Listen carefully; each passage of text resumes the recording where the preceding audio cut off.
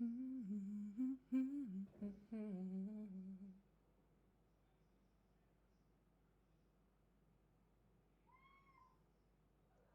Eris.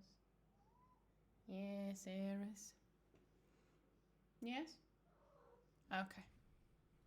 Here she is. She's joining. Yes? Purr to you too. And there's the tail. The big fluffy tail. The aforementioned big fluffy tail. Yes, Eris. Oh, okay, you want to lay down. Ay, ay. Yes? Okay. Well, you know.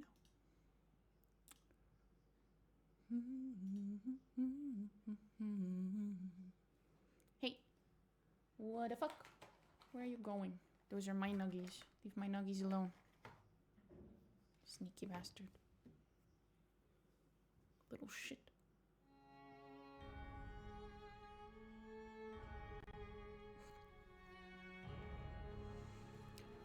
Okay.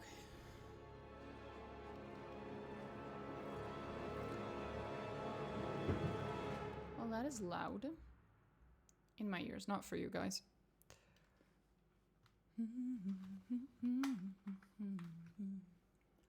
Okay, she left. Finally.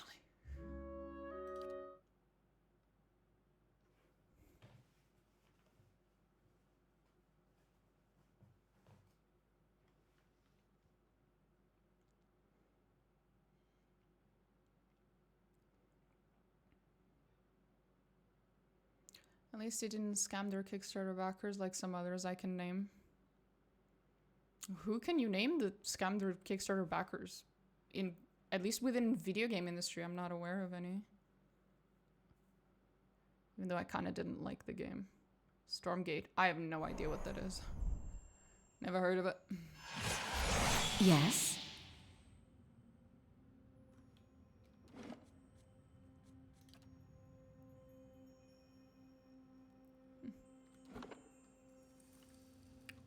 Okay.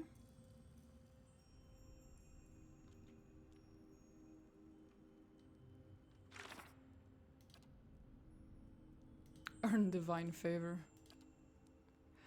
I love it. It may have been a case of overpromising rather than scam. Well, that I have seen.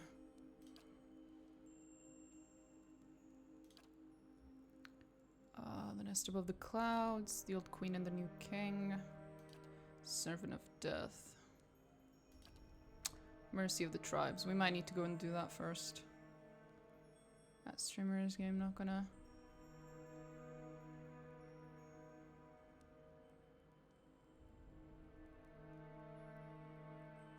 I have no idea what that game is, but sure. I am very ignorant of such things. Oh, the bounty! I forgot about the bounty. Anyway, I'm getting sidetracked to shit. Indeed. We've grabbed all the quests. Right. Right.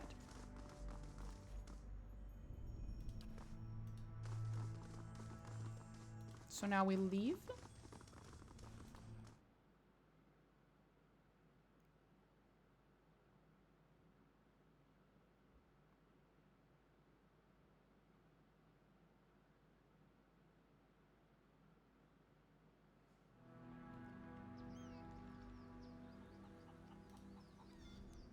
How do you fare? I apparently have questions. What do you wish to know?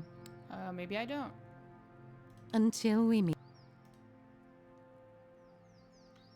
What do you wish to know? You know, I was talking to your sister, but sure. I guess she doesn't want to talk to me. Fair. I wouldn't want to talk to me either. The same. You share certain.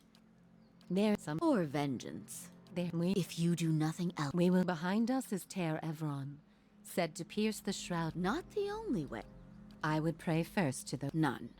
Evron. You should choose a place to. What do you wish to know? Until we meet again, old. Okay. Right. Then we leave, I guess.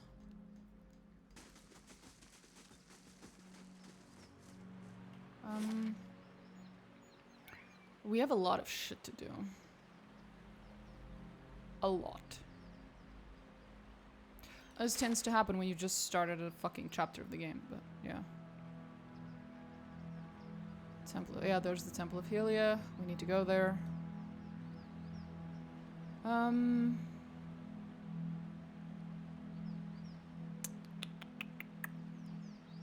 Should I just do things in order that I reach them? So we'll just do everything inside of Elm's Reach now, since we're here. I don't remember if there's like a specific order that matters a whole lot. Jesus fucking Christ.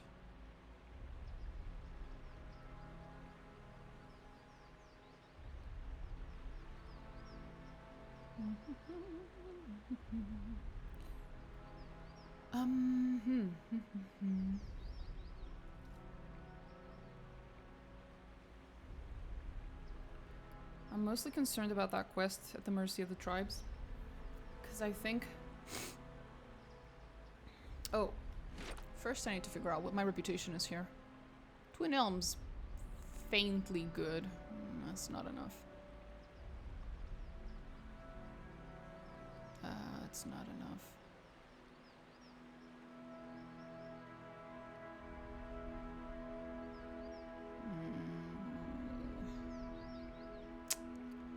That's not gonna be enough.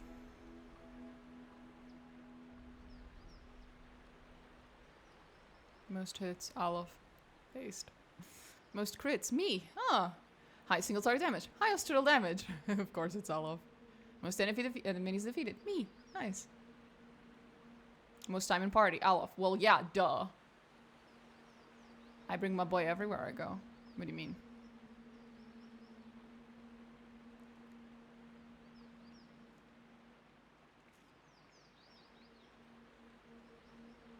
Most times knocked out. Also me. Most damage taken at there, obviously. It's my tank.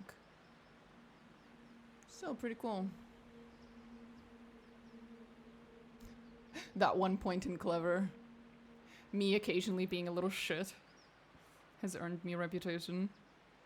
Oh well. Could be worse.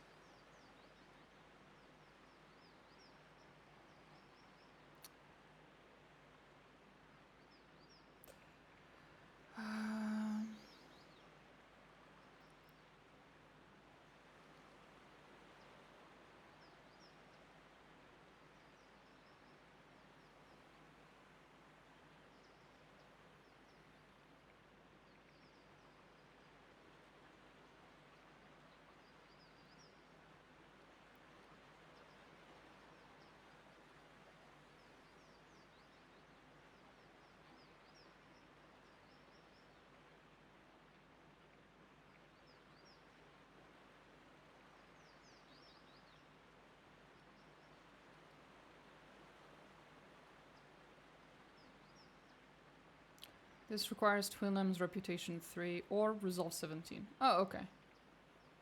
Then we can go do this. You picked Aristocrat background. I always pick Noble or Aristocrat as my background in a game where it lets me do it. Always. It's my favorite background. Because you get to be such a little shit. You get to be, especially in fucking Obsidian games, the Noble background is hilarious. It gives you some genuinely hilarious dialogue. I have spoken about this before. Owlcat also writes some really good dialogue for Noble backgrounds. In Rogue Trader, it's hilarious. Can only recommend. Okay.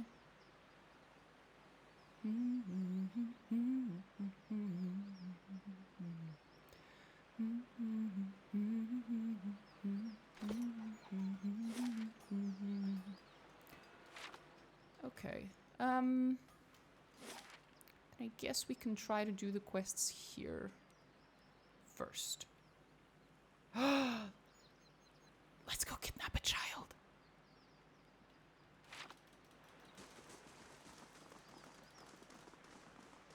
Did you hear that? About our awakenings being permanent? Yeah, I was I was wondering when Alof was gonna bring that up. Oh, sweetie. If those Delamgon are right, you and I are stuck with our awakenings. Not quite the news I was hoping for.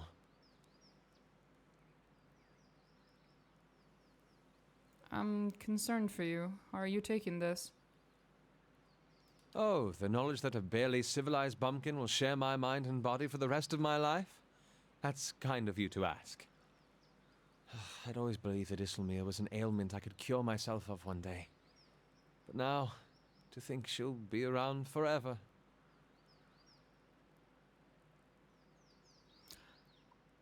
I can't imagine having her in my head.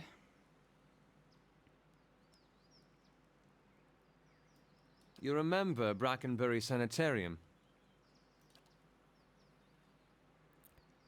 And on the bright side, I've got plenty of time to figure out how to deal with her.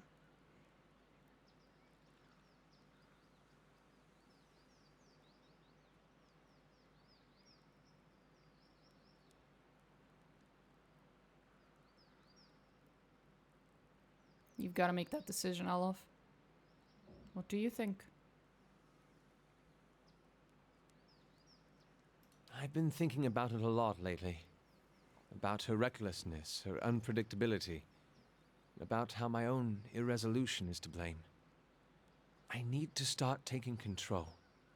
And that begins here. Even as he says it, something struggles within him. The muscles in his face twitch and his skin quivers. His eyes roll back in his skull, exposing slivers of white. Sweat beads and glistens on his forehead. After several seconds, he sighs and looks back at you. That wasn't as difficult as I expected. I think deep down I'd always hoped to find a solution elsewhere.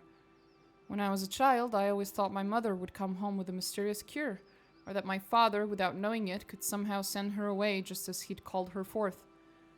I can't pretend that I didn't spend years of my arcane training hoping that one of my instructors would have the answers somewhere in his grimoire. When I joined the Leaden Key, I hoped and believed that with enough loyal service, I'd gain the ear of someone in the organization who could help me. Even when I met you and realized your unique talents, I hoped that you might be able to reach into my soul the way I've seen you do with so many others. I'd been looking for someone else to solve my problem, and now I realize I've got to face it on my own.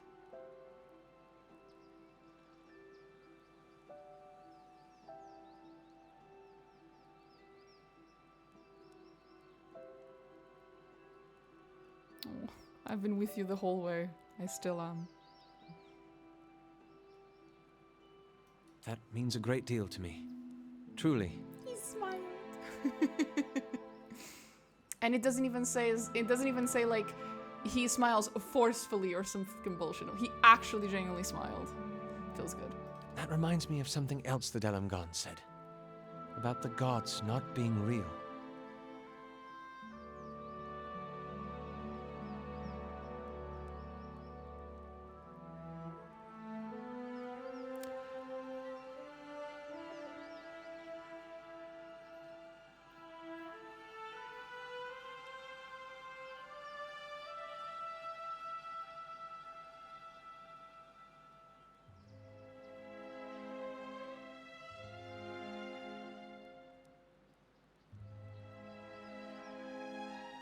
He did tell us to pray to the gods, so that can't entirely be true.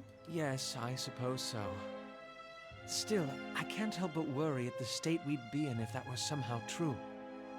If there were no power guiding us in this life and shepherding us to the next. I'm sure we'd find our own way. Or, I'm sure we'd find our way on our own.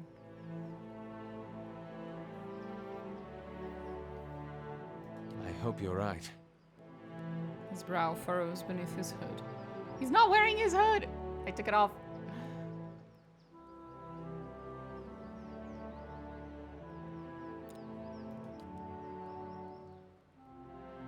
You finally got in control of Isilmir. Do you feel any different? Just calmer. Content. It's odd. For so long I fought her, lashing out at her intrusions and incursions without actually stopping her. I wasn't used to taking decisive action, and I didn't believe I'd have power over someone who had infiltrated my own mind. It was a pleasant surprise to see that I was wrong.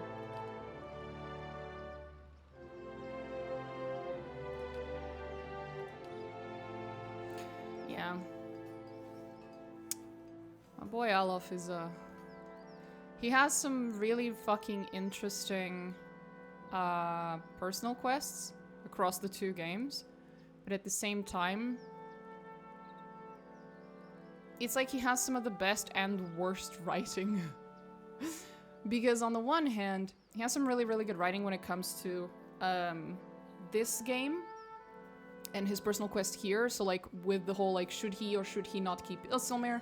I am firmly on the camp that he should not, which is why we just helped him basically suppress her. And I've been pushing him towards that the entire game.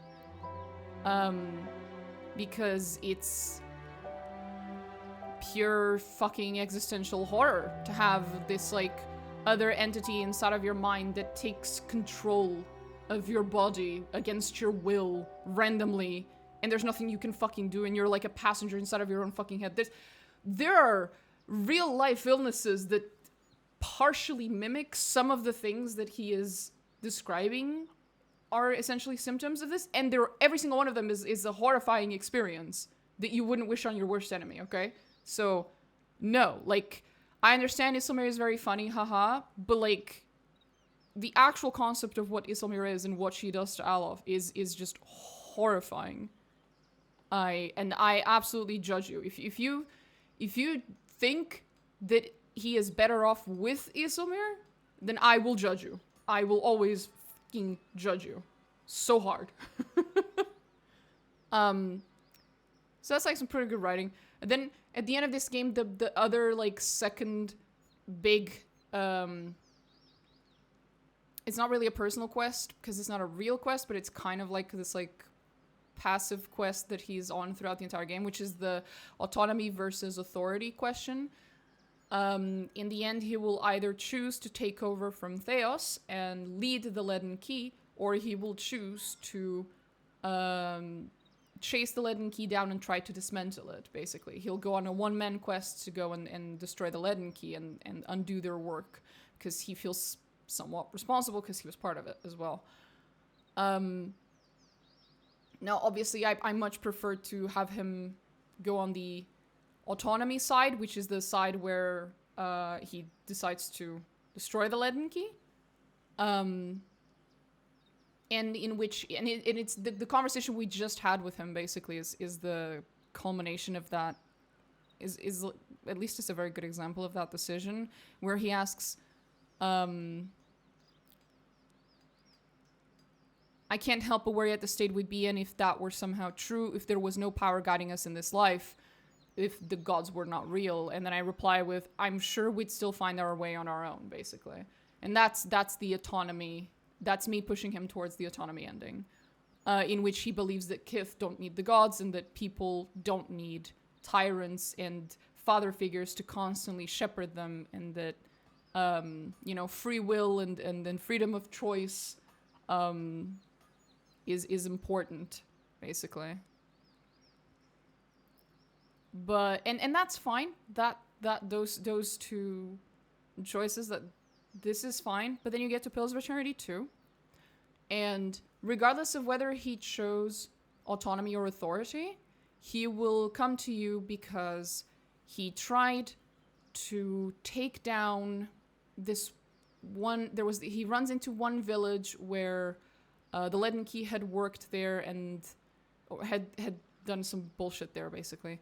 And the people of that village had a really fucked up ritual where they did some bloodletting, I guess, and it wouldn't be that harmful, except the nature of the ritual was that it was like once a year or once a month or something they did bloodletting, but then the ritual was very strict, and even if someone was like sick or they were an infant, they still had to participate, and as a result, at least one person or like a couple people would die a year because of this ritual, because they made no exceptions, basically. And the So yeah, it was just a really, really bad, whatchamacallit, tradition, basically. It was a very, very bad tradition that they had in that village, and it was the fault of the Leaden Key. And so he goes in there, and he tries to fix it. And the way he tries to fix it will depend on whether he went with the autonomy or the authority ending in this game, but either way, he tries to fix it. And he fails. In his attempt to fix the bad traditions of the village, he actually ends up making it worse. And then more people end up dead. And the big choice in the second game for him is, do you push him towards thinking that it was his fault, or do you push him towards thinking that it wasn't his fault? If you push him towards thinking that it was his fault, then he will... Then basically he will stop trying. He will come to the conclusion that there's just, No, this Dalian. Thank you, Whistlemare. You're technically not supposed to be speaking anymore. That was a bug. If you push him towards... Sorry. If you push him towards thinking that it was his fault, that the consequences of his actions were... well, the consequences of his actions, and that he should have done something else, and, you know... then he'll basically give up on his quest to chase or lead the Leaden Key or whatever. And if you convince him that it wasn't his fault, then he'll keep at it.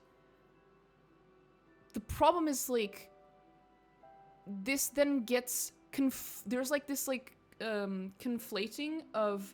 If you try to push him towards thinking it was his fault, in the end, he concludes... He doesn't conclude, oh, fuck, I should have thought things through, I should have... There's something else I could have done to prevent this or whatever. No. The reason he gives up is because he is now fully convinced that there's no way that you could possibly predict what will happen. And there's no way that a single person could possibly have any impact at a large scale. And so he just gives up. Basically, he becomes incredibly nihilistic. Which... That's not what I was trying to do when I pushed you towards thinking this was your fault. I was trying to get you to, like, understand the responsibility. It's like, the game conflates two different, things. Like, there's only one counter, basically, right? It's his fault or it's not his fault, but it's actually two things that are being pushed. It's just one of them isn't being counted. I'm trying to teach this man some responsibility, and instead he gets pushed towards nihilism, and it comes completely out of nowhere because none of the dialogue options that I picked have anything to do with nihilism. But he gets super fucking nihilistic. And then he just gives up on his quest. Alternatively, you can just tell him that it wasn't his fault or whatever, and then he'll continue, which is also wrong, because the truth is a secret third thing. The problem is that you tried to do everything alone. The reason why the Watcher succeeds in the first and, well, the second game, technically you don't succeed at shit, but the reason the Watcher succeeds at, you know, making great change and, well, bringing upon great change and being a hero and yada yada, is in great part because she's not alone. Even if you're being cheeky and you play throughout the entire game with none of your companions, you still achieve the things that you achieve because you have a lot of allies along the way. They might not be your companions, but there's a lot of allies. It is very, very difficult to achieve any good in this game without making some allies along the way. It is, in fact, impossible. Unless you're trying to achieve evil, in which case, yeah, go ahead. But if you're trying to, like, enact good, large-scale change, you need allies, you need companion, you need information. You need preparation. You need a whole lot of fucking things. You need resources, basically. And the problem with what Alof did was that he tried to change the traditions of an entire village of people by gathering very little info, asking absolutely no one about a second opinion on his idea of, like, what to do about it, and then becoming, you know, shocked Pikachu face when it doesn't go the way he expected it. It's like, well, buddy, Do you have any experience attempting to change long-seated traditions in communities of people? No? Okay, so you're extremely inexperienced. You have not sought the counsel of someone more experienced. You have not even tried to, like, gather intelligence. You have done nothing of the things that you could have done to make this, to at least give yourself the best possible chance of succeeding at your quest. Like, I wish you could tell him this. It's like, I wish there was a third option where you can just tell him, it's like, this is your fault. You should take responsibility for what happened in that fucking village, because it was your fault. But the answer isn't fucking nihilism. The answer is understanding that when you want to make change at the scale and subtlety that you're looking at, you need companions and allies and resources and intel and like a bunch of other shit. And you have none of those, and you sought none of those. And ironically, all you actually really needed was like a second person who's slightly less fucking impulsive than you. And that person they might not have been able to provide you all the resources you need, but they would have been able to provide you with what I just said. A piece of advice. The advice namely being, don't fucking do that. That's a terrible idea. Alof's problem in the second game, or in the 5 years that span between the first and second game, isn't any of the things that he ends up thinking are the problem, regardless of which of his endings you get in the second game. It's lack of allies. Straight up. It's just a complete and utter lack of allies. He comes out of this game, regardless of which ending you pick, with so much motivation, but still learning the wrong lessons. Really learning the wrong fucking lessons, man. You'd think after I told him, hey, you shouldn't trade a master for another, I don't want you to follow me, I want you at my side, I want you as an equal. It was through the bush. Where did that come from, Terrell? But no, motherfucker just goes off on his own and tries to go on a one-man quest to change the fucking world. And it's like, bro, there was nothing unreasonable about your quest. The problem is that you tried to do it alone. And the thing is, usually, Obsidian games are the games where every time I find myself thinking, man, I really hope that this quest ends up having a secret third ending that's somewhere in between, right? Which I usually don't get in most games. Obsidian games are some of the few where that actually does happen. I remember at the end of Avowed, I was like, man, I really hope there's going to be a way where I can be pro-Adir but not pro-Steel Garrote. Because the game spends the entire time, well, not the game, sorry, but the NPCs of the Living Lands spend the entire game constantly conflating the two. And you can spend the entire game trying to correct them. And they never fucking acknowledge it. They do not give a shit. And then in the end, lo and behold, there is a middle ground. Well, not a middle ground, but there are two endings, at least, where you can go against the Steel Garrote, but still be pro-Adir. There's even an ending, which is the one I pick, which is the Gref ending, where you get to be pro-Adir, anti-Steel Garrote, and still try your best to keep the Living Lands as independent as possible. So it's like a very, like, little details, like it's kind of in the middle but not really sort of ending. And that's what I've come to expect from Obsidian, is that if there is a studio that will make games where I get to have oddly specific outcomes that no other game would ever even think of, it's Obsidian. They let me do it. So I was and still am deeply disappointed that in Pillars of Eternity 2, my only two options for Alof are, sure, bro, go into full nihilism, or sure, bro, don't worry, nothing of what you did was wrong, just keep at it, just go off on your own, try to do your one-man quest to take down the fucking Leaden Key. It's like, what? No! These are both terrible fucking ideas! Goddamn. Fucking Alof, man. I love him. I love the character, but I just...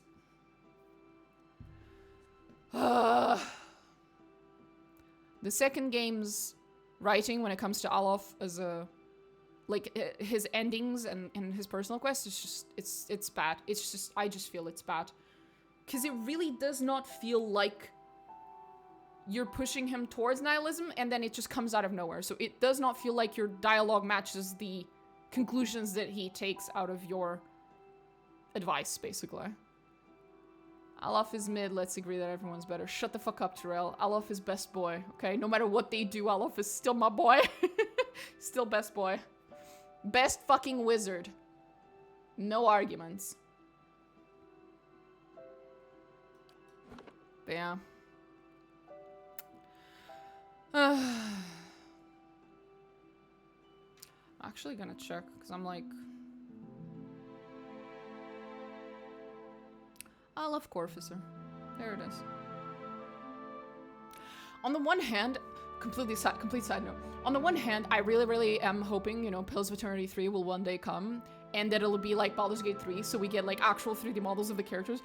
But on the other hand, I need you all to understand, I need you all to Google Alof's portrait in the second game, and then Alof's in-game model in the two games, and then Alof's art of like in the game art and stuff when they were promoting the game. They look like 7 different people.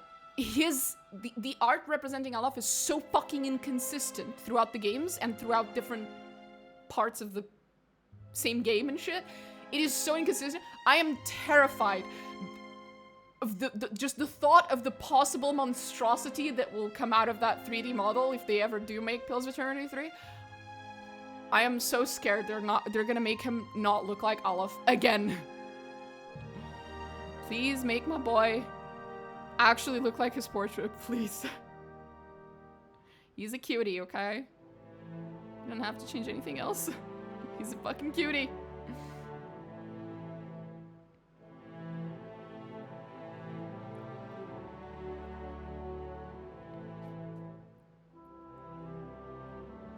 PoE3 Alof is green, no longer an elf. I'm actually trying to look up the exact... There it is.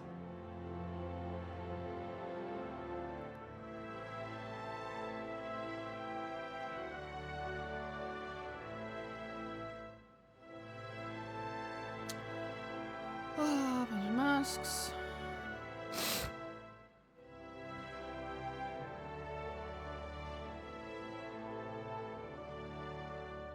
Yeah, so the two options Pillars of Eternity 2 are like, I can say, you tried to do the right thing and that's what matters, and that's the like, absolving him of what he did, of what he fucked up in that village, versus, if you barely understood the ritual, how did you expect to stop it? And that's pushing him towards feeling responsible. So yeah. It's just all so fucking silly.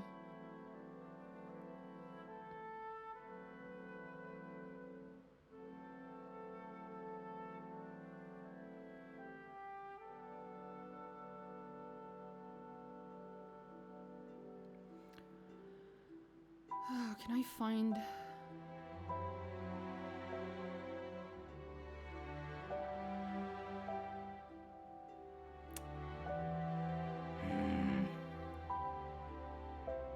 There it is.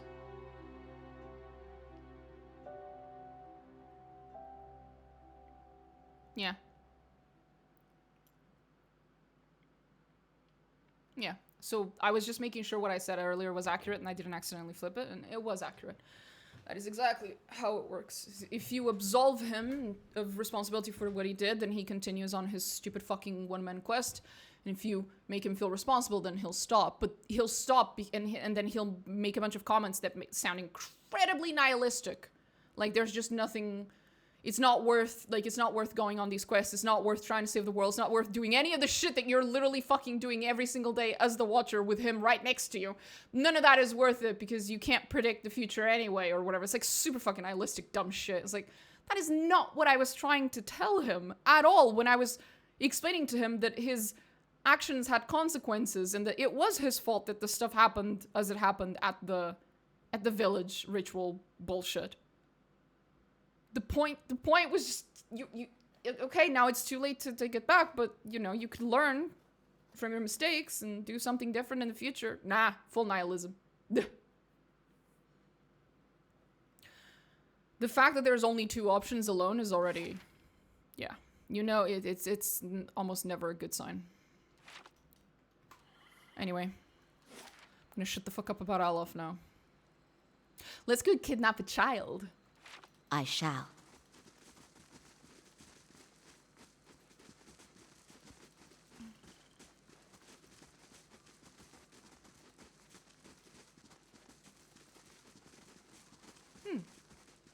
No one's tried to stop me yet. And that's when I pierced this giant Stelgar with my spear right through his heart. Oh, Arthun, I wish I could have seen you do it. Me too.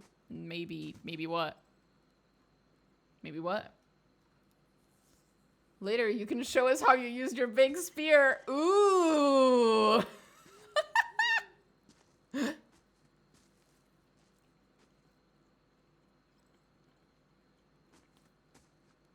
Okay. I'll see how it is.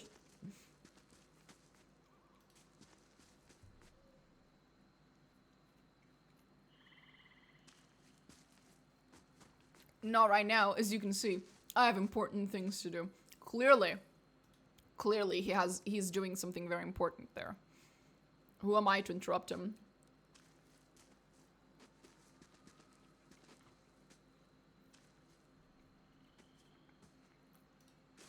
This is not, in fact, the child we're going to be kidnapping. This is a different one.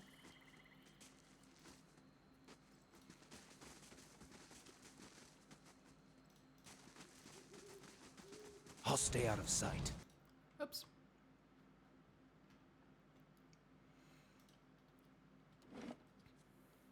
Fuck.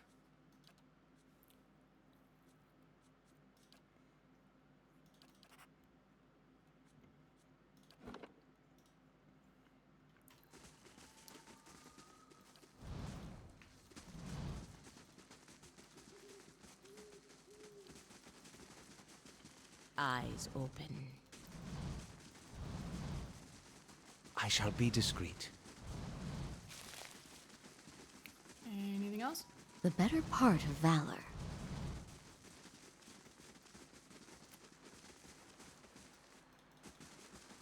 The better part of valor.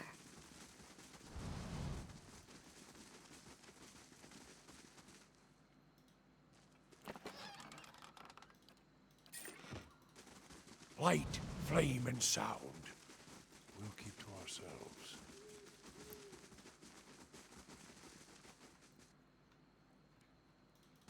Okay. I guess we can go kidnap a child then. Let's go.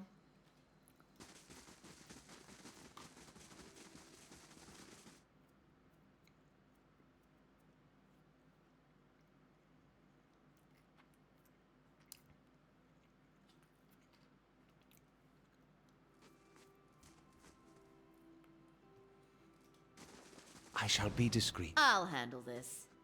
It's done. Eh. It's done.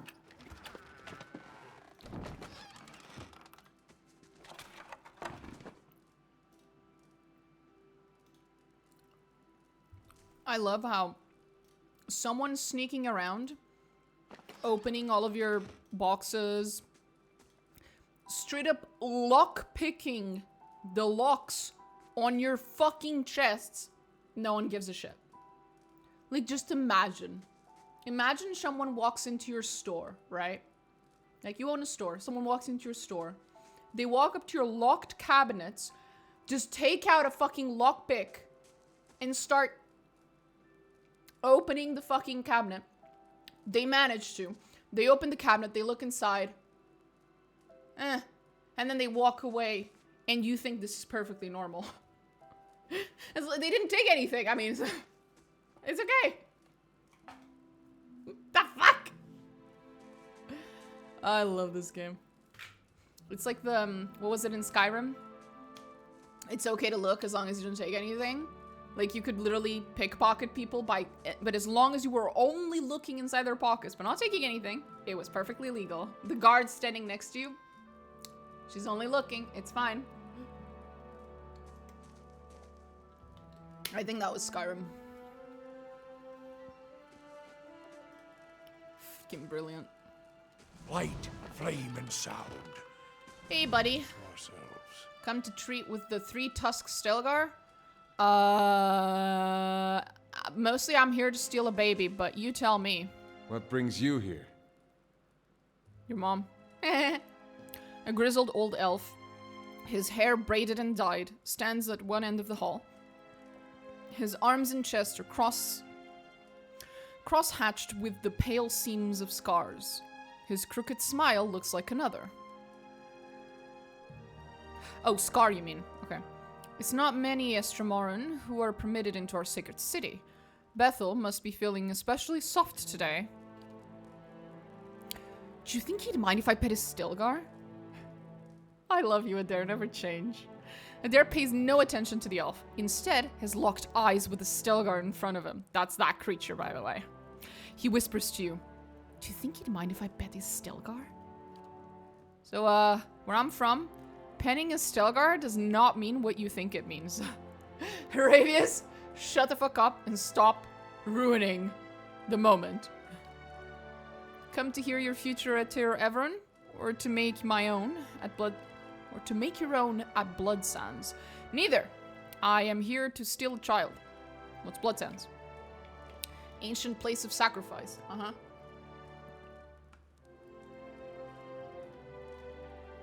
Some fucking druids. No matter what some of the other tribes might say, our Glenfath has held its own against the Estramoran because some of us will understand the power. Still understand the power of sacrifice. Right, you're a little weird, aren't you? Does the thought make you uncomfortable? It should. It's what's kept our society alive for so long. Depends what you're sacrificing.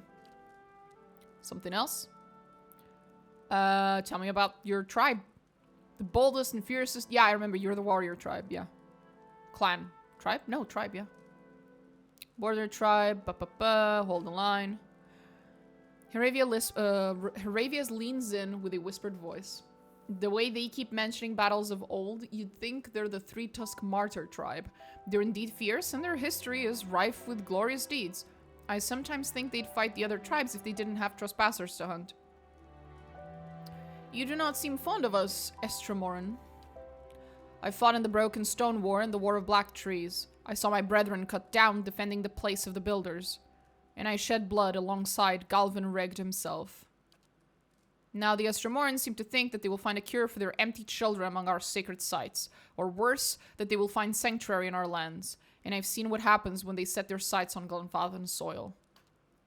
From what we've seen, those sacred sites might actually have a cure. They protect those sites because someone told them to. You wish, just once, they'd have the courage to question it. Thank you, Adair. Thank you for saying what I've been screaming for the past 23 VODs.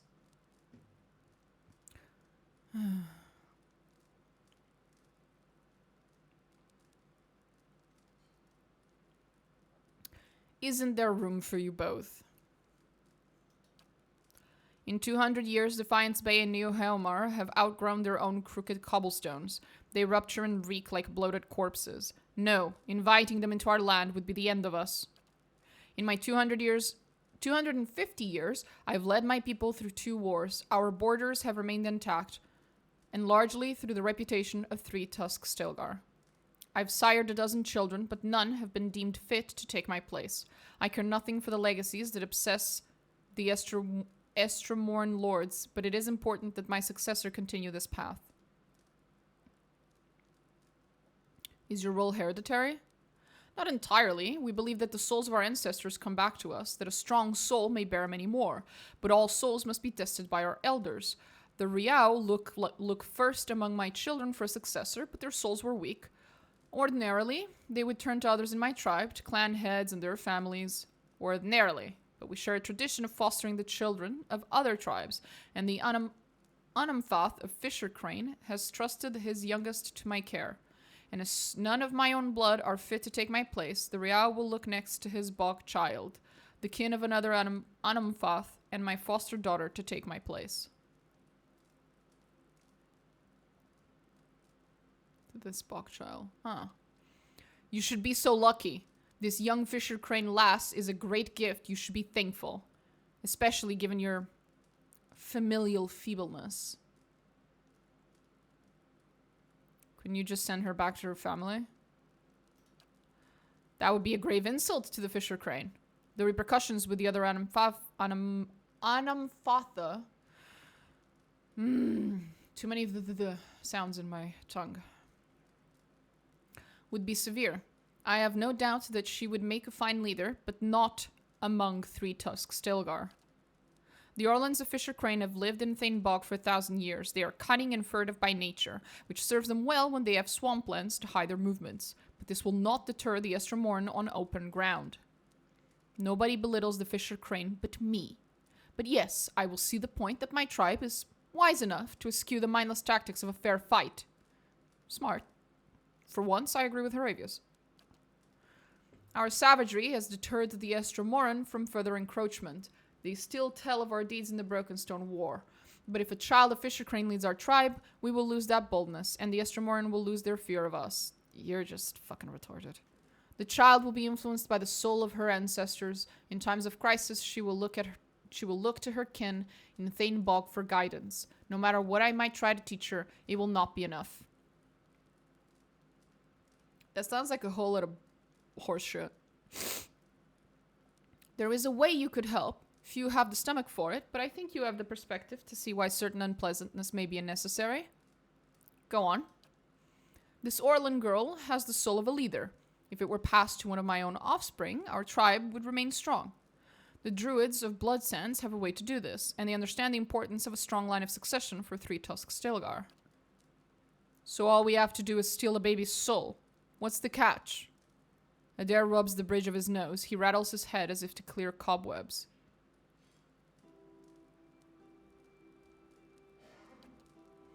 There's a house in southeast Herfsong, next to the river. The child will be asleep, and I've arranged for her to be unattended for a time.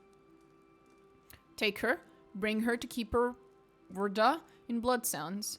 She knows what must be done. When she presents you with the liquid essence, bring it back to me. What will Keeper Wurda do with the child? Have you seen the rituals of Bloodsands? She will sacrifice her. It is the only way to distill her essence. What a loathsome wretch, even by three-tusk standards. How about I pummel this unhinged old man until I'm picking bits of his bones, brain, and essence out of my fur? The Orlan child? Go on. I don't see why you need me to do this.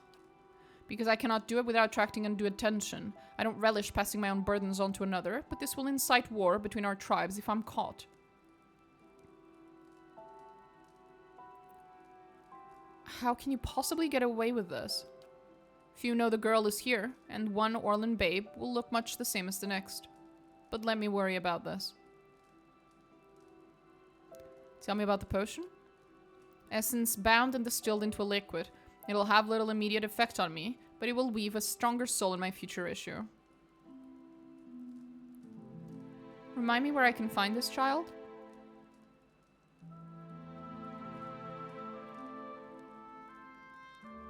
Sure, I'll help you. You are a friend to the Glenfathan people. Oh, I am. I have questions. I should kill you for this, but that's besides the point.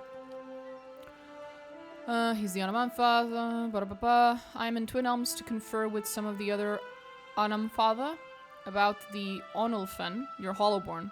We only have such births here on occasion, but that has made us more vigilant about our neighbors. There are some of us who believe I'm not reading that, to be a punishment for the defilement of the builder's sites. Others say it's a plague carried by the Estromoran. All answers to fit their hatred. There's no reason to believe a word of it is true.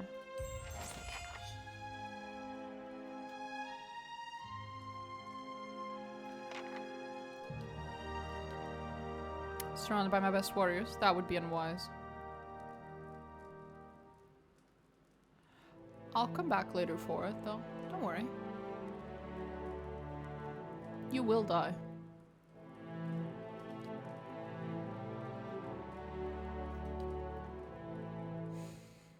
Okay, there are multiple ways to end that quest, but I want to do the specific one in which I get to keep the little baby.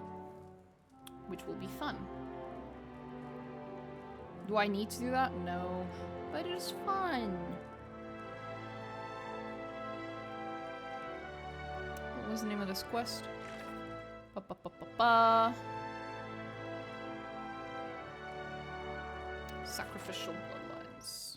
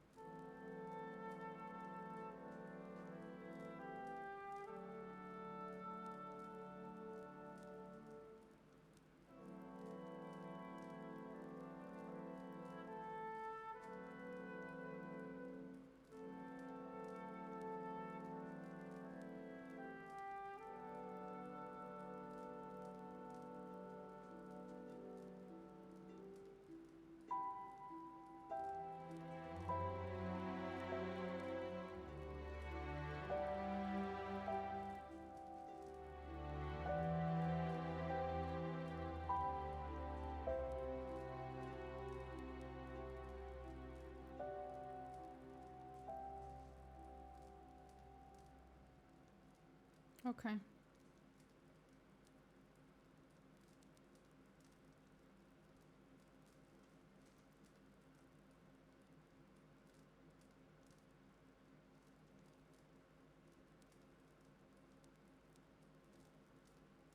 Okay, let's go kidnap a baby. We're not sacrificing a baby. We're sacrificing this retard, but we are definitely keeping the baby.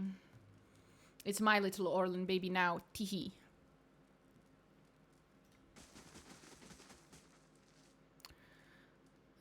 That's, I think, the son.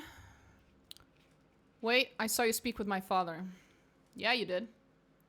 What's this about? He asked you to sacrifice Vela. Yep, he did.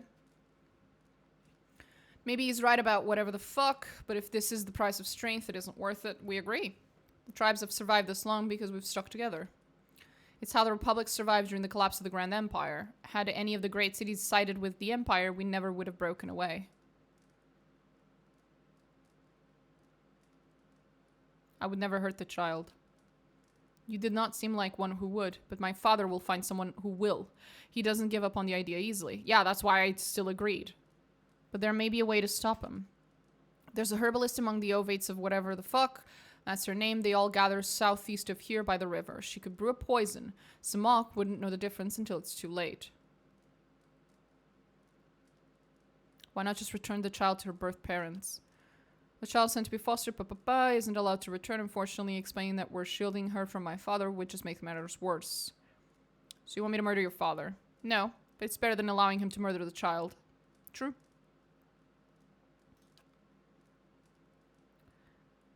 Let me guess, if Samok dies, you're next in line. It's not like that. The Riao have already determined that my soul isn't strong enough. Whoever follows my father, it won't be me. Sure, I'll poison your father.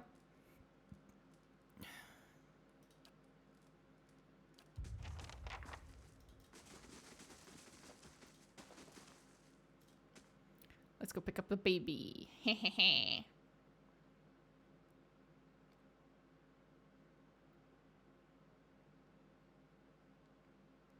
Well, first we're gonna pick up the poison, then the baby.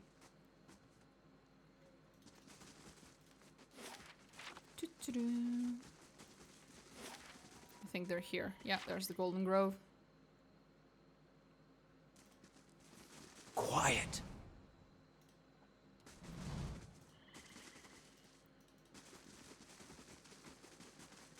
Light, flame, and sound. We'll keep to It's you. ourselves. The elf holds a chipped wooden pipe. The sweet smoke wafting from the bowl makes you dizzy. Welcome, Mr. Moore. I've got herbs and potions for sale. Looking for something to ease your travels or something to make them more interesting? When she grins, you see her teeth and gums are stained brown. White leaf. Nice way to spend an afternoon and the following night and most of the next day. I'd like to see your stock. Despite its off-putting toothy maw and dead eyes, this little sporling is oddly affectionate for a fungal mass. It waddles after you with unexpected speed. Aww! Okay, we're grabbing the little waddling sporling. Mm. Very cute.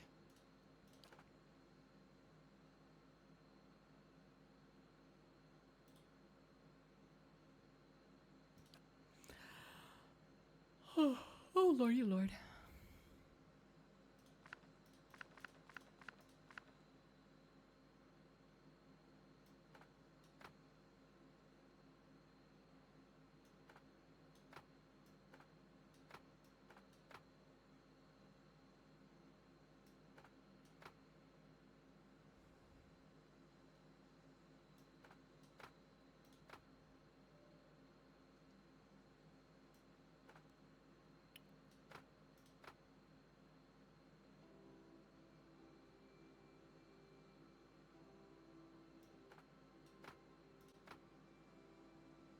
Okay.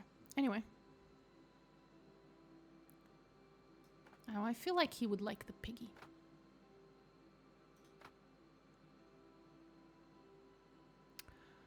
Hmm.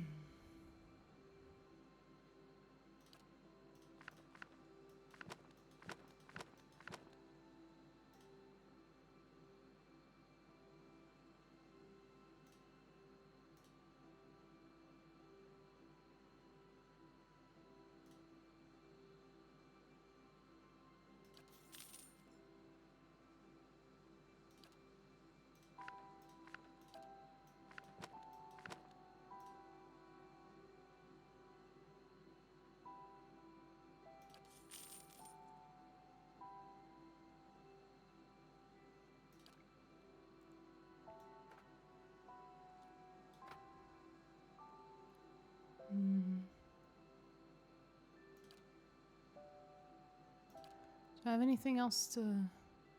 a little bit. Not a lot, though.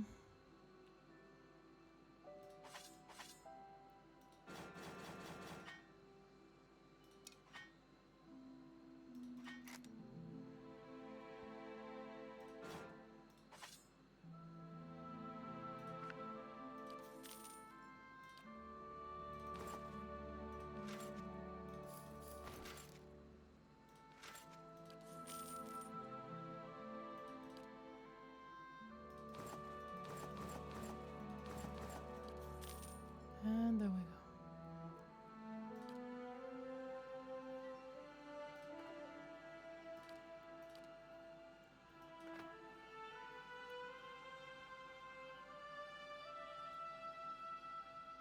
Oh, okay, it really was just one trap.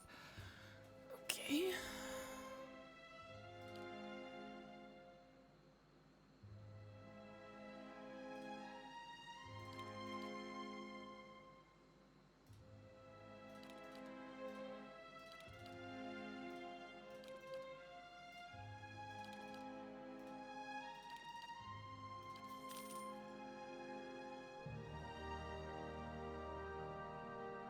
Okay.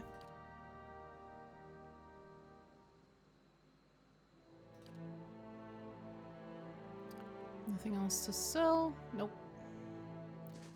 Hey, buddy. I hear you can make poisons. Poisons? I only deal in tonics that heal and enlighten. Of course, many beneficial substances can be harmful when taken in great quantities, but that's just a Refa's way of keeping all things in balance. Really? What kind of substances? Oh, there's plenty. Concentrated carogolan, undistilled spider venom, rotten blood moss extract.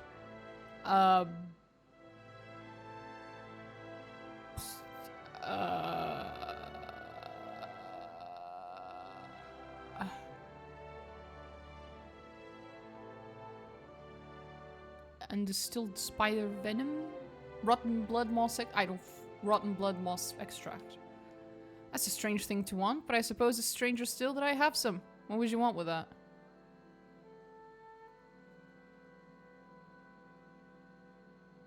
Well, my friend Stelgar is dying, and he wants to use the creature's passing. Poor thing. Here, take this.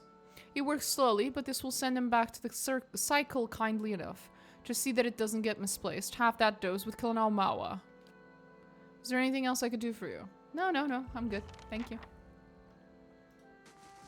Okay, now that we have the poison, let's go kidnap the child.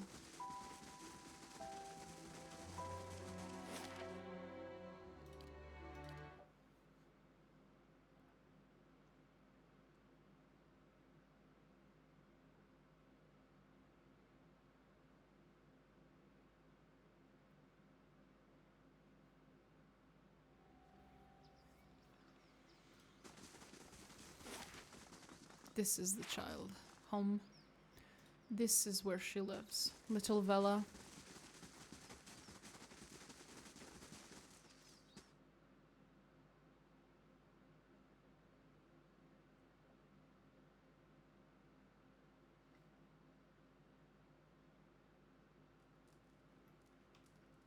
And there's her crib. Light, flame, and sound. So smells of freshly cooked game. Grease spatters the blackened bricks. Hey Vela. An Orlan baby lies in the crib, tiny and dark-furred. Though her eyes are closed with sleep, she squirms under the blanket and nuzzles the pillow. Take Vela. And now, Vela is in my backpack. There she is. This is the child of Widden, a Glenfathan, Anamfath. Though unusually calm and quiet for a baby, this is a healthy infant that has managed to avoid the effects of Widewind's legacy. Vela. We will be bringing her into Pill's Eternity too. We always bring her with us, because she's fucking adorable.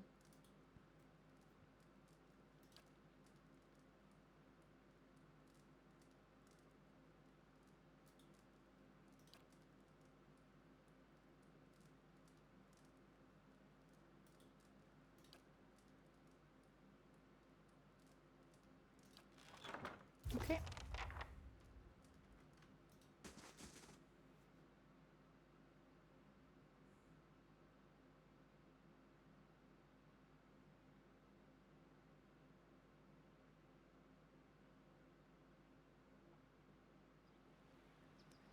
Yeah, this is the only downside of doing this.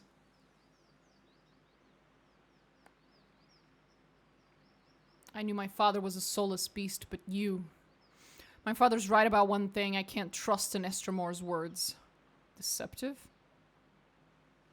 I don't have deceptive. The fuck?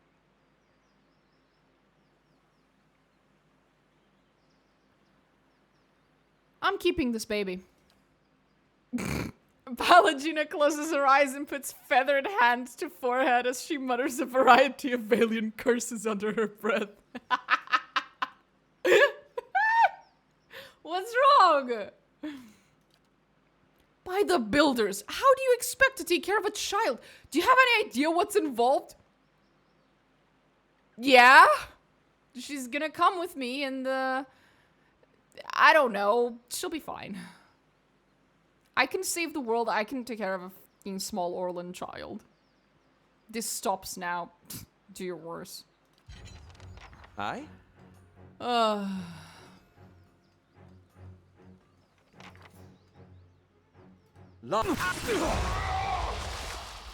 Do they deserve to die so that I can pull off a meme? Probably not. But is it funny as fuck anyway? Yes.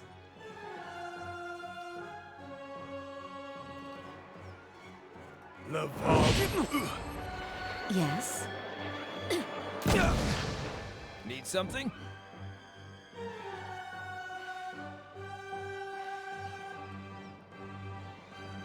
Lavaru, be on seek!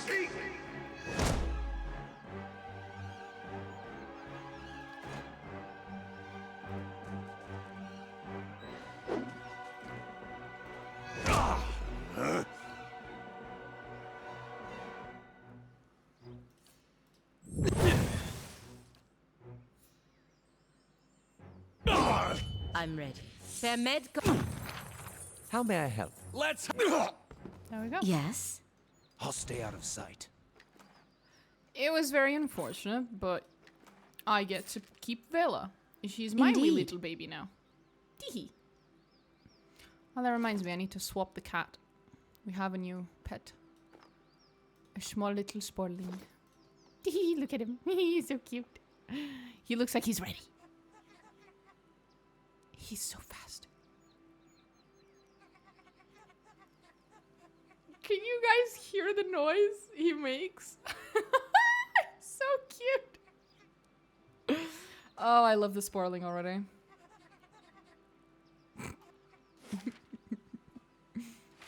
Anyway, Bella is my girl now.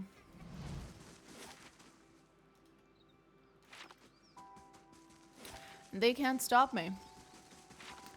She's my daughter.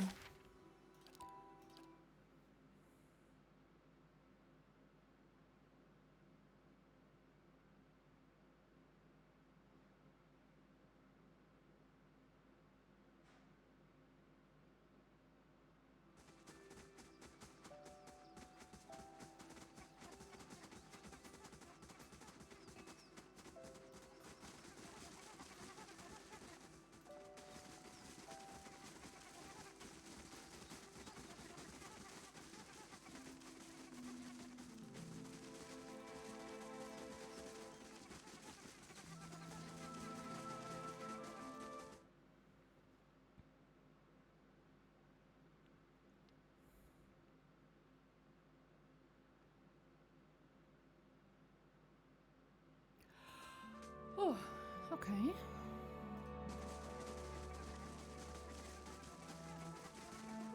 Hey, Quiet. Simok. I changed my mind. I'm keeping the baby. I'm in fact adopting it. It's my Orlan child now. Something else? Here's the potion you asked for. Something's wrong. What are you trying to give me? This is the essence potion you asked for. Send for Rida if you doubt it. To my tribe's salvation. He drains the vial in one long gulp. He swallows, and after sputtering for several seconds, he glares at you. His breath sounds ragged and wet. You poisoned me? No, you just swallowed a mixture of concentrated essence and blood. How did you expect to feel? I suppose you're right, and I suppose I should thank you for your service. Safe travels, Estremor. You're welcome.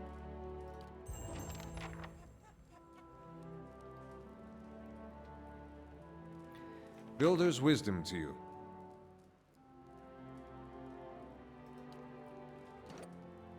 No, I have 1 point in deceptive now. Fuck you.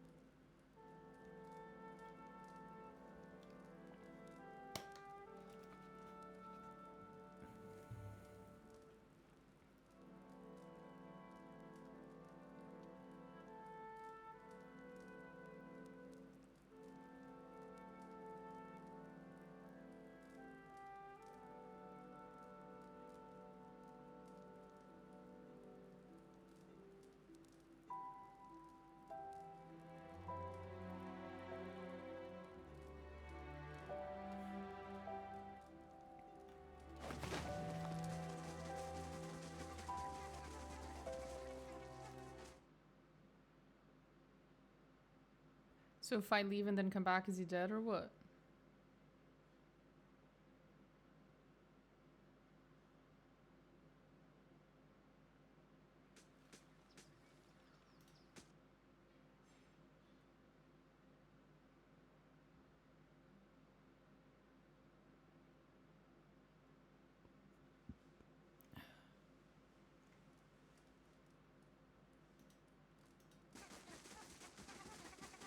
Yep, he's gone.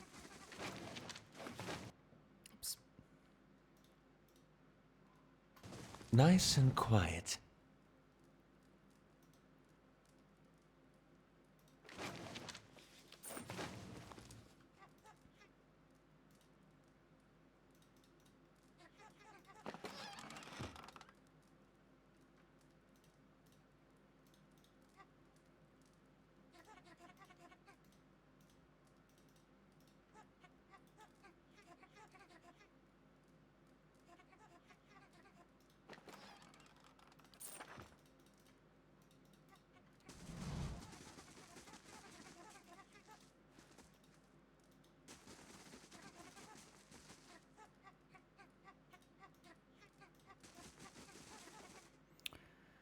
Okay, well, I get to keep the small little Orlin baby. The child murderer dies. It's a good trade-off, I think. It's a good fucking trade-off. How's my reputation? Twin Elms still just faintly good. Ovate's good. Ethic Null is upset at me, but then I don't give a shit. They can stay upset. Bitches.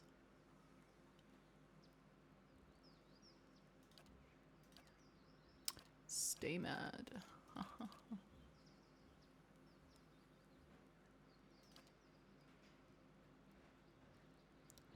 And the wise.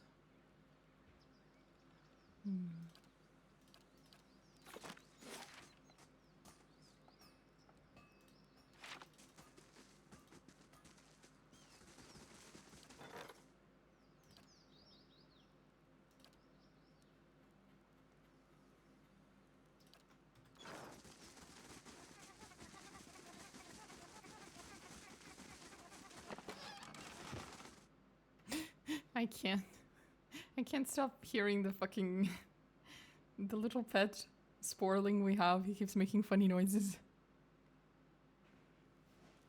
Eyes open.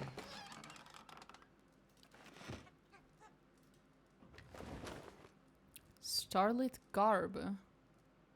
This somber set of robes is flecked with bright, shimmering points of white in imitation of a starry night sky.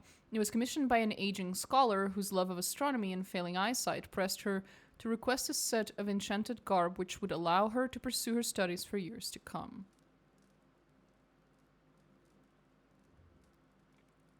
Cool. I want to see how that looks on him. First, how does it look on my character? Cool. How does it look on him? He looks like he's wearing a fucking pajama. Poor guy.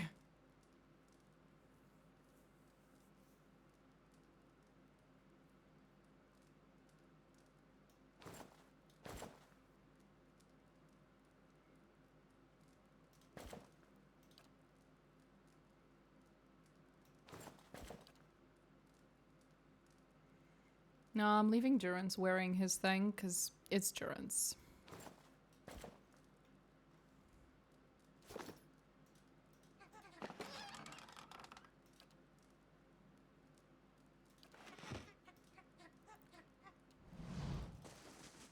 On the hunt. Okay, nothing here.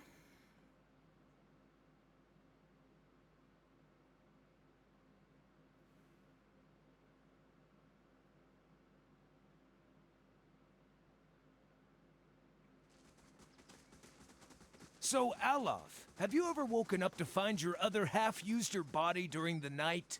I don't think I understand you. And I'm not sure I want to. Well, I've found that if I go to sleep hungry enough, I wake up covered in blood and delightfully full. Right. Yes? Aravius, you are Quiet. concerning sometimes. How does one get to Burial Isle? Be respected enough. Ferry them across. I'm looking for Temple of Helia. Yep. Where is Noonfrost? Have you heard of a place called the Golden Grove? Yeah, we've been there. Ethic Null is at the top. Familiar with a place shaped like a wolf's head made of stone. The maw. Yes. Okay. Walk away. Thank you, sir. Easy now. Quiet.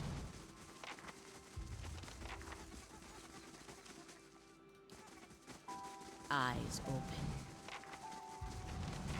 Keeping an eye out.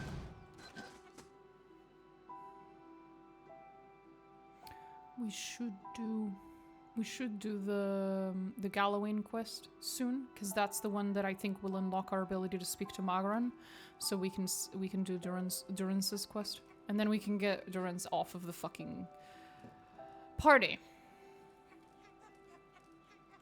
I'll see what I can find.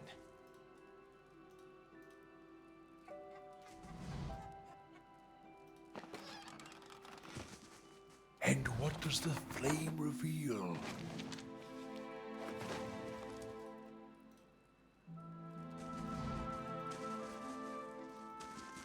Keeping an eye out. Well, these people are being quite nice. I probably shouldn't, you know, steal from their home. I did already barge in, and that wasn't very nice of me.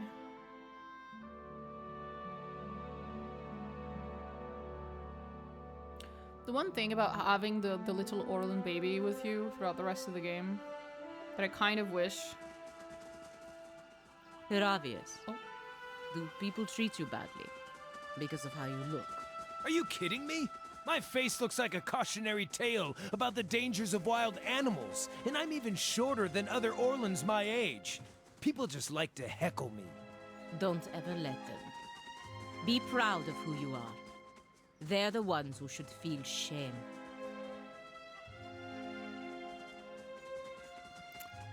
Oh, Palagina. How I adore you. She's I'm here. such a mostly good person most of the time.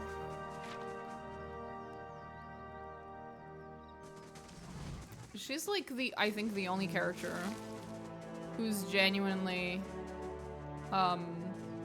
honorable. Because Adair is nice, right? He's like a fairly nice guy, and Alof is, yeah, leans a little morally ambiguous here and there, but you clearly is mostly like a good person. I'm ready. But Palgina is like proper Templar, like, not Templar, Paladin, proper Paladin, like honorable type of character. She's a very interesting take on that archetype, because she's also so quiet and reserved, despite the fact that she embodies every other part of the stereotype. Baby napping time? Sir. Baby acquired. It is in fact napping. And it's coming with us all the way to the end. We're gonna beat the shit out of Theos with a little cute Orlan baby in our backpack.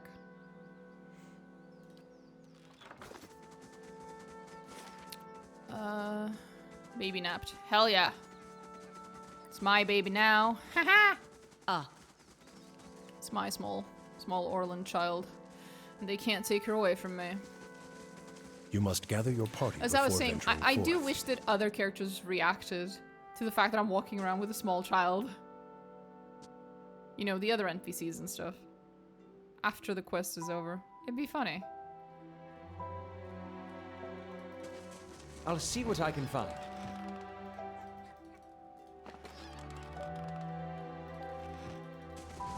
eyes open.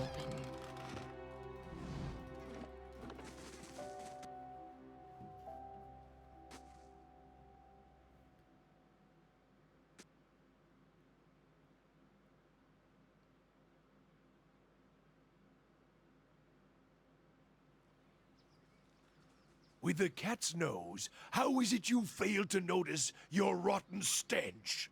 Failed to notice? Hardly. I put work into smelling this way. I should have expected. I never know what sort of game is downwind. I need to smell like part of nature, not an interloper. Small child in a stash with swords and stilettos shuffling around. She's fine. Slowly now. She's fine.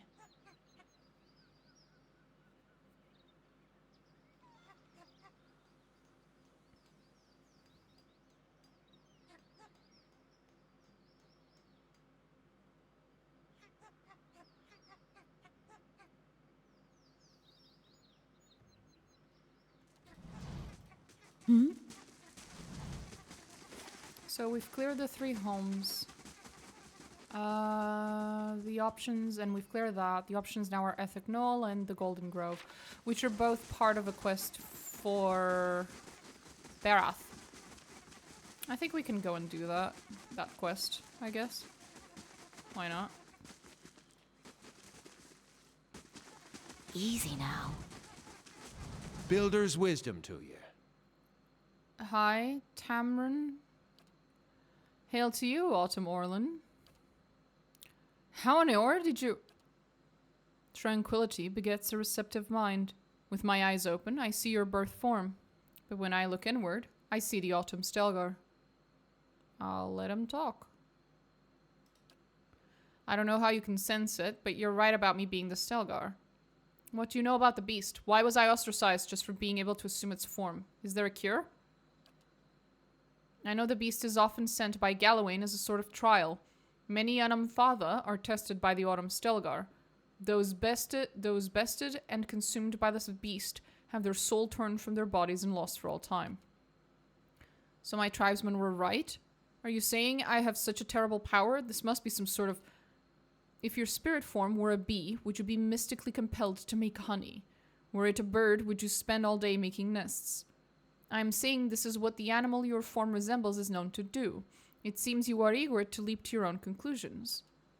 I would not normally advise one to speak with a circle as at Blood Sands, but given your circumstances, the Ethic Knoll may prove of insightful. May prove of insightful?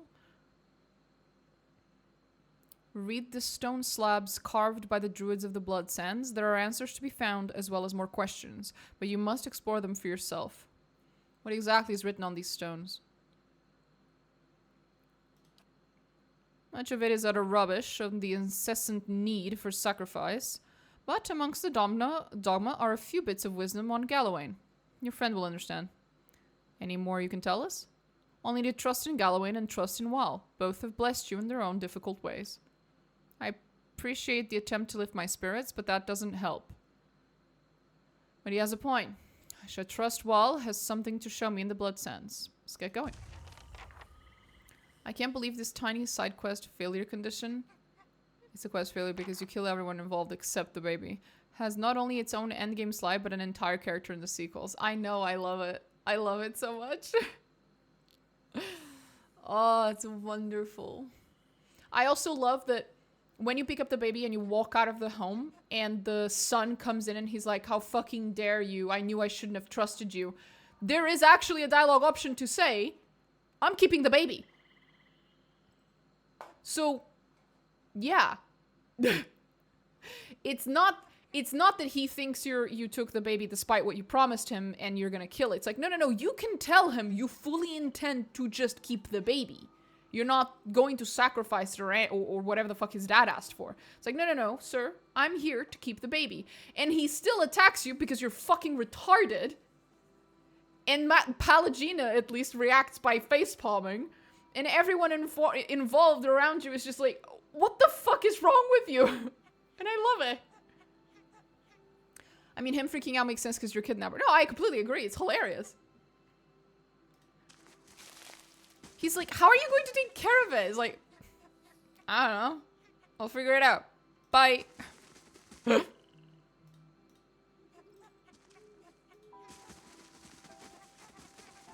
Eyes open. Keeping an eye out.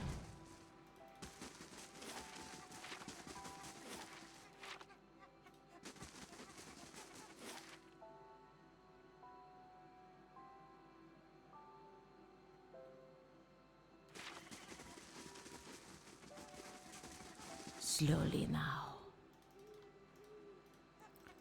Golden leaves, blah, blah, blah. I guess we have to go up there and talk to the guy in the middle.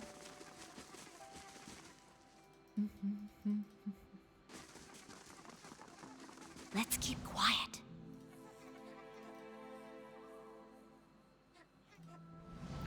An elf with placid green eyes nods in greeting. Welcome to the Golden Grove, traveler. Hail, Estramor. Do you seek the wisdom of our herbalist, or simply to bask in a Weretha's glory? Who leads your order? High Ovate Arona leads us. She sometimes journeys to Elmshore to renew her strength. However, she's there now with some of her closest followers, in fact. Rona is a mighty elm among us. She's lived for generations. There are none who understand the world as well as she, and we are fortunate to have her wisdom to answer our questions. I'd like to know more about Arona. Why, you must meet her for yourself. She is wise and kind, and she has led our order from the beginning. Yet she walks among us and gives freely of herself. That is what so many of us cherish about her. She's present among us in a way that the gods never are. Tell me about the Golden Grove. We are the Ovates, druids, philosophers, students of nature. We gather here to share our knowledge and celebration. Many travelers come to us for poultices and remedies. Blood understands the cures and poisons of nature like no other. What do you believe? We believe that knowledge is found in the earnest exploration of the natural world. We do not, as some have said, oppose the gods. We simply believe that we have found a brighter, more peaceful path than devotion. I like them. I like them a lot. Estramore?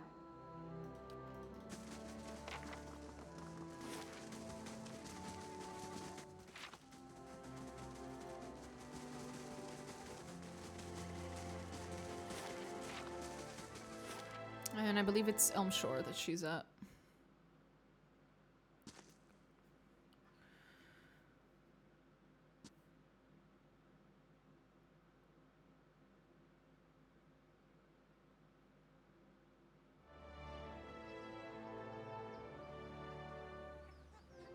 Just gonna check.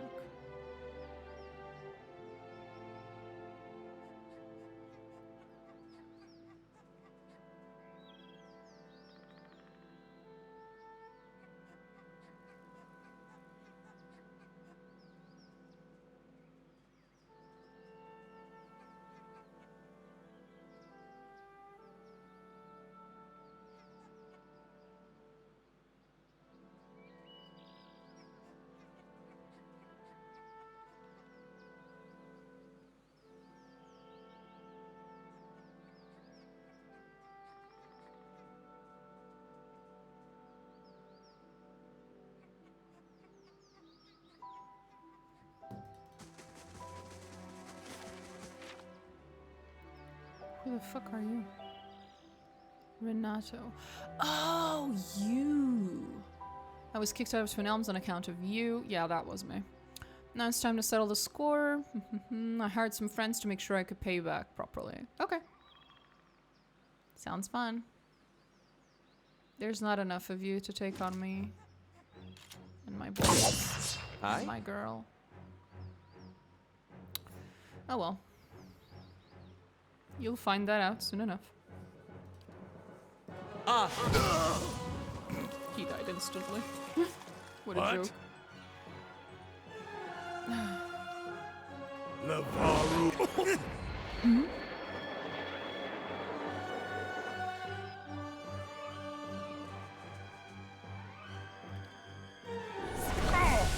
Need something?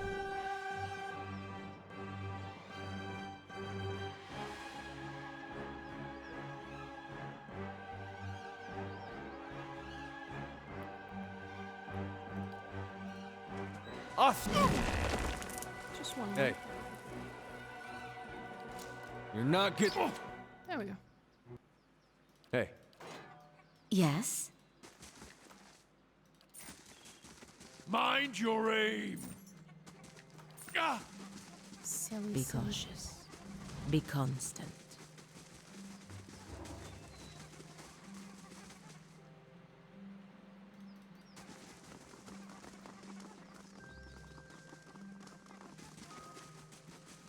Let's keep quiet. Does that look to you guys like a staircase that goes downwards?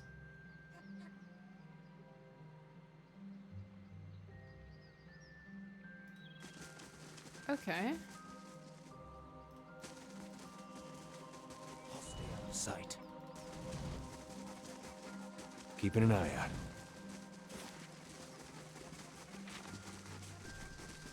I shall be discreet.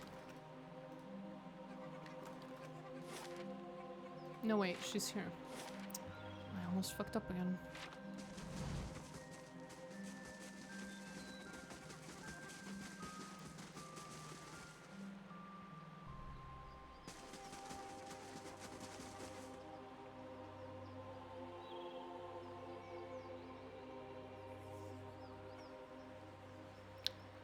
High ovate Arona. An elf stands on a dais in the middle of a clearing. The ground is blanketed with leaves in various shades of russet and gold. Her eyes are closed and her arms folded in front of her. A curtain of autumnal yellow hair hangs in front of her face. As you draw near, she lifts her chin and looks at you with shifting hazel eyes. Greetings, Estremor. You are among the ovates of the Golden Grove.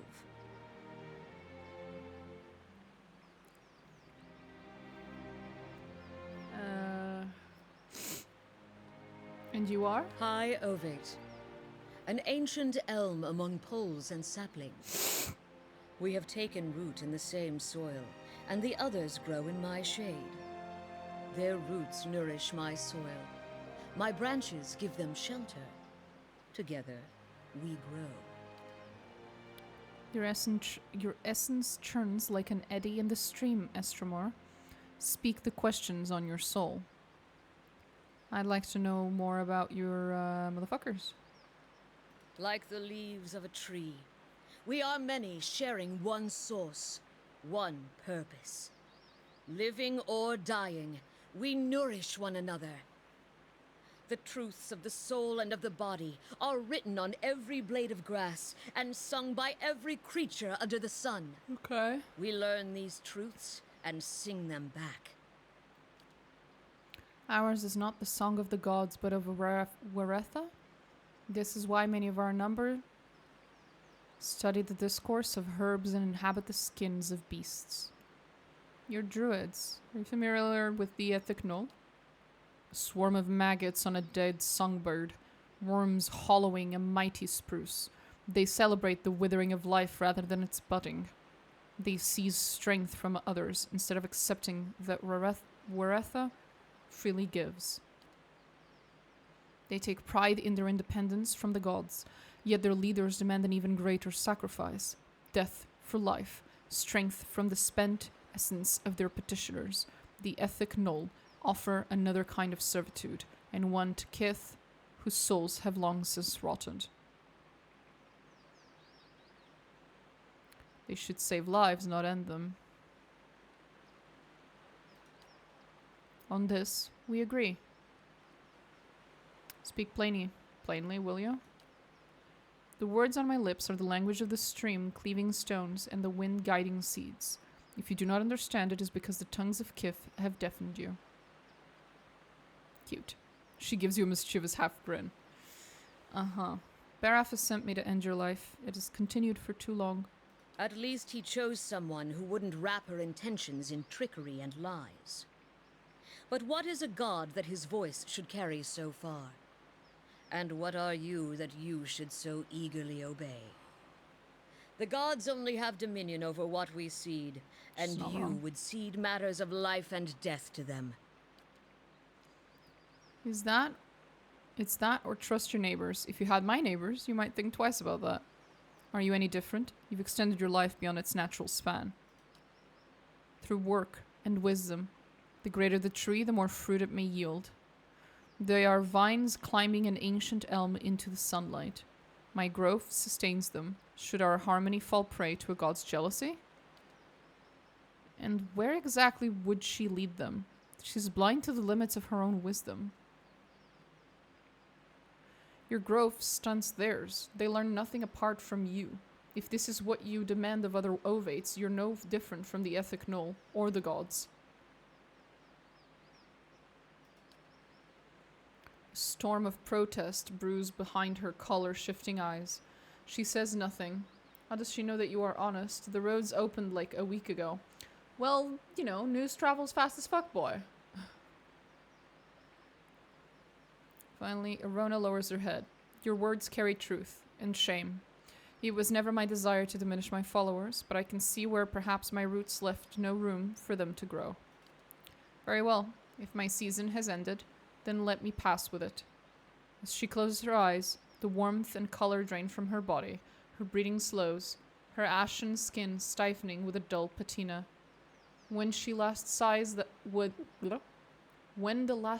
that leaves her lungs cracks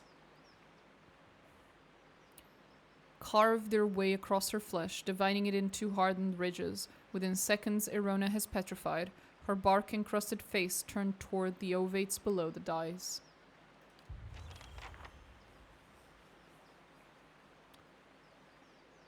They don't have photos of you because cameras don't exist. Well, you know. But they've heard about the Watcher, and I'm very obviously the Watcher, apparently. Also, the Watcher who goes around traveling with 5 incredibly suspicious looking fucking people, it's not difficult to tell. It's not every day that a group of 6 people show up and like every single one of them is a fucking foreigner from some different corner of the world.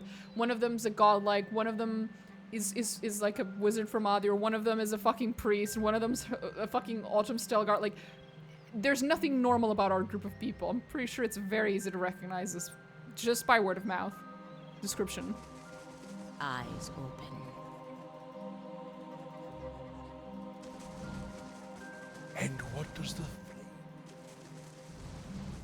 Keeping an eye out. But someone else also mentioned that the people, the Glenfathans, that like there's a lot more of them that have insight into the soul, not at the level of, you know, On the hunt. of a Watcher, but like they have a little bit more of that kind of insight or whatever. So I wouldn't be surprised if she had it, because the twin ladies at the bottom of the elm had it as well. But it should not work when you're trying to do incognito to infiltrate or something. True. If you're going completely incognito.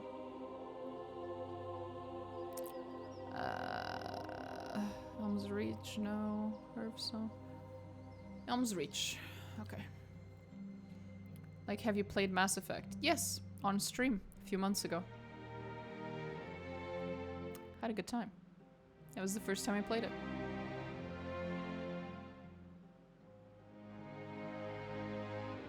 Been a pleasant surprise traveling with you, Haravius. Oh boy. Nice of you to say that. I was on the road alone for years, and I'm happy to have company for a change. Oh boy. My part of the country has a saying about Orlans.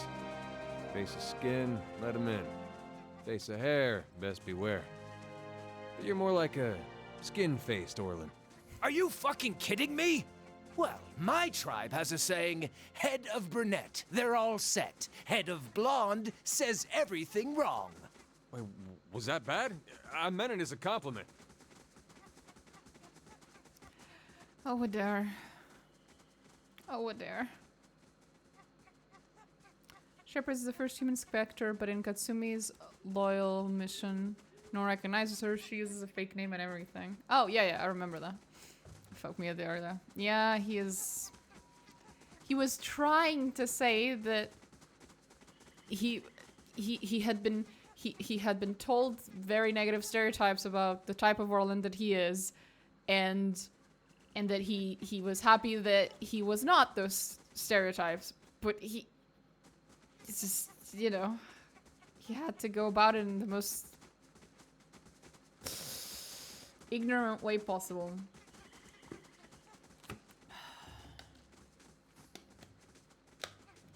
Oh dear.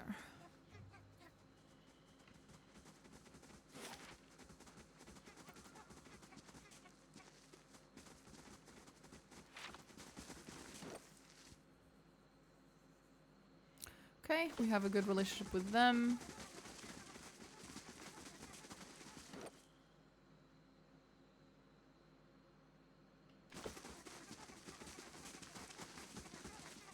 Hail, Estramore.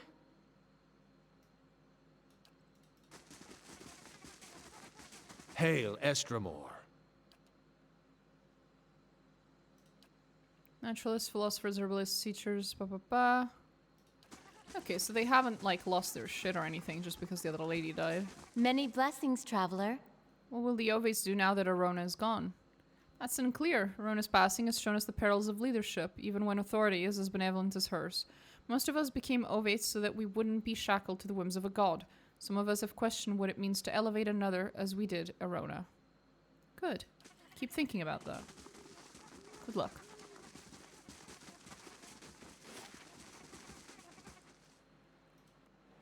Okay, now it's these guys. That's the only thing left. hi, guys. What do you wish to know? We will tell. Behind us is Ter Evron. Said until we.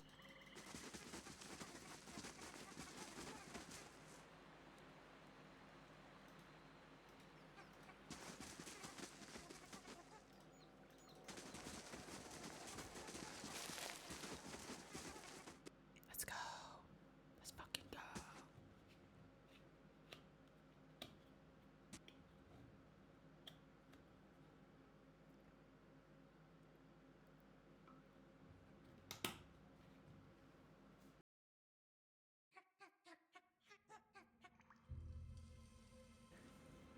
Okay.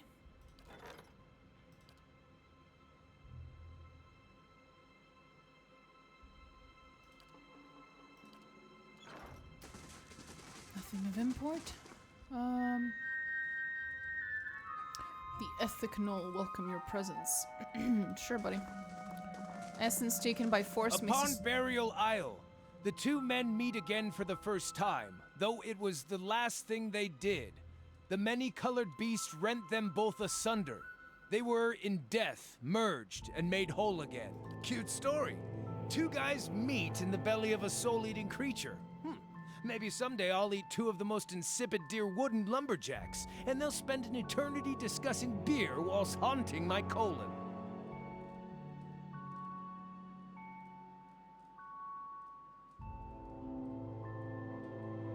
Perhaps the idea is that Autumn Stelgar might not really destroy the souls. That could be true, but I guess I don't know what to make of this. I've never knowingly at least eaten anyone's soul. Maybe it's a trick I've yet to learn. Lucky me. Still, I have a hard time believing that the shape-shifting and mauling anyone is going to make anybody whole again, despite what this tablet says. I'd like to look at the other tablets, see what they have to say. Sure. Your sacrifice feeds the land, supplicant. Come forth. Do I want to?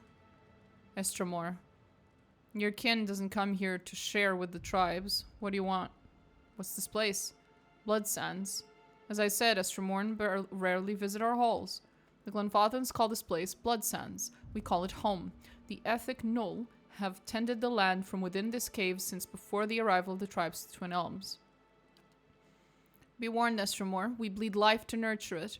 Our sacrifices may strike you as savage, but the health of these lands depends on them, and it's unseemly for guests to insult their hosts. Sure. Tell me about the sacrifices. Everything must die to return anew. Through the sacrificial rites, we offer supplicants the honor of giving their most precious gift back to their brethren, back to the land. That's very Andra of you. The blood gives us strength. Even the Glenfathans have come to depend on the blood paint. They brim with power before battle, all thanks to the sacrifices of their kin. Tell me about Ethic Knoll. Our order has thrived for generations. Before we came to Twin Elms, our rites fed the lands of the Eastern Mountains. Now we share blood for Air Glenfath. We sustain what's to come. To everything that must end, our sacrifice brings a new beginning. Blah, blah, blah, blah. Right. Remember, Estromor, you're guests in this halls. Respect our ways. I couldn't give a shit. You're horrible people. No greater honor than dying for one's tribe. If some fall in battle, how is this different? All of the whatever have called upon the Ethic Knoll for war paint at some point. Slowly now.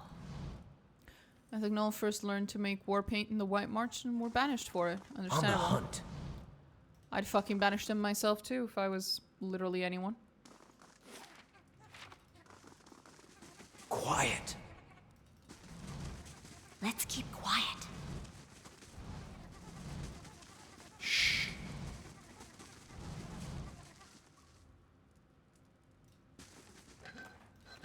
Nice and quiet. Many blessings, traveler. Welcome to Blood Sands. It is rare that an Estromor sets foot in these caverns. What brings you here, I wonder? Tell me about Blood Sands. This is the raw, bloody heart of Erglanfath, where some come to give their essence back to their people, where others seek a noble escape from their trials. The legacy of the builders to the tribes was not merely Adra and stone, but a sense of community. And it is here that Glenfathans come to sacrifice what is most precious, even their own lives, to preserve it. Something more? What do? I sell shit. Awesome. I perform sacrifices. How do the sacrifices work? Right. I'd like to see what you have for sale, sweetie. That's it.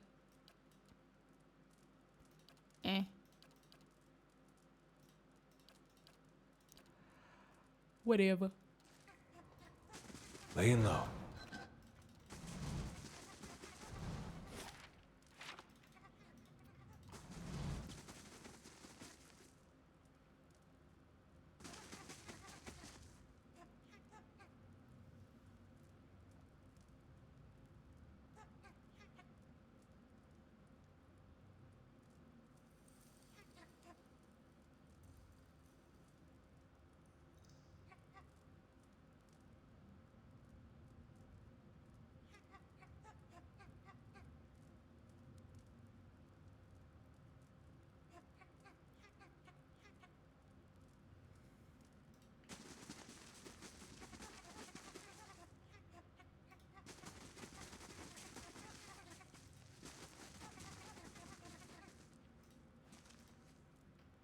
There are still rites to be performed.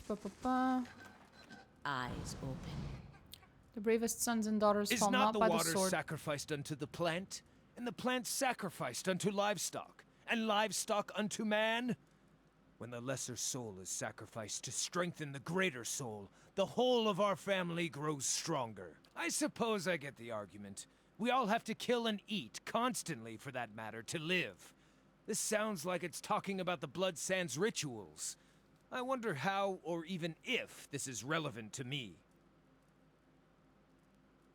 Have you considered maybe Gallowayne was trying to make you stronger? Hadn't occurred to me, but I did win the fight. If Gallowayne were truly displeased with me, I can't imagine I'd have walked away from that trial alive. I don't know. Just sounds like they're trying to justify their practices of killing people. Oh yeah, absolutely. Come on, let's see what the other tablets have to say.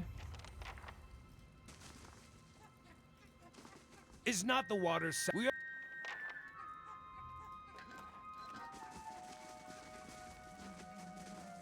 Off we go. Continuing. Shh.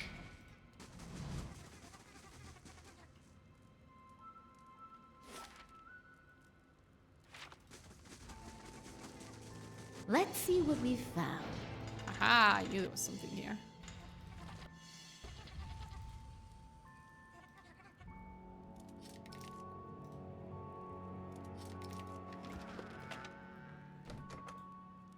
Huh.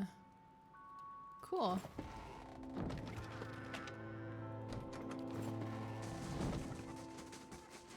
Shh. I'll get to that later. It's very interesting. Nice and quiet. Each generation, the Onumfoth must stand before the autumnal beast in judgment. The wise endure, passing on their strength. The weak are eaten, their souls ripped to pieces and lost for all. Well, I guess maybe my tribe wasn't entirely wrong about my spirit form being some sort of soul terror. I suppose I was hoping to hear a different answer on the matter, but...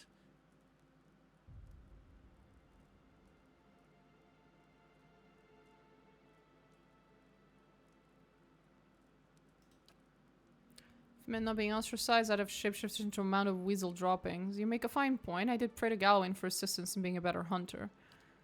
For years I've been telling myself my tribe judged me unfairly. I guess they weren't completely wrong. Enough pontifications for the moment. I need to know more. Let's look at those other tablets. Let's keep quiet.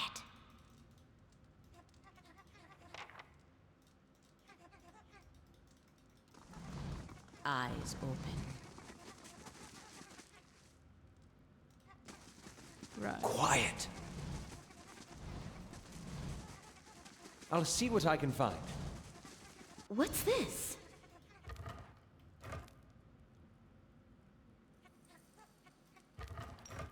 I'll have this open in no time. You didn't see shit, bitch. Margaren's fire casts light in shit. dark places. I'm stealing everything. Oh boy. What are you retards doing over here? Okay, I'm just gonna ignore you for now. As souls split into multitudes, many lives come from one. The truest of power comes from sacrificing the shard to return its strength to the Mother Stone. The many lives from one sounds familiar. I was taught that sometimes between death and rebirth, a soul splits perfectly in two, creating two viable souls from one. Sounds strange, but it makes sense when you think about how the population has risen in generations. It's kind of a mathematical necessity that some process like this is happening.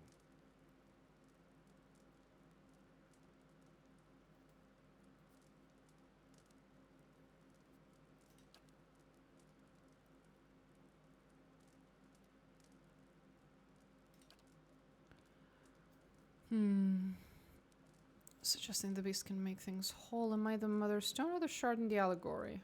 Well, I must be enjoying my confusion. You rethinking your opinion of Galloway's gift to you? Yes and no. Yeah, this puts a lot of things into perspective if you take a step back from it. Galloway must be having a great laugh over how slow a study I am to learn his lessons. I doubt any of this knowledge will change the opinions of my home tribe. Having met some of the other druidic practices out here, I think I'd rather remain a drifter. So what now? Adding it up, I want to head to the burial isle. The name was mentioned in the tablets, and it's implied there might be other Autumn Stelgars there. I know now that Galloway sent his emissary to maul me for a good reason. It wasn't strictly malice, and I was sort of hoping to find out that the soul-eating talk was just rumors, alas. Maybe I'll meet the prey Galloway wants me to hunt, or I'll find out I'm the quarry.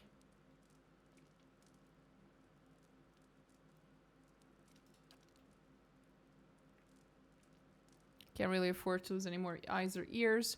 Fresh out of redundant organs. Fair enough, sir. Fair enough.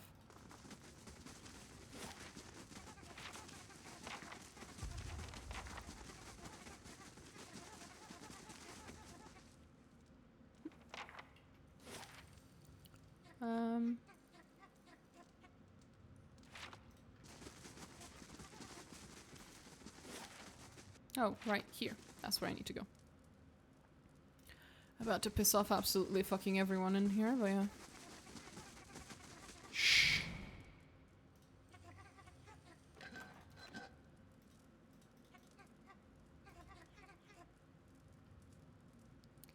Here we go. As your blood flows, so shall your essence. Your life's energy shall feed the soil, and your soul's energy shall enrich the community. This is by your own choosing, supplicant? Yes. The elf's voice is high but even. The dwarf grips a hatchet with both hands and raises it over his head. He throws his shoulders forward and swings the weapon into the elf's chest, connecting with a meaty thump. Blood gushes around the blade, and the sacrifice's screams rend the air. This is why I prefer the wand to the blade. Despite his earlier agreement, the elf thrashes atop the stone table, his torso arching while his arms and legs remain tight in place. Meanwhile, the dwarf spreads his arms wide and allows blood to spatter his robes. When the elf is finally silent and still, the dwarf pulls his hatchet from the body and wipes it on his hem.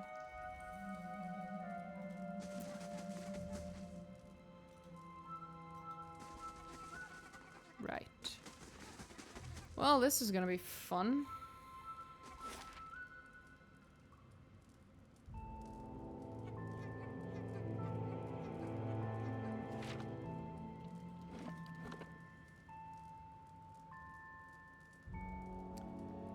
Gonna piss off the fangs though.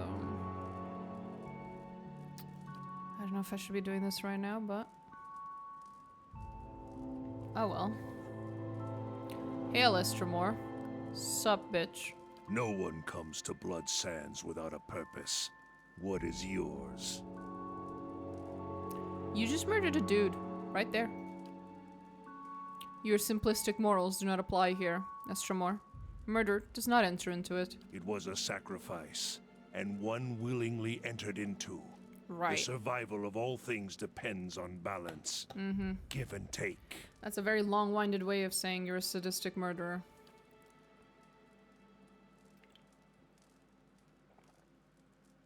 This principle lies at the heart of all power. Expanding something of value releases energy. Energy can be channeled by those who know how. All kith, whether or not they care to admit it, practice this. We take the yield of the land and the flesh of the beasts to live, and we give our blood and sweat to propagate the things we desire. Uh-huh.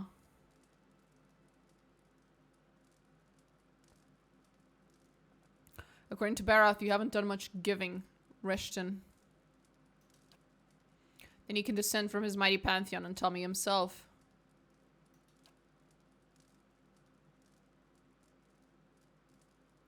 Who are you? I am the Archdruid of the Ethic Null. For centuries it has been my duty to guide our rituals and guard our knowledge. It is work that requires a certain resilience, but it is not without its benefits. Tell me more about the Ethic Null.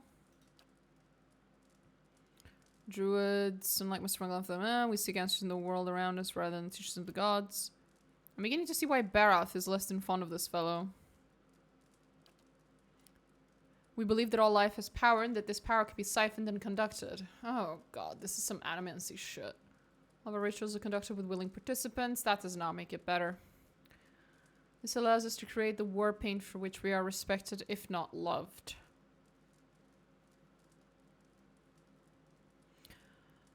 I want to know more about your sacrifices. We merely believe that in giving up something of value, the energy from that sacrifice can be diverted elsewhere. It is not so different from what folk practice all over the world. If you want to turn to soil, sail a ship, or move a cart, you must expend energy. But we're best known for our practice of Kif sacrifice. This is the most potent form of sacrifice because it releases the most energy. We distill the essence of an entire soul into raw power that can strengthen the body, fortify the soul, and extend life. What's war paint? Raw essence to the wearer, blah blah blah. Yeah, of course. I would love to buy war paint. I'm no merchant. Fair enough. How are you different from the ovates of the Golden Grove? Golden Grove, I remember when Arono came up with that name. Used to be as green as the rest of the forest, you know. We're more similar than they'd like to admit. We both believe in achieving power without the double-edged aid of the gods. But their fantasy is pure creation, something from nothing. They blind themselves to the fact that all life, from the mightiest dragon to the slimmest blade of grass, requires death. And the greatest ends require the greatest sacrifice. Uh-huh. Some sacrifices are simply too costly and not at all worth what you get out of them, buddy. Many agree with you and many float from one life to the next, leaving out a finite stock of years and accomplishing nothing. So anyway, Barath believes it's time you paid your fucking dues. Then you can descend from his mighty pantheon and tell me himself. Actually, that's why I'm here. Since when do the gods send mortals to collect? All the time. You don't exactly look like the Pallid Knight. This is the trouble with deities. They meddle in a world that they don't even inhabit. I hope they promised you something better for your next life. Yeah, you could say that. You could say that.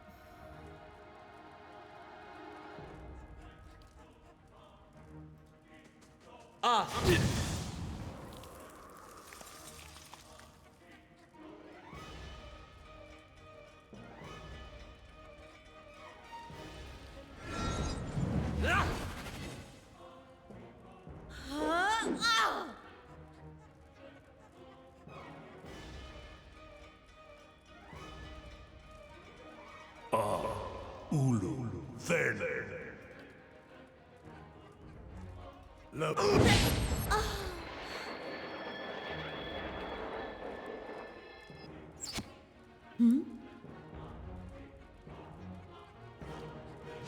Watch your aim!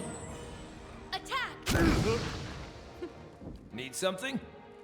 Of course. Lavaru, beyond seek! Leave it to me! For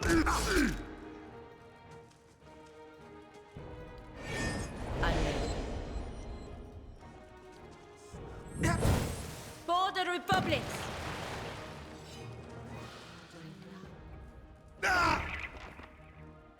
There we go.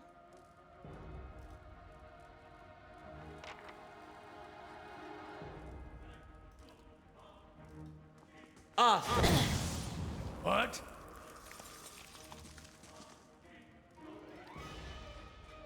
Lavaru beyond seek. Lavaru, be on seat! Leave it to me! Yeah?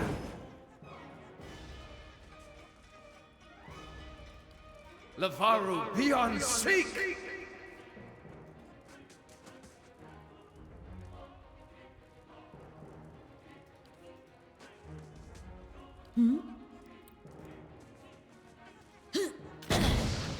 I'm ready. Light, flame, and sound. Streaks of red, brown blood and globs of tissue have worked themselves into the minute grooves of the stone. Of course. Oh well. Purgatory.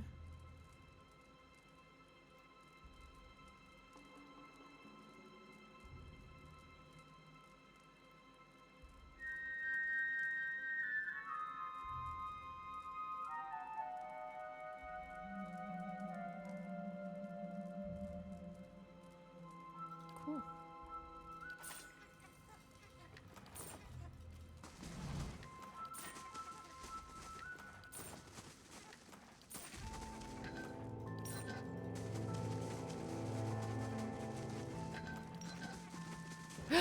Fuck. La. Just trying to avoid having to kill more of these fuckers. Not that I give a shit about killing them, it's just there's just a lot of them. I don't have to do all this. It's a lot of killing.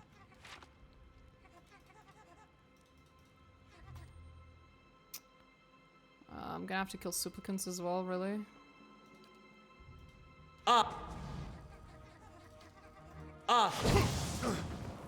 Yes. Oh, that's what they get for being stupid. Why would they attack me? They're not even part of the fucking...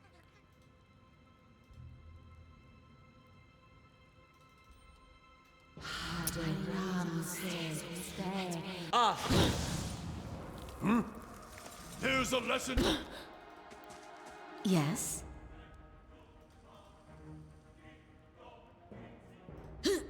Nope. Yeah? Hey,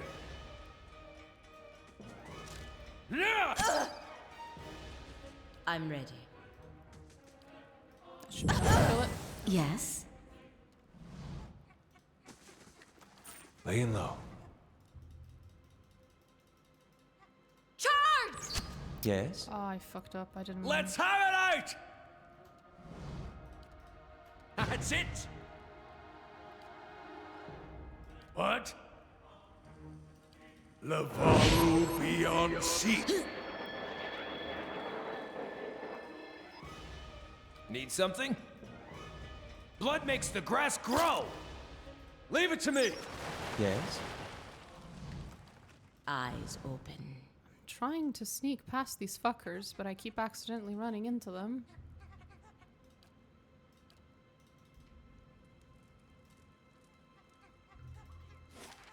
Okay, at least we managed to keep one retard alive.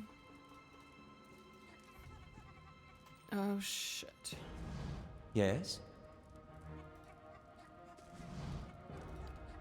Lava!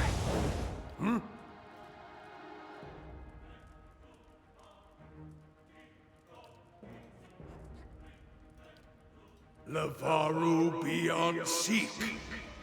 Attack! The better part of valor.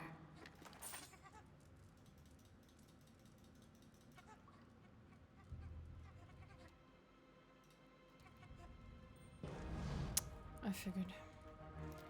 Oh well.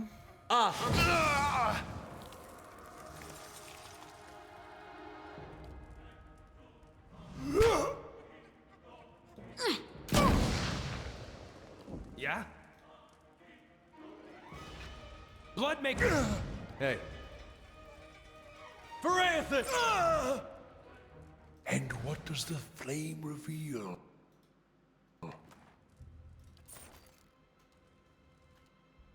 was that? some kind of necklace on that one dude. This. Talon's amulet. Oh, my dude died. He was a named NPC. Oopsie. Let's keep quiet. Oh well. It do be like that. It do be like that.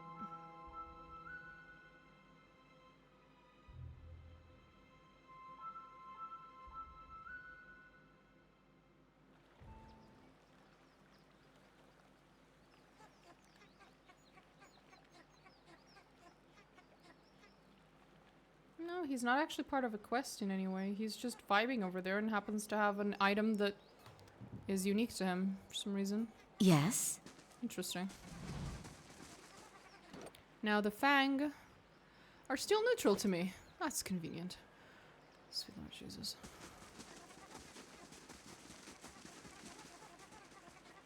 I heard the screams too from Blood Sands. Nah, you didn't.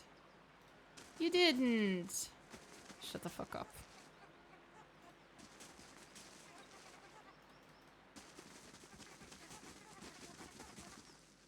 What do you wish to until we... Well, I guess we can go talk to Barath now.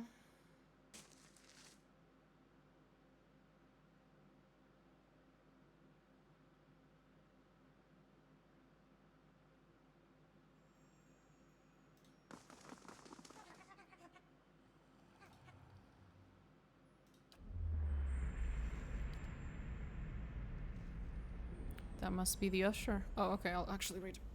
As you pray to Barath, you again find yourself on the road. Squinting into the distance, you see a short, pale figure waiting for you. At first, you think it's another vision of the Archdruid Reston, but then you notice the figure's skeletal hand and rictus grin. He stands in front of another skull gate, but the way leads down, not onward. He beckons for you to approach. That must be the usher. Alof's voice is low. Behind you is a woman, her skin milk pale against her black hair. The Pallid Knight. Hi, Barath. She wears a suit of armor so dark it seems to suck the light from the stars. The road winds up a mountain behind her. A toll, traveler. And the Pallid Knight. Thank you, Alof.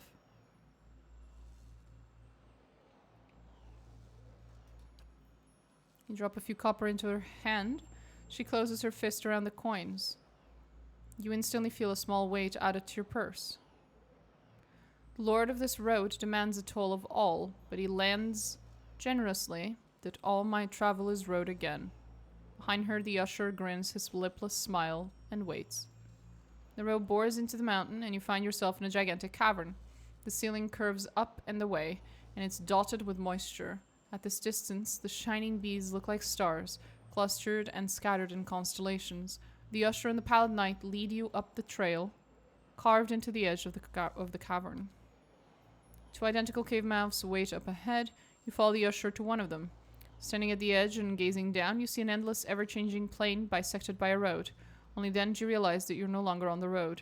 As you follow the road to the point where it disappears below you, you realize you're standing in one of the eye sockets of a massive skull. The usher points to the road. Archdruid Reston appears below you. He's just as you remember him, stern and smooth-skinned.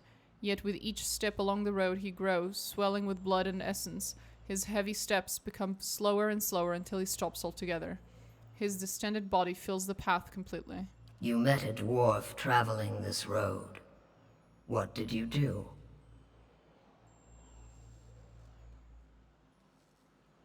I dare you to jump in there.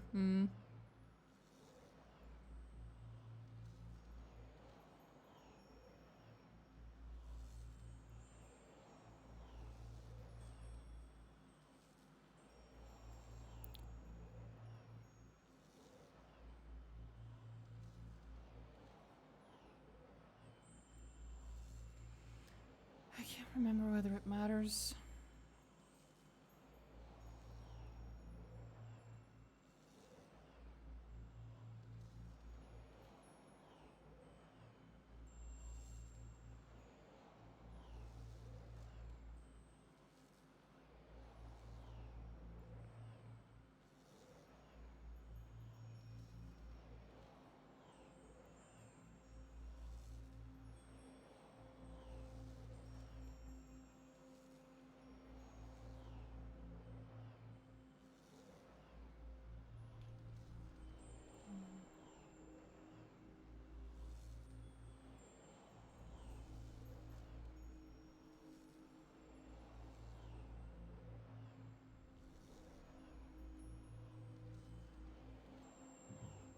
You lived on the blood of others, and I saw justice done.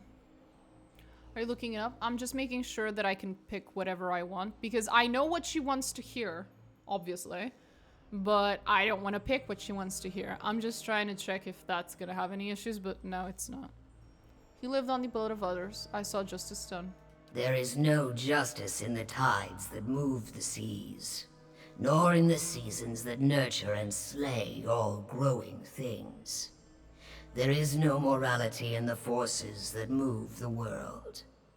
They are inevitable, products of their own self-perpetuating motion.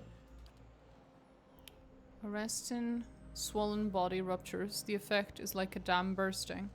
Ghostly figures, as hazy and indistinct as wisps of smoke, continue along the cleared path.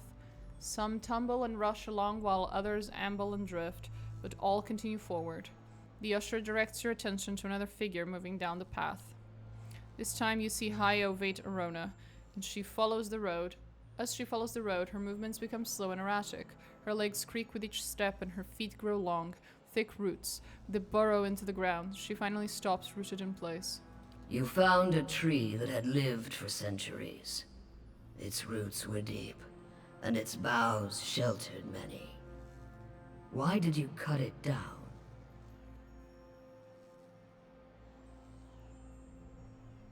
It was a parasite. While its branches sheltered others, its roots sucked them dry. All draw their life's energy from the deaths of others. This is why all must remain part of the cycle of death and rebirth. No creature may be a closed loop unto itself. Irona's body petrifies below, and the shimmering leaves of her hair blow down the path. You seek another who has lived his life on the brink of the cycle. He sits on the inside of the wheel, observing its revolutions. With each life, he is plucked from the stream and returned intact. Why do you hunt Theos?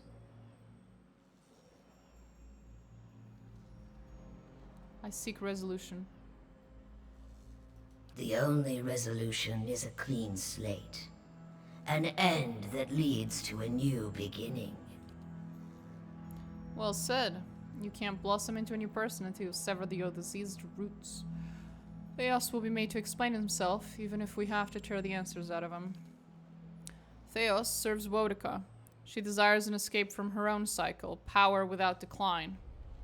Theos has removed thousands of souls from the cycle so that their essence might empower her. You must stop him, and you must return them to the cycle.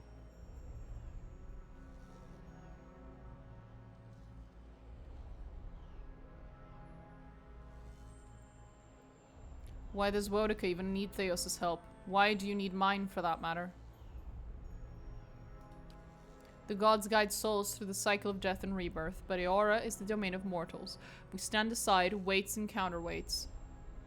Were one to alter the tides of Kith, all would follow. We would tip this world from its axis. Yeah, you say that, but you guys do it all the time.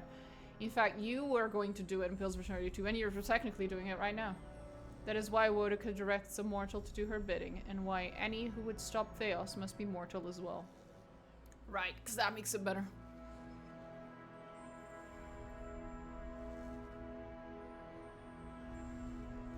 What end would it serve to send the souls back into the cycle? Attending to these souls is a question of stability, Watcher. Of maintaining the natural order of the world and the ebb and flow of essence. Couldn't they be returned to the Hollowborn? As battered, burdened things, do you mix soured wine with fresh? The kindness you seek lies in giving them a new beginning, not in shackling them to this life. If Theos has meddled with these souls, perhaps it would be better to destroy them. Cycles are... sure. Cycle's merciless, but it is not wasteful. Time and the endless processing of rebirths eventually grinds souls into dust, but until then, they must pass from the world and return to it. Their continuing movement advances the cycle itself. Cycles are changeless and monotonous. Surely there's a better alternative. What's wrong with Boudica seizing this power? The thing of balance, likewise the cycle of gods. We rise and fall in the favor of mortals, only to fall and rise again. Boudica seeks the power to place herself outside this cycle. She would root herself and grow to the detriment of others.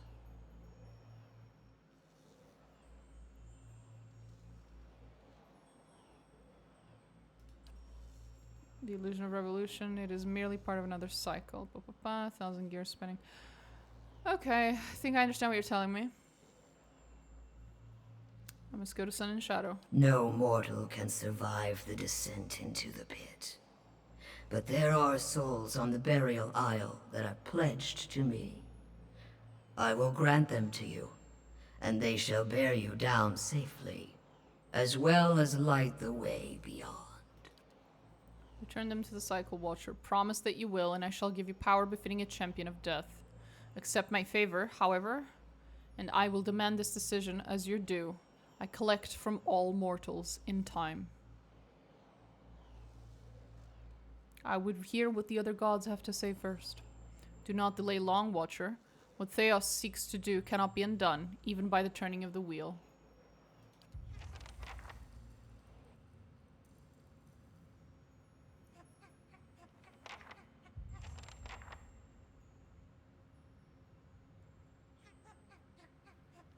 So very interesting.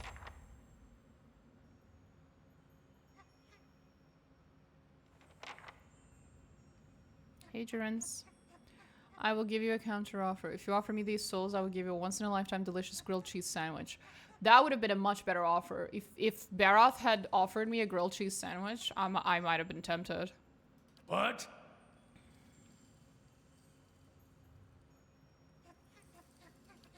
What is it, Watcher?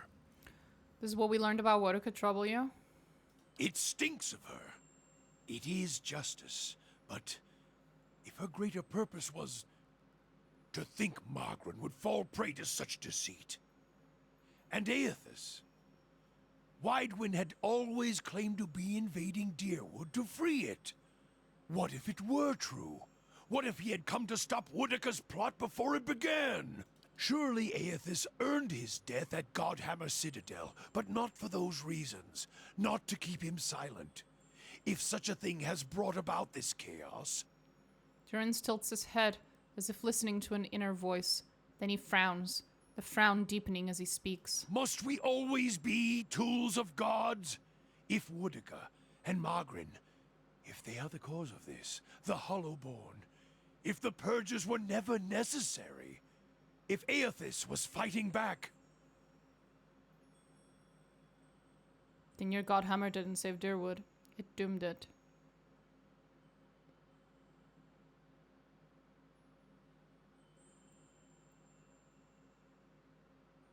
So many lies. And Wodica. Perhaps she is the next god to fall beneath the Godhammer. If Durance sets his eyes on Wodica, my dude, I hope you show up in the next few games, bro. Cause I will go with you. We're going on a fucking trip. My favorite rocket ship. And we're gonna go and fucking kill Wodica together. Because I know if anyone can do it, Durance can. Would it have been better had you been spared this knowledge? No, I am glad to have walked this far with you. Seen this truth. Perhaps it was what I was meant to see. With a watcher's eyes. All these dances of words and intrigues. Machines of men, twisted, ripping the souls of children, and by the gods, the goddess of justice. If I could end her like Aethys, Margaret burned her once. One can do so again. Wodica, she must answer to her own justice. Justice or revenge? Anyone with a shred of spirit seeks both justice and punishment. It burns in the heart of anyone who lives. All seek it.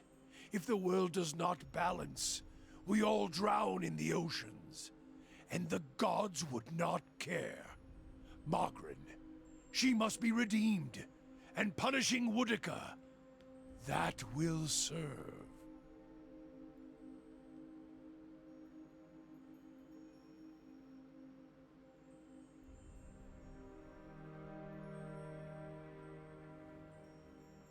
Margaret was allied with Wodica. She tried to kill all the makers of the Godhammer.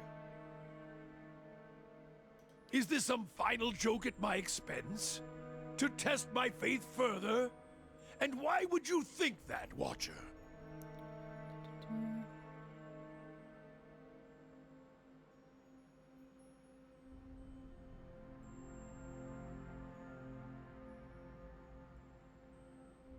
She didn't want anyone to know how the Godhammer had been made.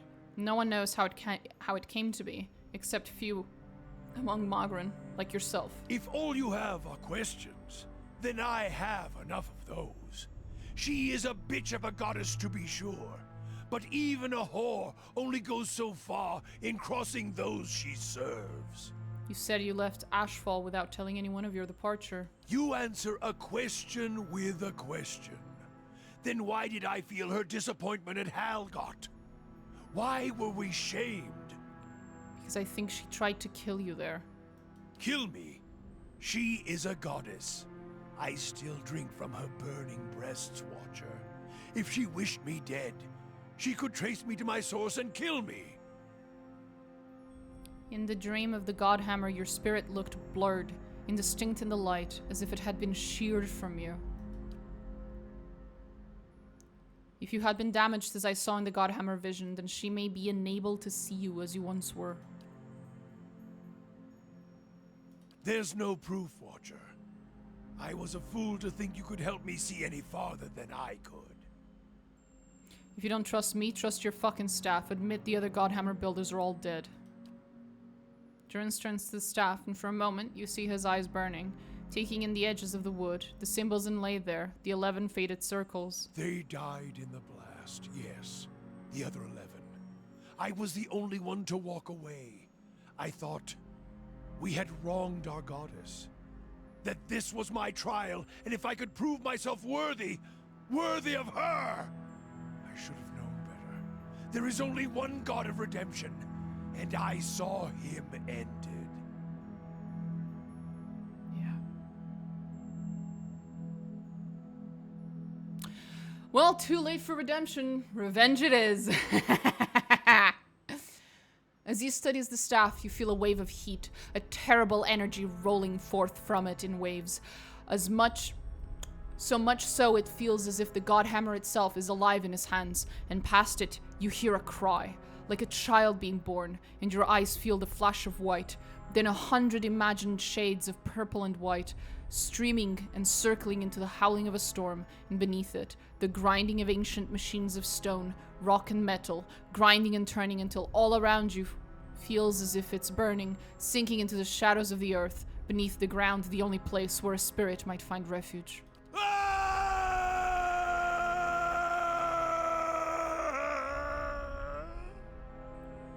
Are you okay, buddy? When your vision clears, you see Durance, his hands clutching the staff, and his eyes are bright burning red. Atop the staff, the flame burns cleanly, brightly. As his gaze burns, he rips his gaze away and howls. A bellowing, horrid howl, like a wounded animal, and sweat pours down his brow.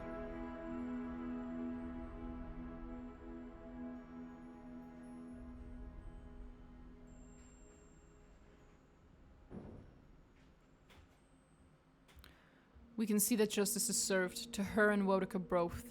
To think I served her, I followed her. Now I shall serve no one. Wodika's lies must be answered. And now it seems I must take fire and war from a goddess's false claim as well.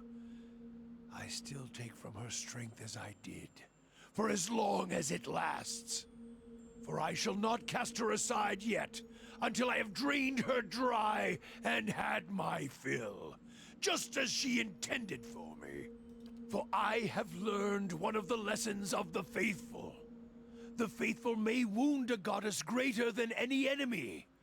A purification is coming, and this fire shall consume them both.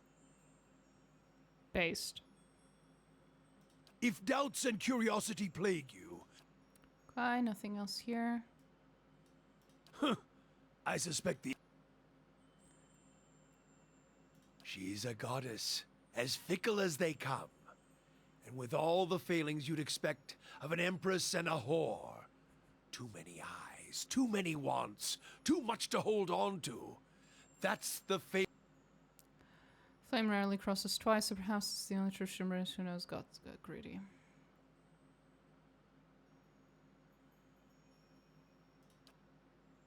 Before, when you asked about allies, well now, ally, enemy, That's a skin's edge of difference in history's eye. But there were enemies.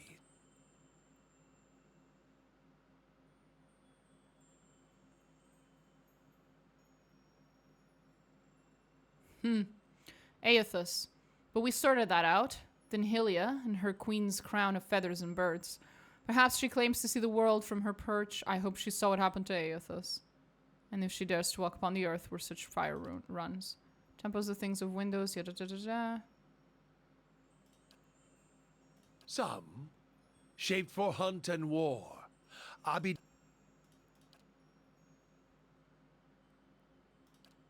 Nothing. I suspect the answer. Was Durance a whole thing that Senpai couldn't see him anymore? Yeah, that is one of the things, yes. Is that, yeah. She can't see him. Because his soul is blurred. It's barely there, basically.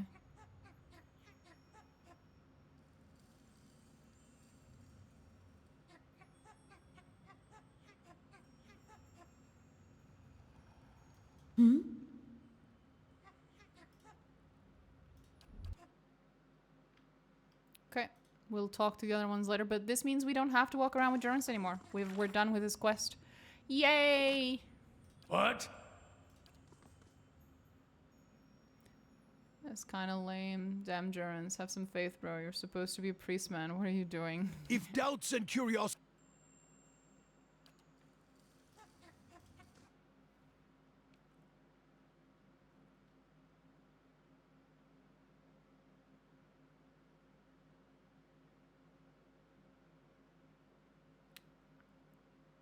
That was him. That was Durance.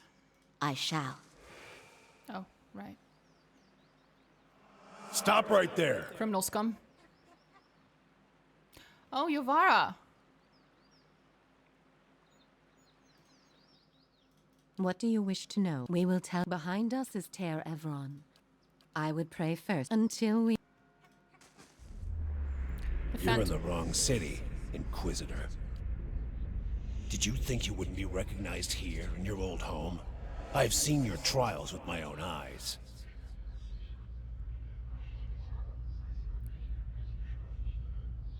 I have seen you light pyres with good people tied to them. People I'd known many a year. They deserve your confession. Suros, what are you doing? Startled, the soldier releases you immediately and turns to face the speaker. A woman in a plain wool tunic, fully a head shorter than he, but somehow seeming to tower over him. You have seen this woman's face before, but from afar, bloodied and burned as she lay stretched across an iron wheel. At the moment, it is marked only with concern. An assassin sent by the Inquisition, my lady, daring to approach our camp. Right. If she is so poor an assassin as to approach an armed guard in daylight, I should have little to fear. I would hear what this woman has to say. Surely this is some trick of my mind. I did not expect to see you again.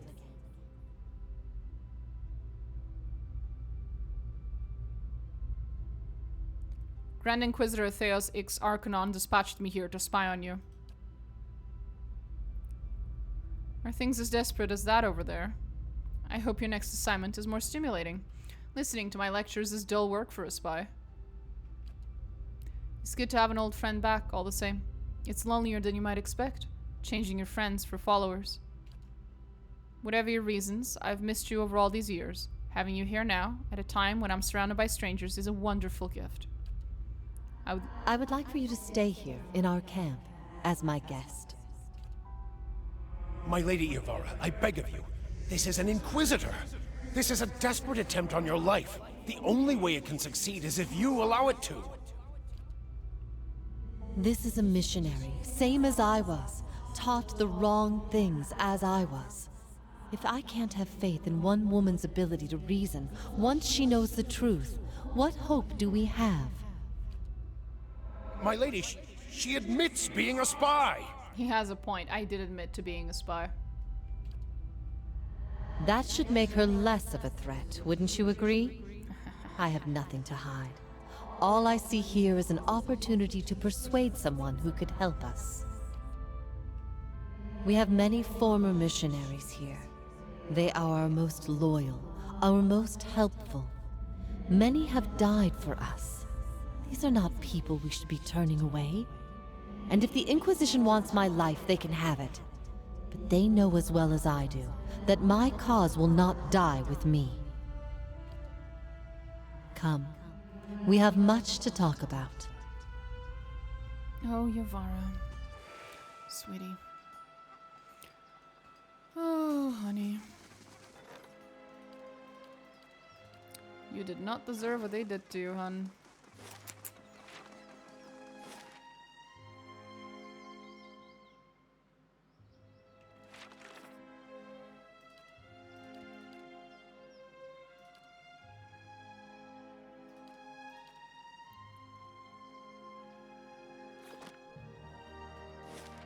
Right.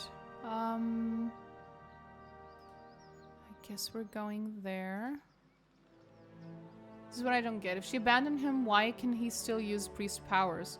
She clearly didn't, and Durance is just a whiny boy. Still of the guy, but goddamn, find us a nice demigod to hang out with, man. Move on. Margaret didn't abandon you, bro. I don't know if priest powers in this game work that way. That's a D&D thing. Or all D&D. I'm not sure even if in the new D&D if that's true. I think that was it's a old D&D thing, at least in 3.5, and I think Pathfinder is also like that, but I don't even know if 5e still has that, and I'm not sure if that's true in this game.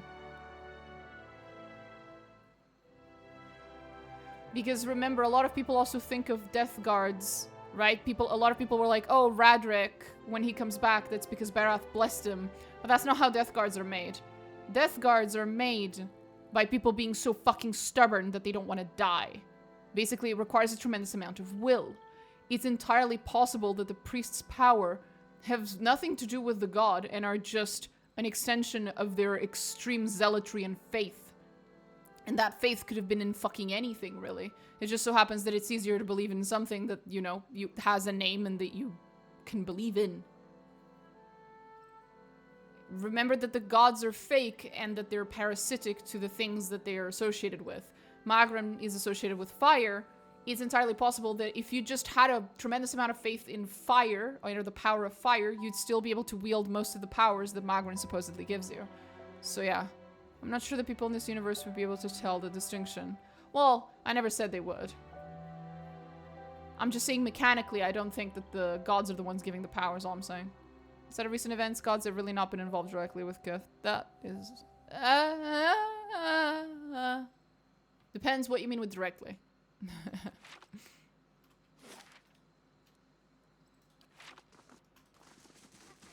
And are you counting Wodica? Because she has definitely been directly involving herself in Kiv's bullshit for a very long time. That is not new.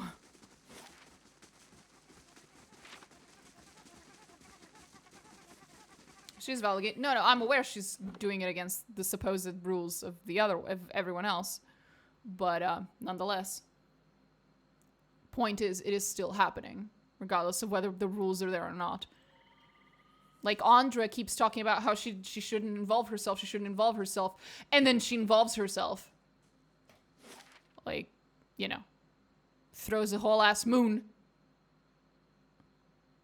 So, yeah. And then again, Andra gets involved when we start looking into the past and stuff. So, yeah. I do not like what they do with Pillars 2 with having direct conversations with the gods. I do like it. It shows that they're massive fucking hypocrites. If you hadn't caught that in the first game, the second game shows it even harder. They're massive hypocrites. Which makes sense, because the whole point is that they're man-made gods. They're gods made of the essence of people, and so they are people, too. They act like people. They have the same flaws as people. I believe in God, and I'm able to cast spells because of this. Well, actually, it is in fact your will manifesting, and blah, blah. I think the priest would just look at you like, bro, I believe in God, and she gives me power. All this to say, Durance is just throwing a tantrum. Not a good look, bro. Sure. I'm not saying he's gonna agree with me.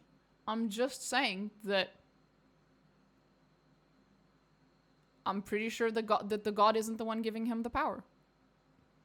That whether he believes that or not is irrelevant to me. I don't give a shit.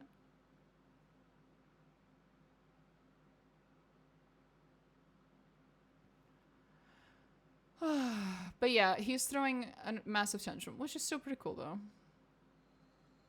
She still got shattered physically by Magra, and then he was discarded. Well, I'm not entirely sure whether...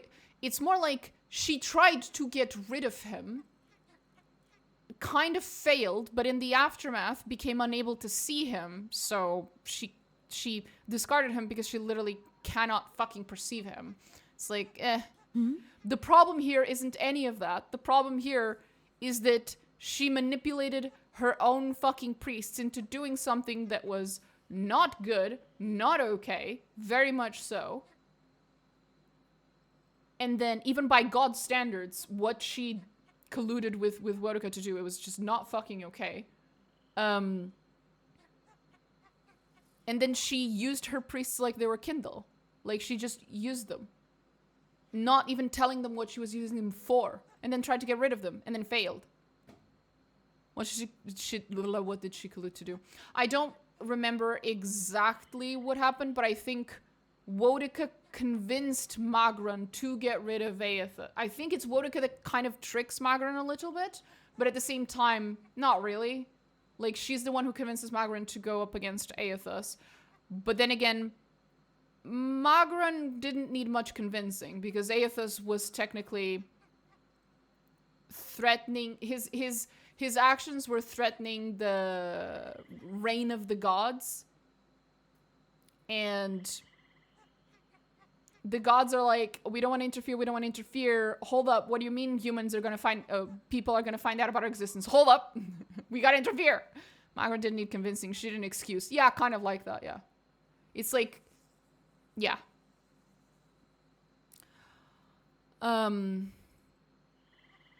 So yeah, no. The thing that Magran did that is wrong is from Durance's perspective, I mean, obviously she did plenty of things wrong. Is that she just used her priests without telling them about the, real reason why she was doing this. She used them with full intent of just fucking getting rid of them, and then couldn't see Durance anymore. Now, obviously, he thinks of that as her ignoring him. Reality is she's not actually ignoring him. She just cannot see him. But the reason she can't see him is because she thought he'd be dead. She tried to kill him. She tried to kill all of them. Get rid of the evidence. So yeah, it's kind of fucking stupid.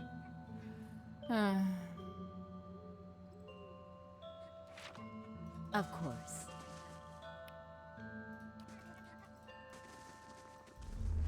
Oh? Oh, look, all the people I set on fire. Cool shit. If you ever want to read a really good story about gods, it takes a bit to get into... bit to get to it, but book 4 in the Acts of Cain series is extraordinary. I, unfortunately, am no longer capable of actually reading fucking books.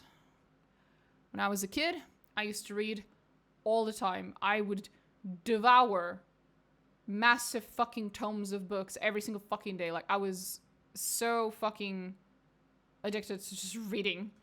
And then at some point I stopped, and now I don't have the time, patience, will, any of it for books anymore. Unfortunately. Doesn't matter how good the book is. That's not the point. I can't bring myself to just sit the fuck down and read anymore. I would like to rectify that someday, but so far every attempt has failed. Many blessings, traveler. What stands before me? The fuck do you mean, what? Who is the word you're looking for? I do not see Istra more often. Believe me, I see many things. Perhaps you want to see them too, yes? Oh, you're selling me drugs. You're high as a kite selling me drugs. Fuck yeah, you are. Okay, ma'am. I'm just gonna walk away from that. Like, why gods don't fight is because they exist out of time, so when they want to affect reality, they'll just change something in the past to domino affect their will in the future. But if two gods want conflicting things, it'll quickly escalate into absurdity. Yeah, sure. That sounds like it's probably really interesting. Thy Clef.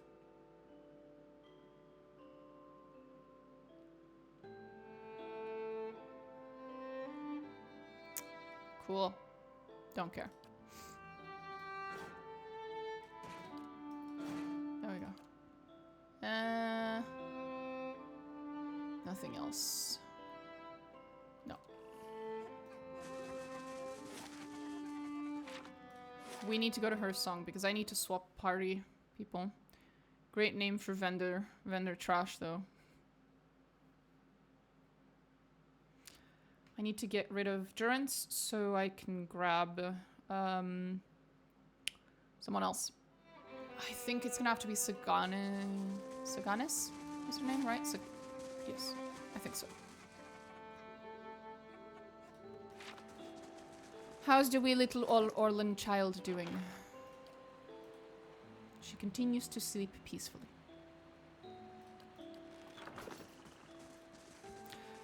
Like, imagine if they made Pillars of Eternity 1 remaster, but like... Same story, right? And technically like the same events and everything, except Baldur's Gate 3 levels of like cutscenes and 3D models and everything.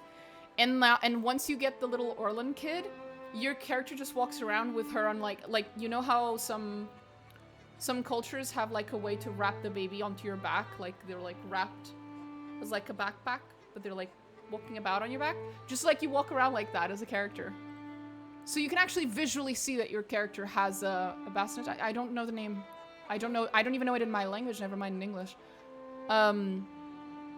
It would be a really cute way to like actually visually show that you have the little Orlan baby with you the entire way that you're going. It would also show the absurdity of going all the way to Sun and Shadow and facing Theos with the tiny little baby back there.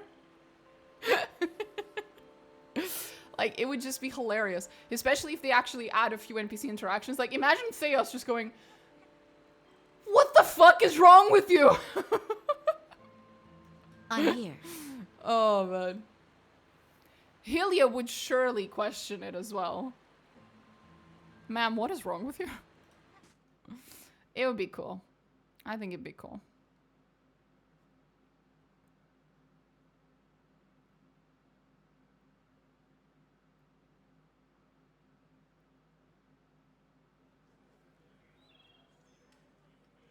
It's literally the concept behind many samurai movies. A dude fighting off bandits with a baby strapped to his back. I have never seen any such movies. Samurai movies aren't really like a genre that I have seen a whole lot of. I think the only samurai media I've ever watched was like that one game that's kind of like Dark Souls. Is that samurai? I think so. Inspired. I don't know. I shall. It really is not a genre that I'm super knowledgeable on, so yeah. I like spy movies. Fucking love spy movies.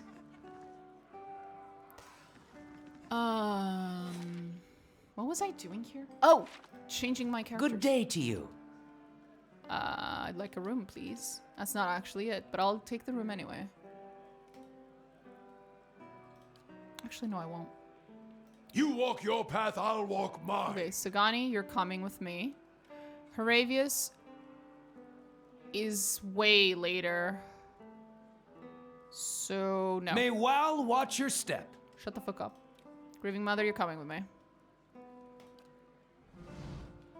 What's a good spy movie? I got a Friday evening to film. That sounds fun. Oh, God. Oh, God.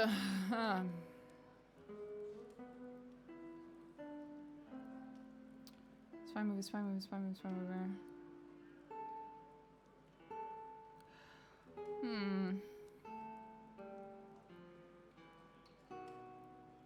Sorry, I was just scrolling to try to like remember the names and stuff. And Google mentioned Spy Kids. I mean, unironically though, it was a really the Spy Kids movies were really good. When I was a kid, I loved that shit. Oh, it was so good.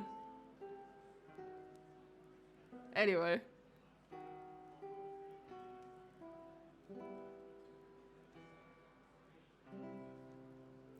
I guess the Kingsman movies technically count. There's also Salt. I think I roughly remember that being, well, me enjoying it at least. There was it Red Sparrow that I really liked as well? I think. Oh, but there was another one. Tenet technically counts as sorta. I hated that movie. Which movie?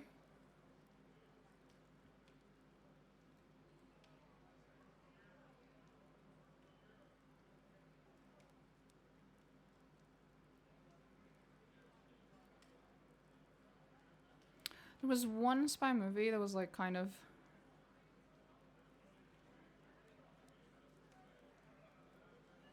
I think...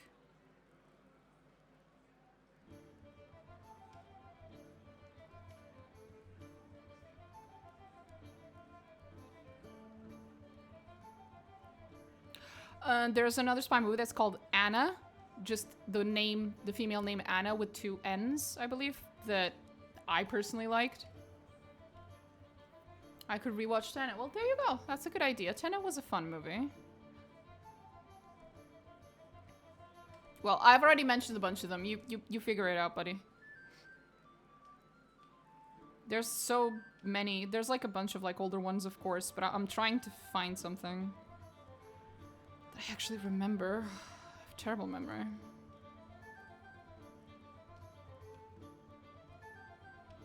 Yeah, Tenet was pretty fucking cool. Sorry, Tenet.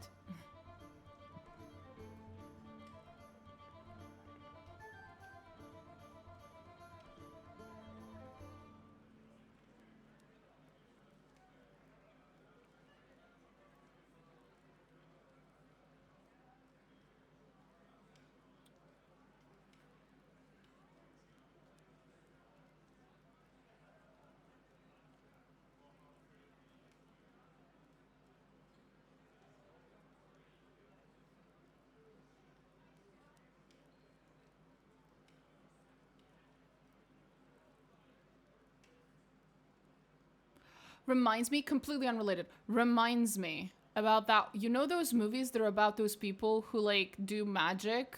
Like there's like a troupe of like 4 or 5 dudes and dudesses, and then they're like magicians and stuff, and they pull off some crazy ass fucking shit. What was the name of that movie? Actually, I think it's more than one movie at this point. I think it might be 2. Jesse Eisenberg. I don't know, bro. I have terrible memory of names of anything. But you probably know what it is anyway. I also really like that movie. Oh, God. Completely unrelated. Because my brain's just going through, like, old movies that I like now. So it's just fucking jumping around. Fucking... What's that one dude? Guillermo del Toro. That motherfucker has some wild-ass fucking movies that I really liked growing up. Including one, what was the name? This one. Was it... Yes, Pan's Labyrinth. That one's so fucking cool. I watched that shit when I was younger. So cool. I really like his movies.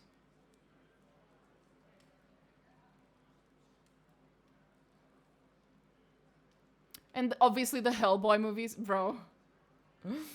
I really like them.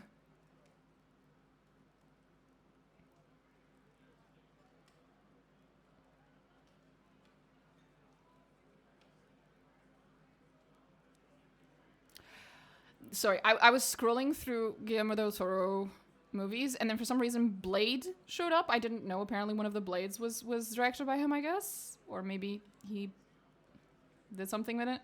And then that reminded me that I really like that I really like vampires and media and stuff. And that one of my favorite movies, one of my favorite vampire related movies, well, probably one of my favorite movies of all time is Interview with a Vampire. And I haven't watched that in a long time. I should watch it again. I love that movie. It's so good. Anyway, we're getting distracted.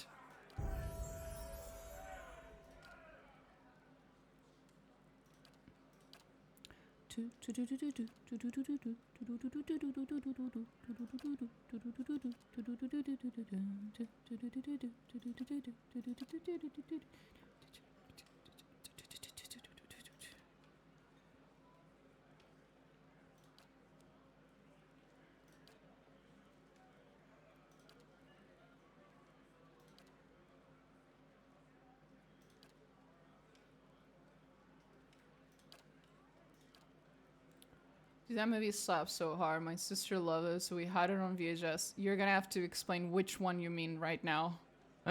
Because I just listed so many. I assume you mean the last one I mentioned, Interview with the Vampire? Yeah, okay. That movie slaps so hard, my sister loved it. Yeah, it's really good. So we had it on VHS, recorded off TV, and I must have seen it like 10 plus times. Bro, I have seen it so many times as well. It's so good.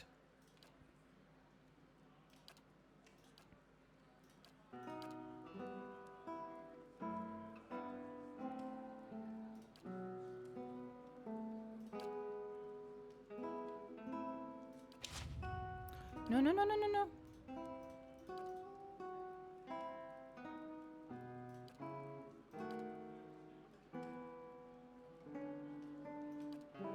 Fuck it, okay.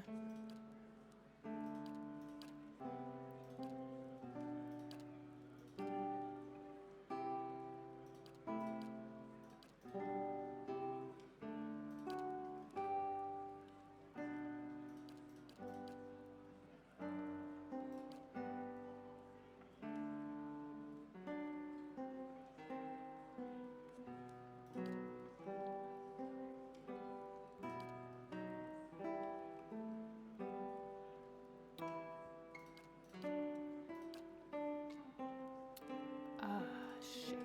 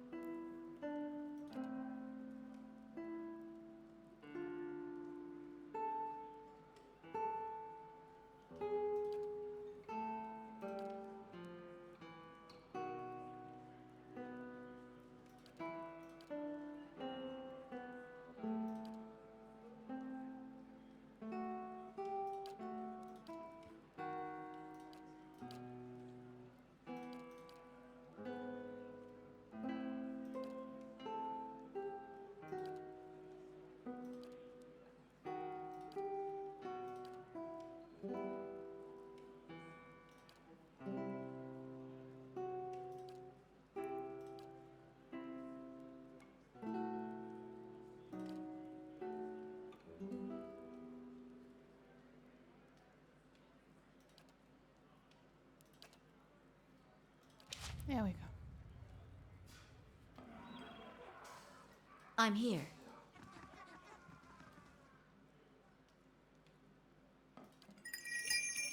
Your mind comes bearing. It is because.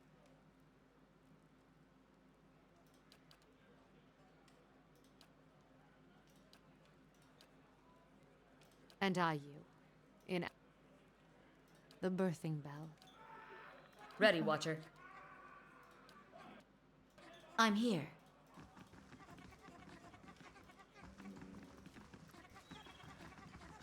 So we're done here, yeah? Yeah, we are. So we go.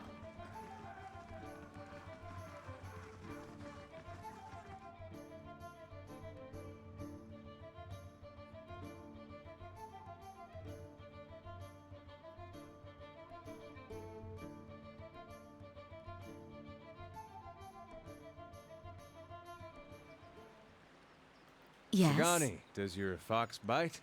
Yes. Can I pet him anyway? It's your hand. I'm gonna pet him. So I was just looking at his debuffs, fully waiting for it to show like bitten hand or something. Indeed. Did you pet him? Did he bite you, Adair? Was it worth it? I'm fairly certain he'd say yes.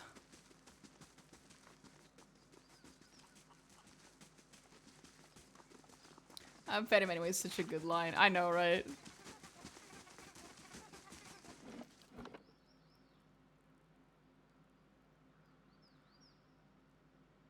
Very understandable. I would do the same.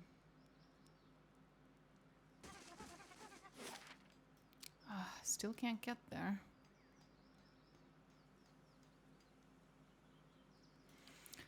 Old song it is. We have Gallowayne's bullshit to pull here. And then we have Rimmergon's bullshit as well. Right. I'm here. You've been on your own for 5 years. I've had Itamok. But you can't talk to him. My standards changed around year 2. That's funny. Yes? Yes?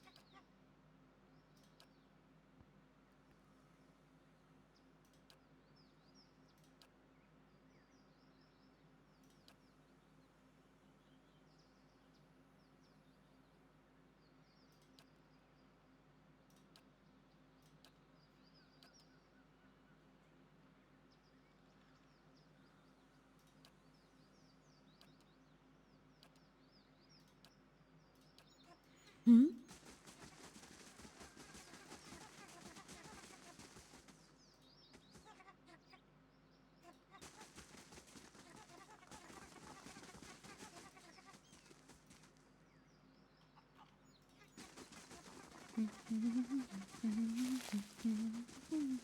I'm on the trail. Be cautious. Be constant.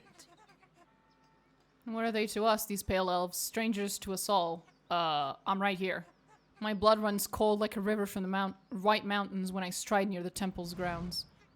Oh, yeah.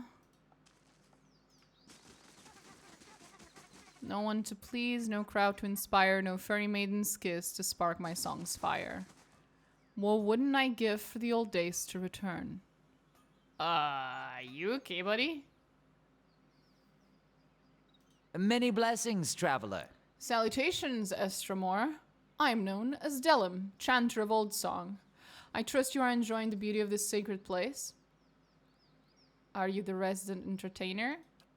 I sing to entertain old song's visitors, but alas, the crowds have thinned into little more than a trickle.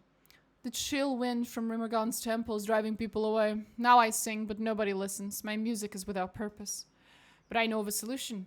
A way for me to make my song warm and passionate, countering Rimmergon's incessant chill. All I need are a few rare songbirds. I could eat them and absorb their musical energy. With that kind of musical prowess in my soul, I could sing a song that could bring back the merry crowds. You want to eat the songbirds? I don't think it works that way. Eating the muscles of animals makes you stronger, right?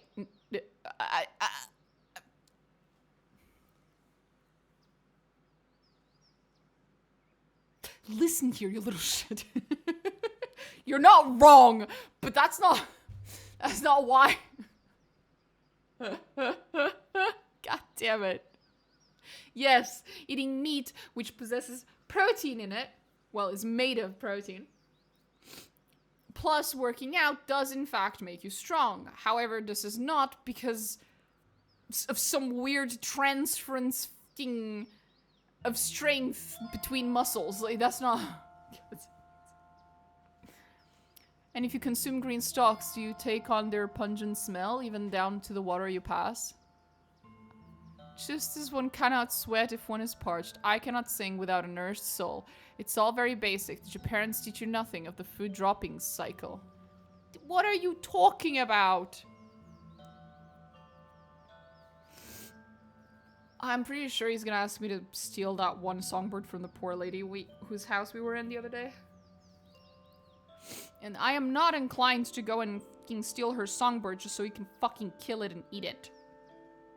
For his delusional fucking retardation.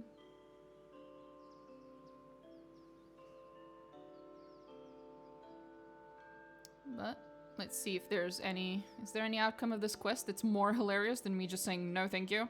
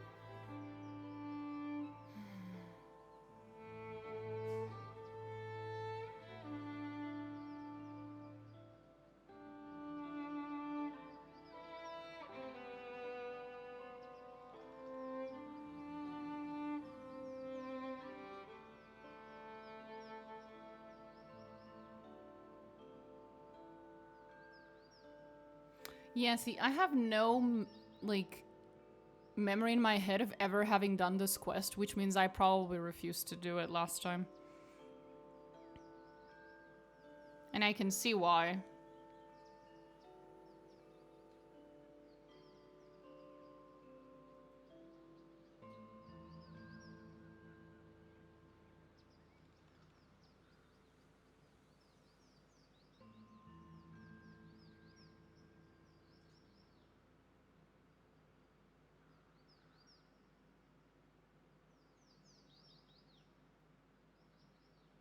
Yeah, I'd rather just not do it, because it's fucking stupid. I'm gonna leave it to your nonsense, buddy. Hmm? And it's gonna force me to get into some really bad situations with a bunch of other characters. And I would rather not. No one communes with his unfaithful, not even inside known frost. Yeah, Nice. Rimmergun's pretty pissed. Subtle. Oh. Yeah, I know. Very subtle. I love Olive. Yeah.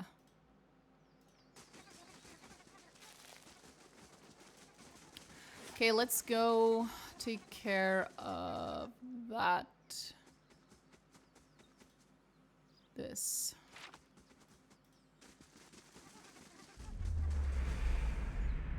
Yeah. I did torture a bunch of people. That is a thing that I did. This is true.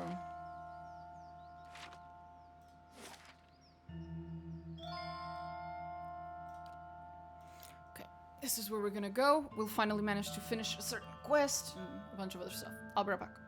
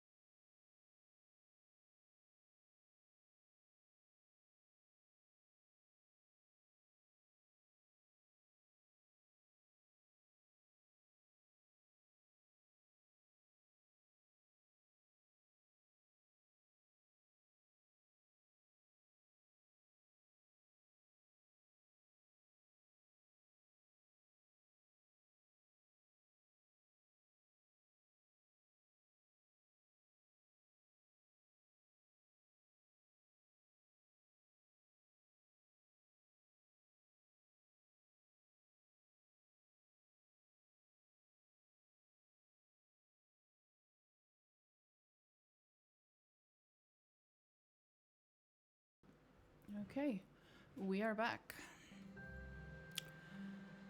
I'm here. Right. Be cautious. Be constant. I shall. I'm on the trail. Oh, Deft of Sun. Thank you. Tracks and bloodstains continue further east. Oh boy. I'll see what I can find. Boy, oh boy, oh boy, oh boy. That's not good.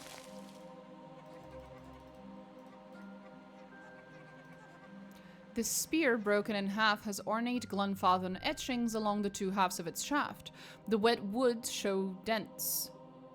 The wet wood shows dents, stained green with moss, probably from impacts against the river's rocks. Oh, right, because this was the site of one of the wars.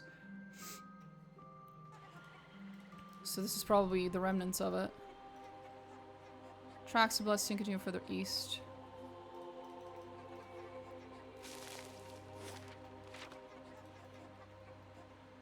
So there's gonna be some stuff here that's like really old. Oh. Hey! Gwyneth?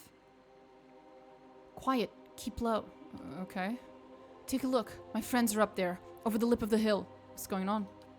The Fangs must have caught the scent and rushed the group. Some of my friends are still alive, but the Fangs have them surrounded. The expedition, or what remains of it, has taken cover in some ruins above these cliffs. The Fangs must be toying with them, or letting them starve a bit before the next attack. We need to act, or they're as good as dead. How did the Fangs get here? I cut a decoy path, set false campfires, dusted over every footprint I could find. Didn't slow them much. I'll see what I can do. Maybe you can find a way around the Fangs? There's gonna be another way up to the ridge. You aren't dressed like my men. Perhaps you could try talking to the Fangs. They might not think you're with us. Please, help. I already have enough friends to bury. Keeping an eye out.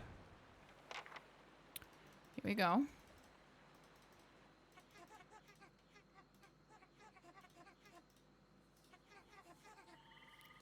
The fucking sporling making little noises the entire time.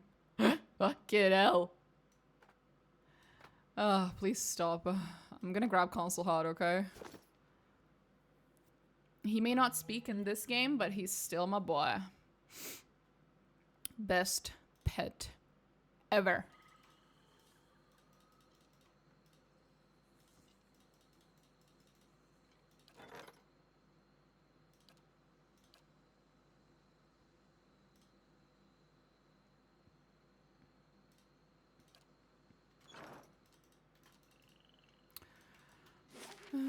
Okay, I think this is it.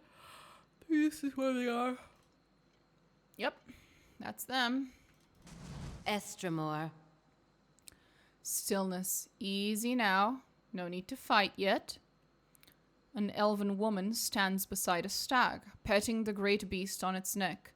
As you approach, the animal jerks its head in your direction and rears up.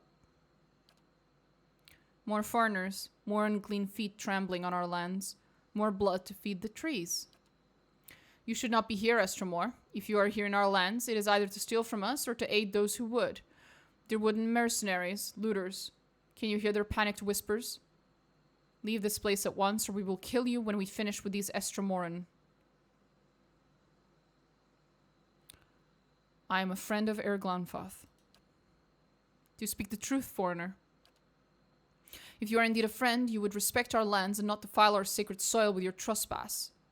If you have no bounds of kin or kith with the looters, I will give you a chance to prove it. The invaders must be purged from our lands. Prove your worth, and we'll believe your words. Tell me about these mercenaries.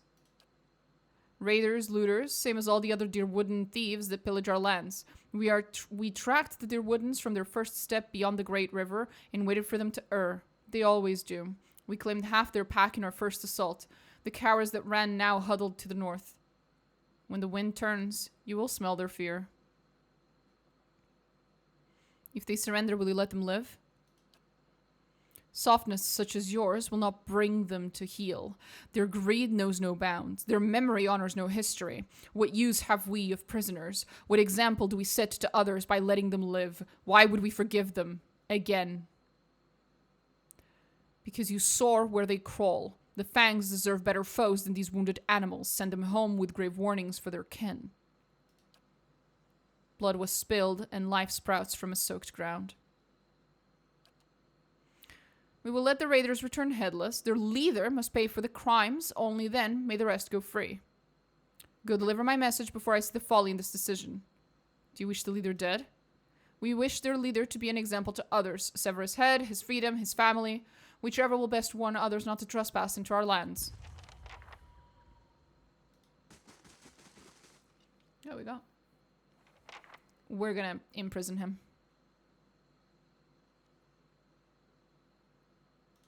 Okay. Hey, buddy. Hey, guys. Esmar, mercenary captain. Stop! Friend or foe? The man in blood-soaked armor points his blade at you as his wounded and wary comrades flock into position behind him.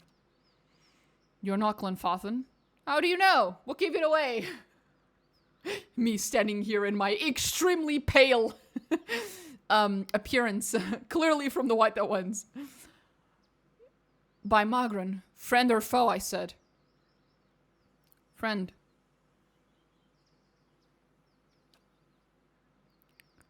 By the flame, the hero of Defiance Bay. A rare and welcome sight, friend. Oh, a rare and welcome sight. Friends, this far from home. Look at us, hiding in the rocks and holding in our guts. The fangs, they've bloodied us and now we're trapped. Quinn have sent me. What happened? Resourceful girl. We assumed the Glenfathans killed her before coming upon us. I'm relieved she's alive. Doubly relieved she brought help. The tribesmen ambushed us just as we made camp. The fight was a lopsided slaughter. In the melee, someone tripped through the campfire. We were lucky in that regard. The stench of burning flesh and the choking smoke obscured the scene, and a few of us managed to withdraw. We ran to these ruins to regroup, but now we're trapped. The face painters are just south of our position, and they have us cornered. No doubt they are happy to let us starve while they rest and rebuild their strength before attacking anew. Seems this is where we will be making our last stand.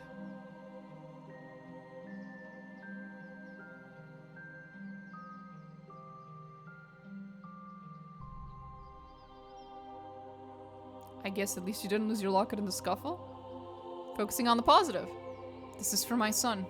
For when he's old enough to be trusted with such things. Born a few months ago, not hollow. Hylia be praised. Told my beloved the child would want for nothing. Probably should have promised her I wouldn't throw my life away treasure hunting in Eir Glanfath. Here's hoping the boy gets his smarts from his mother's side of the family. Can you not flee to the north? We could run that way, maybe evade the Glenfathans if we're quick, but we've spotted a pack of Stilgar up there. Given the options, I'd rather some face painter kill me right quick than die slowly bite by bite to a feral cat. If I didn't know better, I'd wager those beasts are working with the tribesmen, but I'm sure they're just here following their stomachs. Just look at us, limping on our injuries and covered in blood. We must smell like butcher's shop. Maybe I can help get you out if you're alive. We'll take any help we can get. We're pinned between the Stelgars to the north and the Fangs to the south. If you can scatter either group, that'll clear an escape route for us. Gents, gather up your gear and lace up your boots. Looks like we have a chance at going home. When a path is clear north or south, give us word. We'll beat a hasty retreat back to the Deerwood. Good day, stranger. I've convinced the Fangs to let you go, but you must bear the punishment for trespassing and be taken prisoner. Well, if anyone could have, I suppose it would be you, but... Prisoner? If it's the only way to save my men, I'll endure it. But who's prisoner? I have room in my stronghold to take you on as prisoner. You will be treated well. You will hold me prisoner, and that will satisfy them? So be it. I am more than willing to be held hostage if it means we'll get home safe. I'm sure you will have to keep me as a proper captive to honor the arrangement, but I understand. It's far better than being the Fang's prisoner. New orders. You are to fall back. The expedition is over. Stow your gear, make for Defiance Bay at once. The mercenaries exchange glances with each other, waiting for the first one to obey the command. Are you deaf? I won't tell you again. Time to go. Now. Ismar's booming voice springs the reluctant mercenaries into action. Wounds are dressed one last time, camping gear is secured, and within minutes, the men set off on their march, nodding at their leader in acknowledgement as they pass. It's my duty to see my men return home. If that means enduring prison, so be it.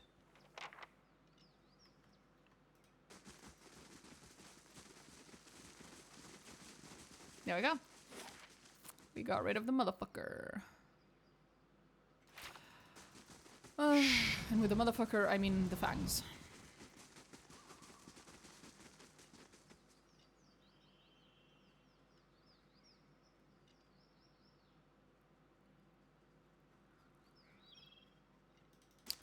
Eyes open.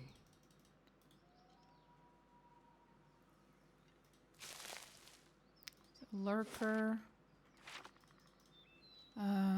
How is my reputation with these people? Neutral. Okay, could be worse, could be worse.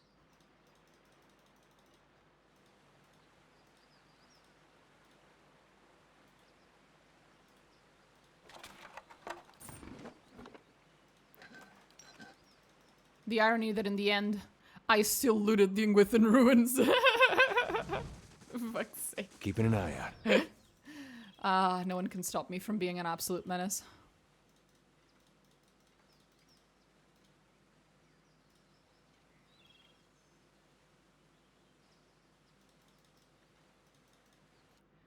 Oh, okay. Yes? Oh boy.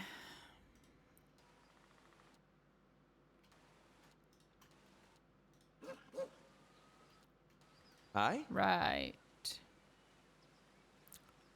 Oh. I'm out of spells. I'm here. Aye?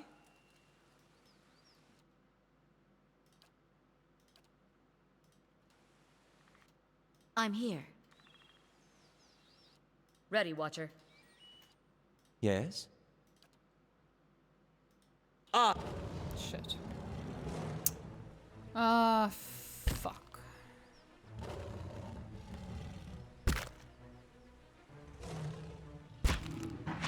Well, at least that'll make it a lot easier for me to hit him. I was gonna use Wilting Wind just because it has a bigger AoE area, but since they've all decided to clump together in a tiny space, at least now I don't have to use it. I can use something else. Indeed. Indeed. Like this. Worth and Wrath! Ready, Watcher.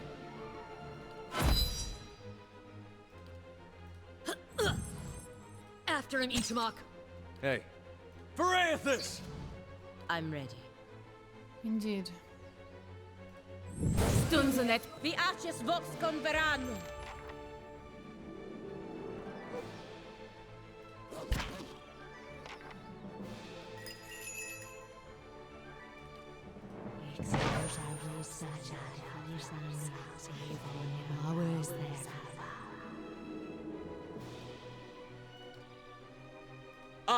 Worth and Wrath!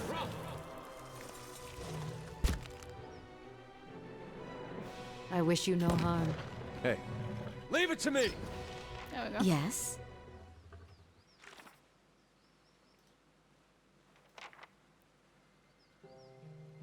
That quest was already over. Why did it update the quest after it was closed?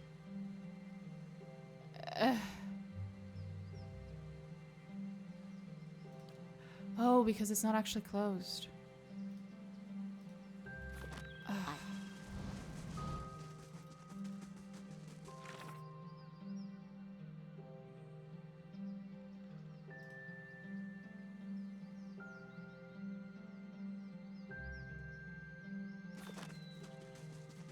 She was somewhere down here, right? Somewhere back here, I think?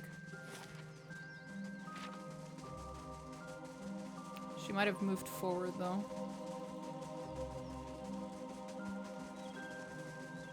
Oh no, she's here. You did it! We'll be chanting your name back in the gift. Everyone will know what you've done for us, I promise. I realize Esmar will need to be your prisoner if we are to honor the agreement. An odd arrangement, but it'll save the expedition. Besides, I'm sure your dungeon is far more enjoyable than whatever the Fangs do with their prisoners. But you're the type to deserve more than just praise. Coin? Weaponry? Or if nothing tangible suits your fancy, I'll gladly share my skills with you. I'll learn from your skills then. I was hoping you'd say that. She removes the gloves from her hands, stowing them in her back pocket. When you spend as much time as I do in the ruins, you learn to strike first and to strike without warning. The key is efficiency of movement. She holds her S-stock out in front of her. Dungeon Dweller. Nice. Place all your weight in the final step when you're ready to strike. I think you've got the grasp of it. I'm honored I could teach you something new. I'm ready, I think. At least some of my men are leaving Erglanfaf alive.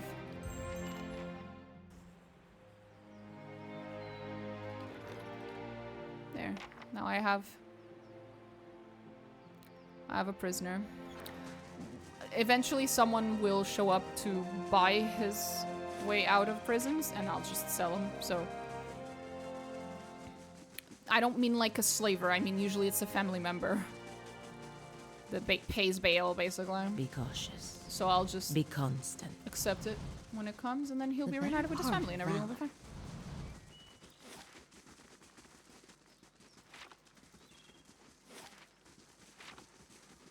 Okay, that's this side. Now, Sagani's quest is somewhere on that side, if I recall correctly. So let's go.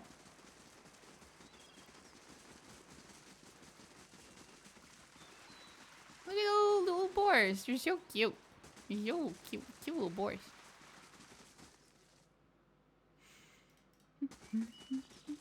Keeping an eye out. Tracks long and shallow head east. There's sparkle. Oh, this is still the same stuff. Ah! Lol. I shall end this. Huh. My mind feels sharp as steel. Is that so?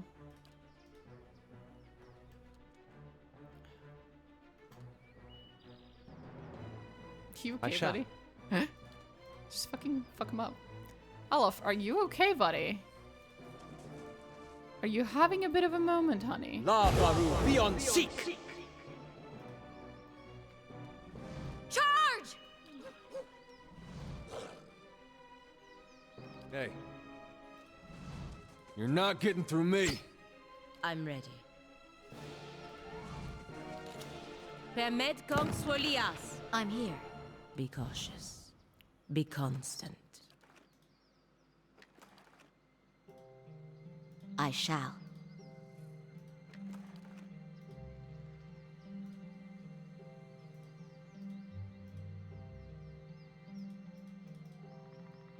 I guess this is where they were attacked earlier? Let's see what we've found. Almost unreadable.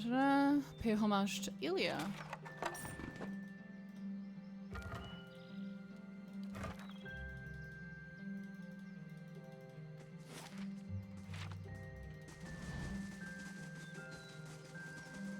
Slow and silent. Okay, now we have to go to the middle, I guess.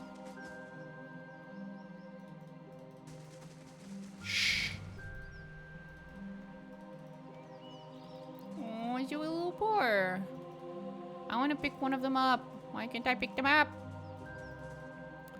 Leather pack, its belongings wash down the current of the river, gleams like a wet rock.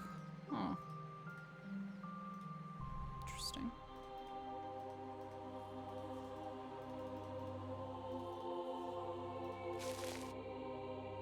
Yes? Ah!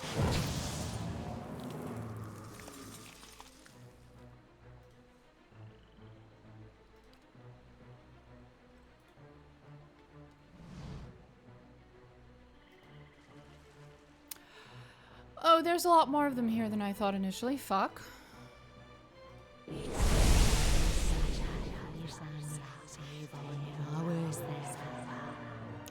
Piercing damage immune. Lovely.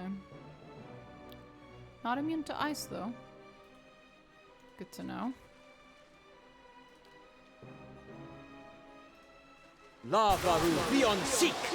Clearly not.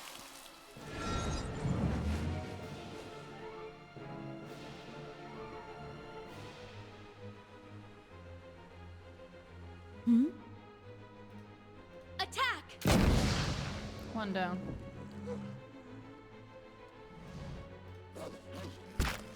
Fuck him up, Itumak. You're not getting through me. Cute little patootie. I'm ready. The Arches Vox con Verano.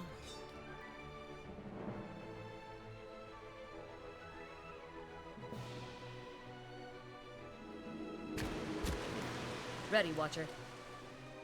Oh, Jesus. After him, Itumak.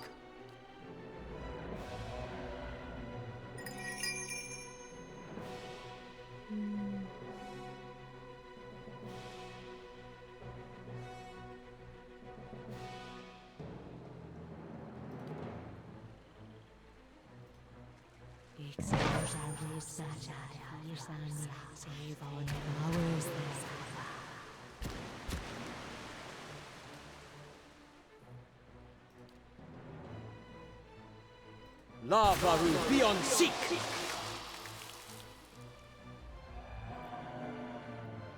You missed. I wish you no harm. Hey, Yeah. That was a lie. yes?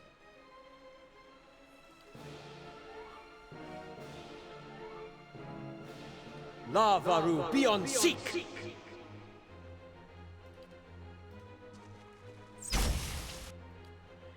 That's it! Oh. I didn't think Minoleta's bullshit was piercing damage. Thought it was crushing. Yes? Attack!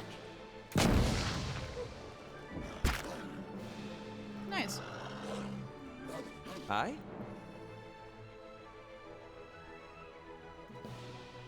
Lavaru beyond seek! Just For one the more. Republics. There we go.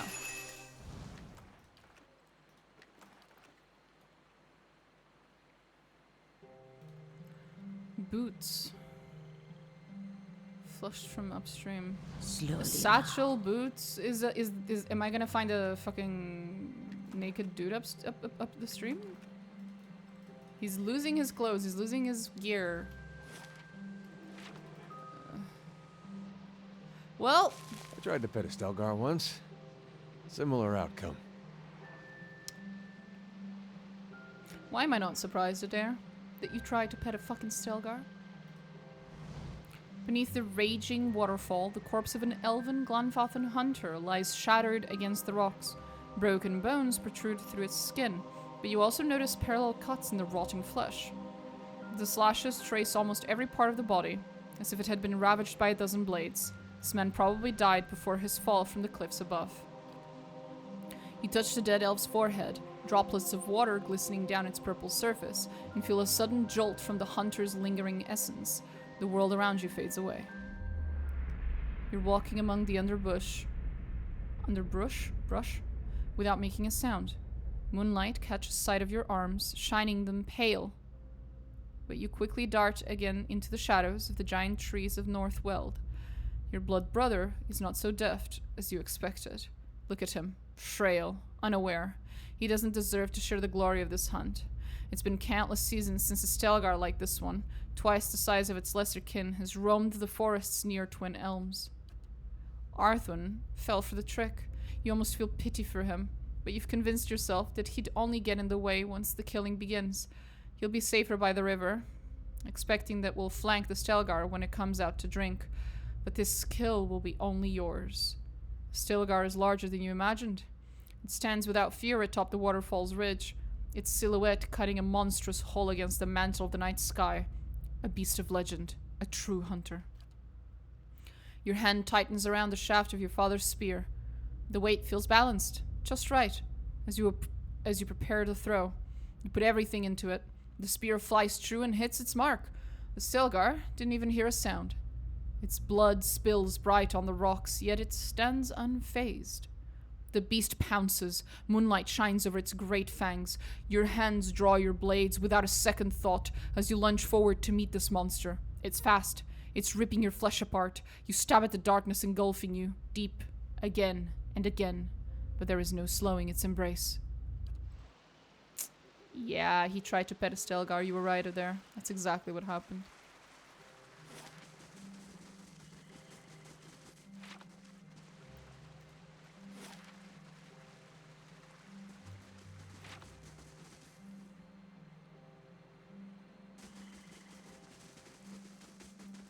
I shall be discreet.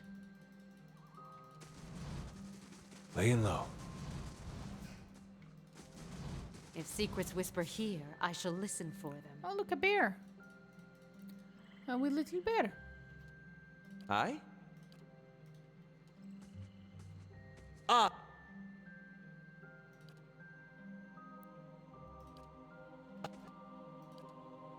Ah! I shall end this. My mind feels sharp as steel. Shh. Rip the bear. Eyes open.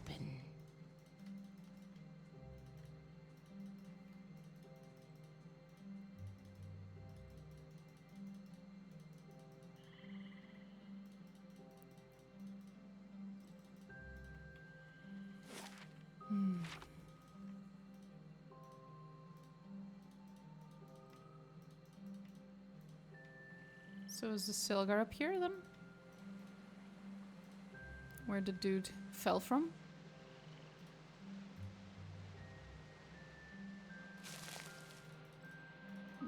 Not here.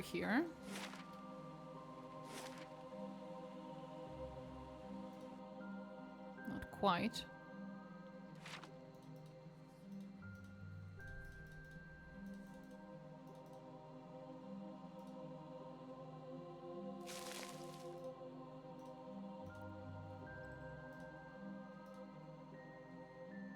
And there they are. This is gonna be complicated.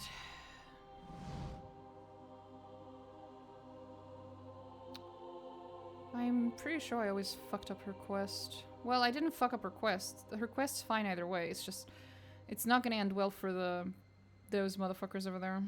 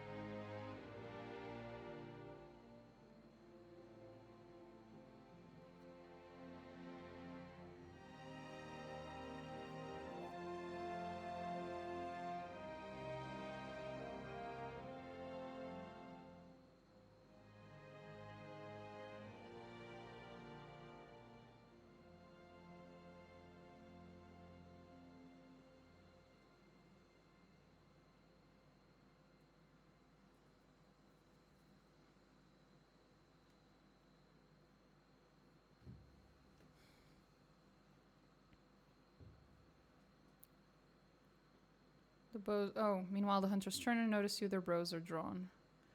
Take it easy. We're looking for someone. What business does an Estremor have with the Fangs? Absolutely none. We have no business with them. We don't. I didn't even know you were here.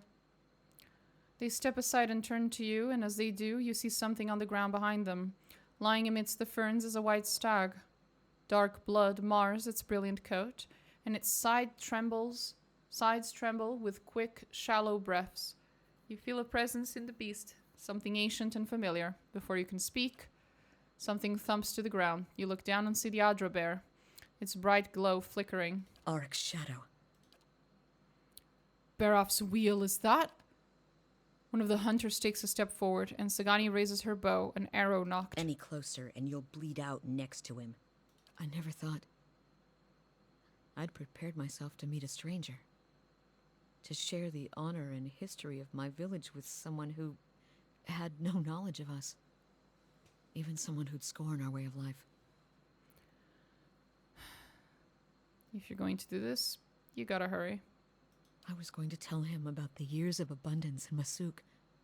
How his granddaughters have hunted caribou, and his grandsons made our walls strong. But he'll be gone in minutes.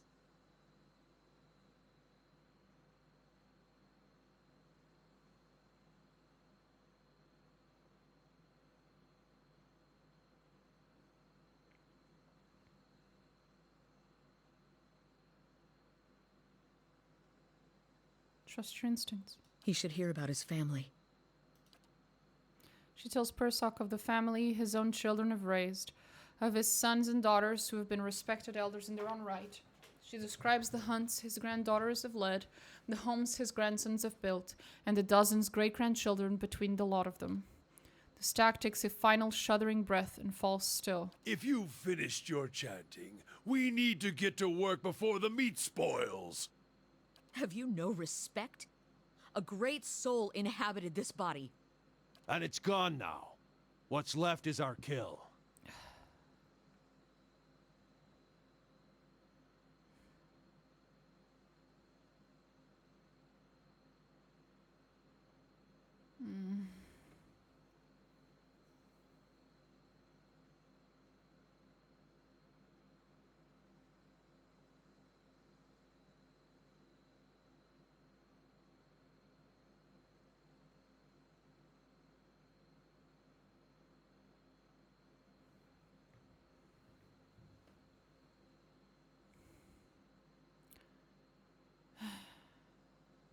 I do believe you owe Sagani an apology.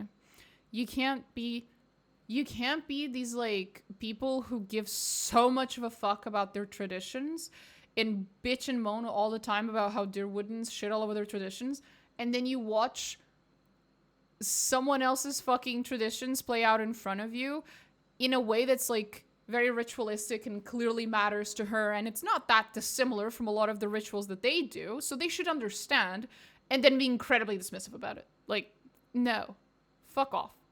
I want nothing from the tongues of these carrion eaters. Coming from people who revere stones and long-dead Audra. Oh, boy. Sagani, that wasn't smart either. She slanders the builders. No, fuck off.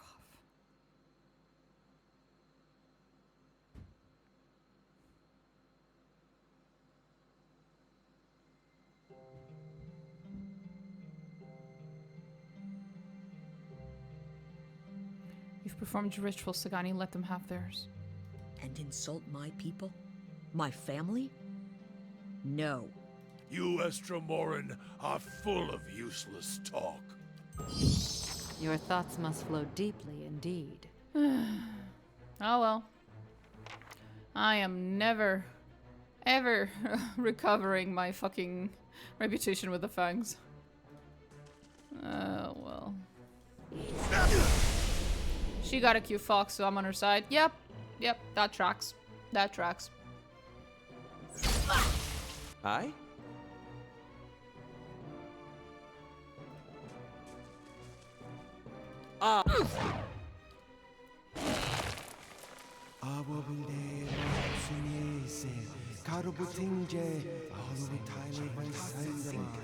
Right, buddy. Are you done?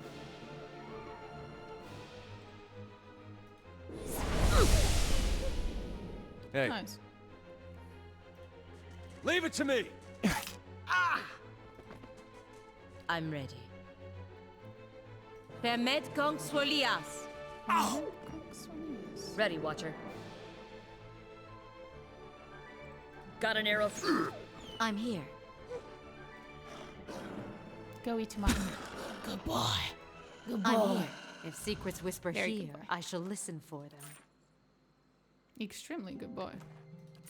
I shall.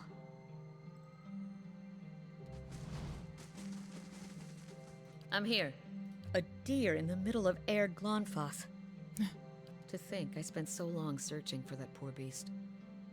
Whatever Persak becomes next, I doubt he'll remember any of this. And yet those 5 minutes with him, were more than I've spent with my family in 5 years. Sounds like you have a new perspective. Good to have something useful to take away after these 5 years. I'm sure Masuk will talk about my Tarnak Elitsak for years to come. And by the time I've had my fill of blubber and fermented milk, I'll tire of telling the story. But that's what it'll be to the rest of Masuk. A story. And I'll just be a figure in it. It's Kalu, Yakona, Najuo, and Malak who know me as more. What about you, Watcher? Do you know why you're searching for Theos?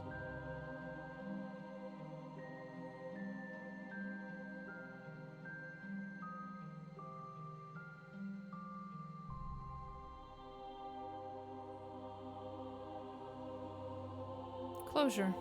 I truly hope it does. Anyway, Theos isn't getting any closer. I suppose we'd best keep after him.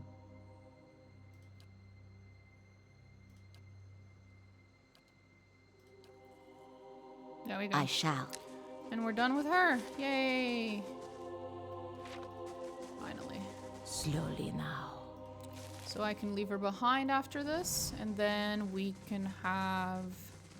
I can either have Durance again, just because his opinions on all things God-related are fucking hilarious. So, Act 3 is probably one of the few acts where having Durance around is genuinely delightful.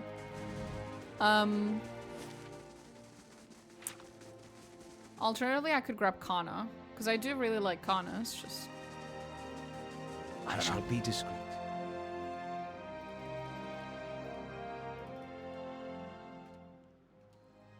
Aye? Indeed.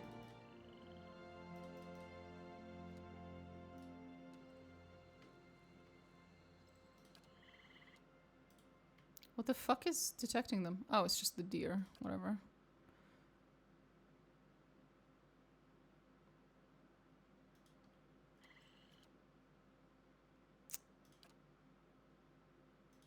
Ah! I wish you no harm. Aye? Lies.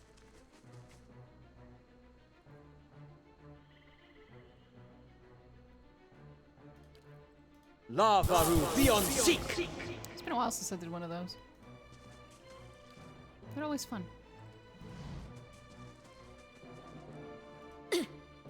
Charge!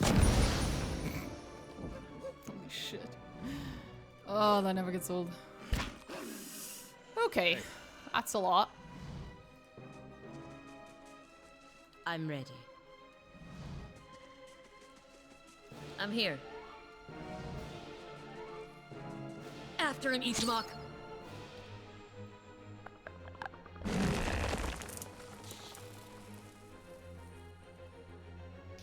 They're going for Itumak. Hey.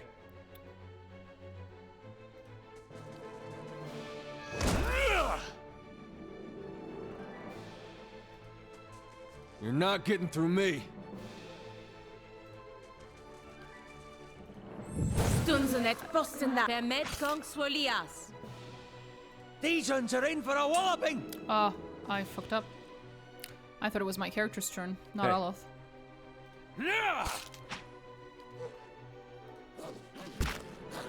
Ready, Watcher. Got an arrow for this one.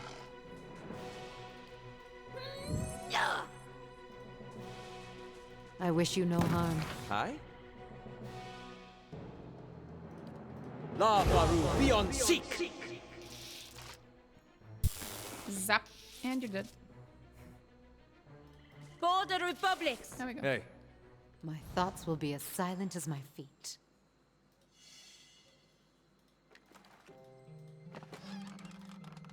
Blunderbuss.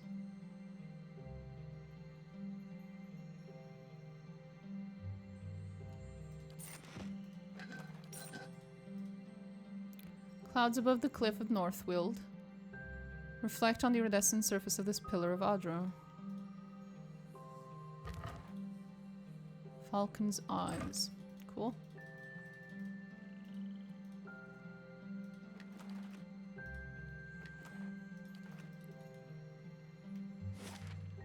The nest.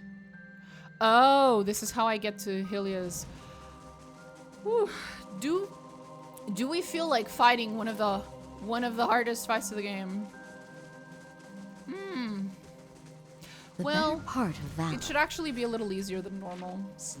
Because I didn't, I specifically did not ask for Act 3 to be scaled to my level, so it's a little easier. Because I've had enough. I've had enough difficulty, thank you. I'm on the trail. Oh, there's the... Uh-oh. Yes?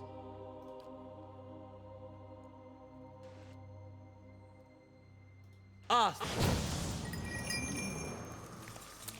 Stopped moving. Indeed.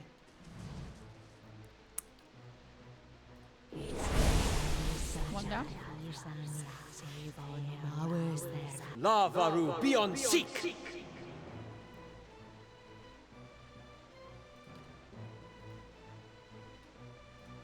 Take worth and wrath!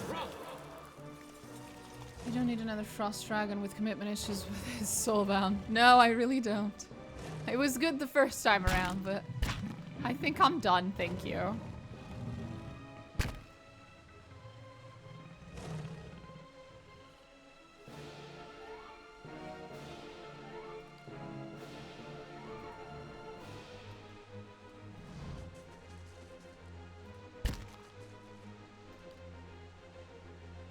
Well, we might as well aim for absolutely everyone in my team. I'm so sorry, Olaf. Holy shit. Hey. That dealt a lot, almost no damage to anyone else, but to him? Holy fuck, bro. That hurt. I'm sorry, boy. Not mean. Well, I did mean to hit, I just didn't think it'd deal so much damage. I'm ready. Stones for the Republic.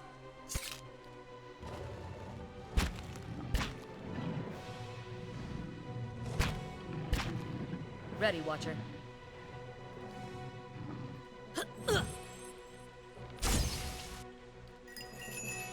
I shall end this. Should be enough to kill it. Hey. Holy shit, Itumak, that was powerful. That was a powerful bite. How may I help? Itumak is OP as shit. Lavaru, be on seek! Onward! So is my fucking shoddy. Yes. Nice. Over a ground hardened by dry blood and stomped leaves, the corpse of a giant Stelgar crawls with flies. Its flesh has been pierced and cut, as if stabbed by spears and slashed by swords. You touch the dead Stelgar's flank. A cloud of flies stirs into the air, and suddenly you feel the creature's remaining essence. The world around fades away. The pack rests. Rocks shelter the young full bellies. You turn away and look beyond the trees. The moon breaks over their swaying canopy. A scent in the air stirs, a tingling in your mouth. You slide into the shadows, the taste of hunt filling your nostrils. Light shines on the stones by the water that falls. Prey down below, two-legged, hair like dry grass. It moves near the water that flows. Thin legs, slow, noisy, and aware. It holds a sharp stick. Two-legged hunter, weak hunter, prey. Closer, prey. Bright moon, prey. Into the dark. Pain! Pain on your side. A sharp stick pokes out of your flank. You roar and shake it. It snaps, breaking on the stones. Wet stones, your blood. Leaves rustle. You look. Another two-legged. Another hunter. Thick legs, silent steps, striped face. Strong hunter. Enemy. You leap, aiming at its neck. It moves fast. Your claws find flesh, ripping it deep, ripping it down. Wet leaves, two-legged blood. It howls. It fights back. Long claws cut through the air. They slash at your flesh. More pain, sharp pain. Your strike strikes. You strike, it strikes. Hot blood on your claws. Hot cuts on your chest. The world goes red. Your strength fails. You can't breathe. The two-legged hunter looks down. Wet ground. Our blood. Sharp stick above its head. Bright moon above its head. Strong hunter. The world goes dark. Yes? I am glad y'all enjoyed the exchange. I shall. I'll take a look. I shall be discreet. Keeping an eye out.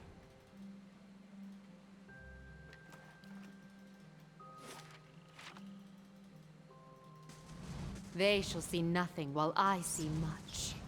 I'm on the trail. Okay, that's everything except the cave, so let's go to the cave. And once we're done with the cave, since we're here, we might as well do Helios' quest. We'll go to the nest. Well, no, I have to talk to her peeps first before going to the nest. Her priests. They are back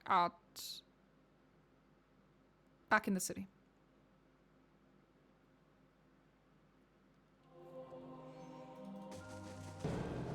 Your thoughts must flow deeply indeed.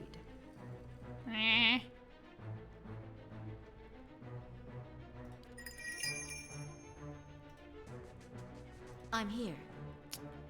Well...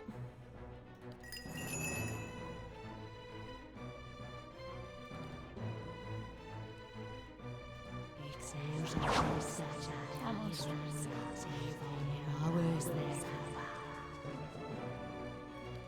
Ah, and were then wrath!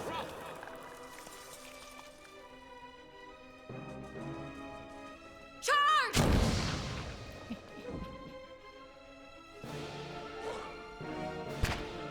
Nice. Good job, Itumak. Good boy, good boy. Hey. Leave it to me! I'm ready. Stunzenet postendago bazzo. Got an arrow for this one. I shall end this. You're not getting through me. I'm ready. Permet consuelias. Lavaru beyond seek! There we go.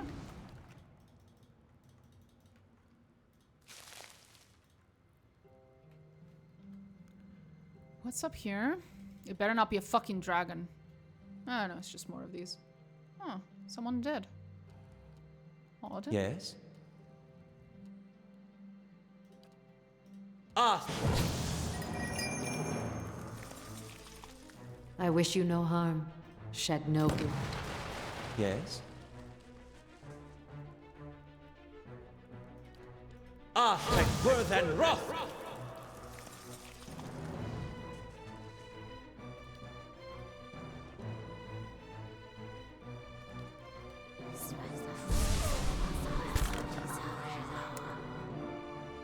Fuck.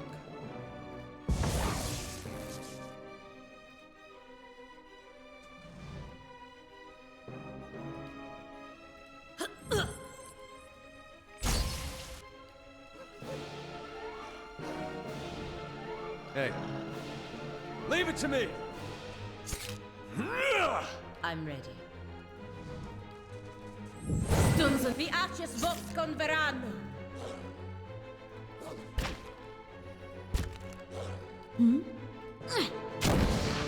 Fuck out of the way.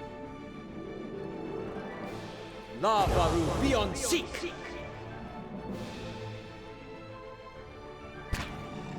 Ready, Watcher.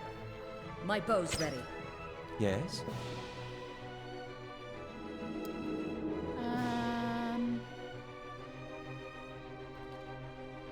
Ah, and were then wrath!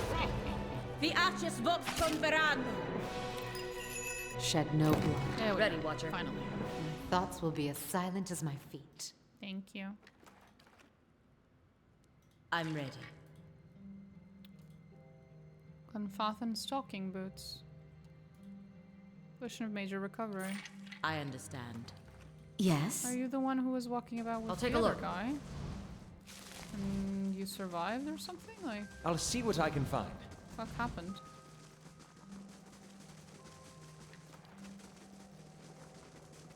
No, I'm sure there's an explanation. Now, can I just go to the dragon or do I have to talk to the priests first?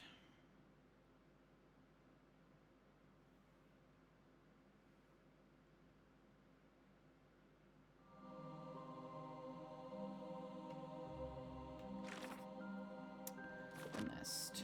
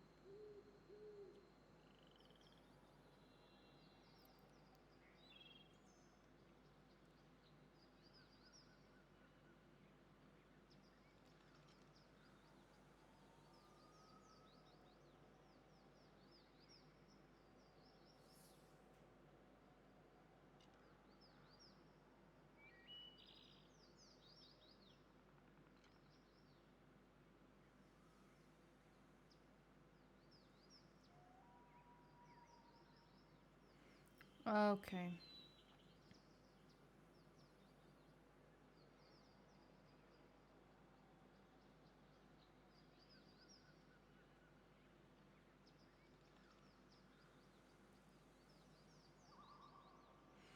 Well.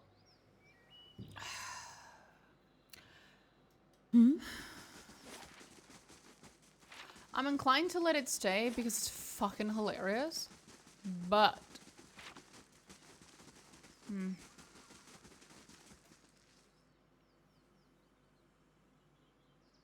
It will piss off a lot of people. Use Hammond's to clear the way, push the boulder out of the fucking way.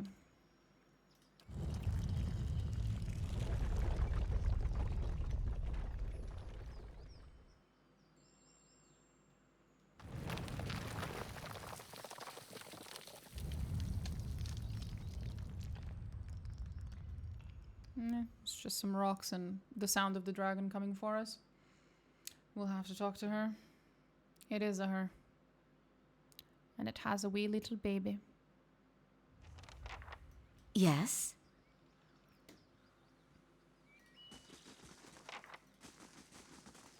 Easy now.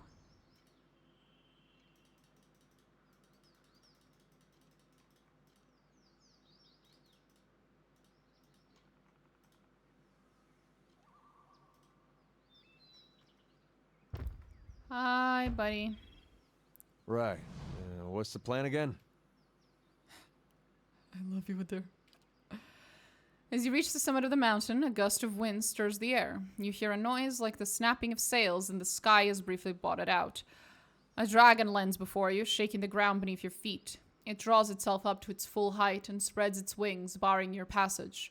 Its neck, its back, and the ridge of its spine are covered with magnificent plumage. That dragon looks fabulous. I know. She does.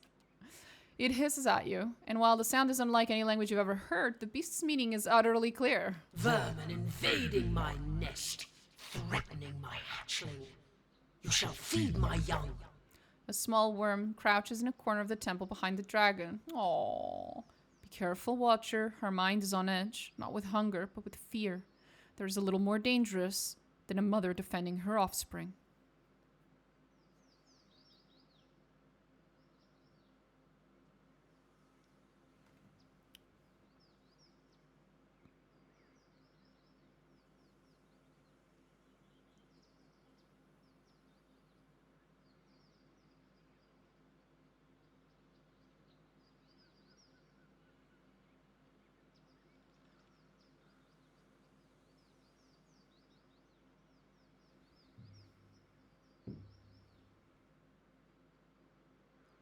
You have young here? I will protect my last hatchling to the death!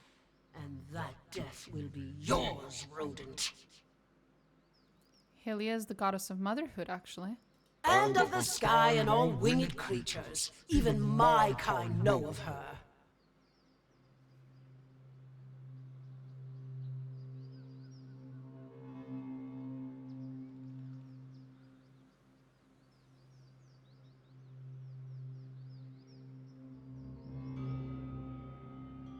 Is that why you came here? I came to care for my remaining hatchling. My kind requires territory. Few places are safe for our young. This is a lesson that cost me the rest of my brood. Dragon runs a forked tongue over teeth the size of short swords. A chunk of flesh is lodged between two of its cuspids.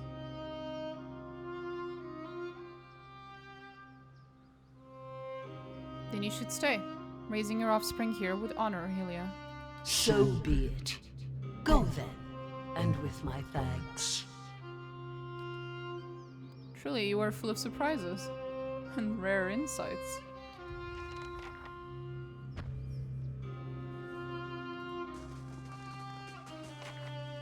Hi, little one. Secrets whisper he. Yes, you I are. shall listen for them.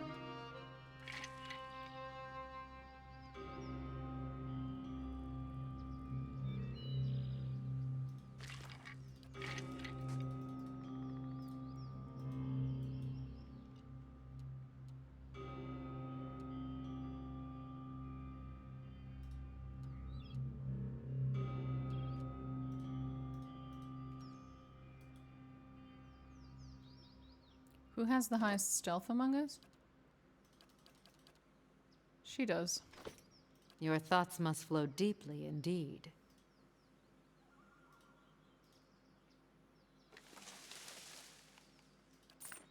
She did it! Nice! Of course. We stole everything. Yay! Be constant.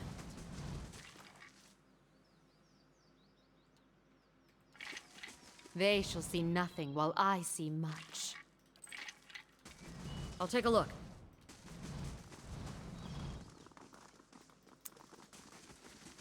Yeah, she might have murdered a lot of people to get here. But she has a cute little baby. We can't blame her. It's a cute little baby. Bye, Miss Sky Dragon. I got everything I wanted anyway, so who cares? Please continue to terrorize everyone here. They're fucking annoying. They shall see deserve nothing it. while I see much. Shh. And with here, I mean the entirety of the Durwood, by the way. Just terrorize absolutely fucking everyone.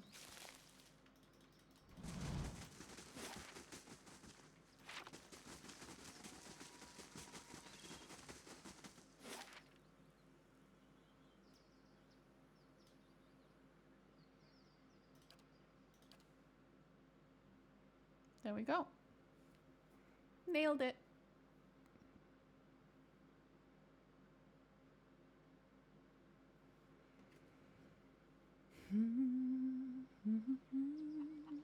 But if your dukes ordered you to return home... The safety of the Republics is being decided here. If I do what needs to be done, there'll be time enough to beg forgiveness when the dust settles. You must do what you feel is best. I understand. Yes?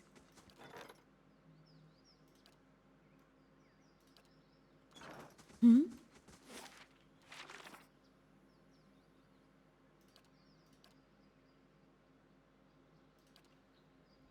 Okay, that one's done. I shall.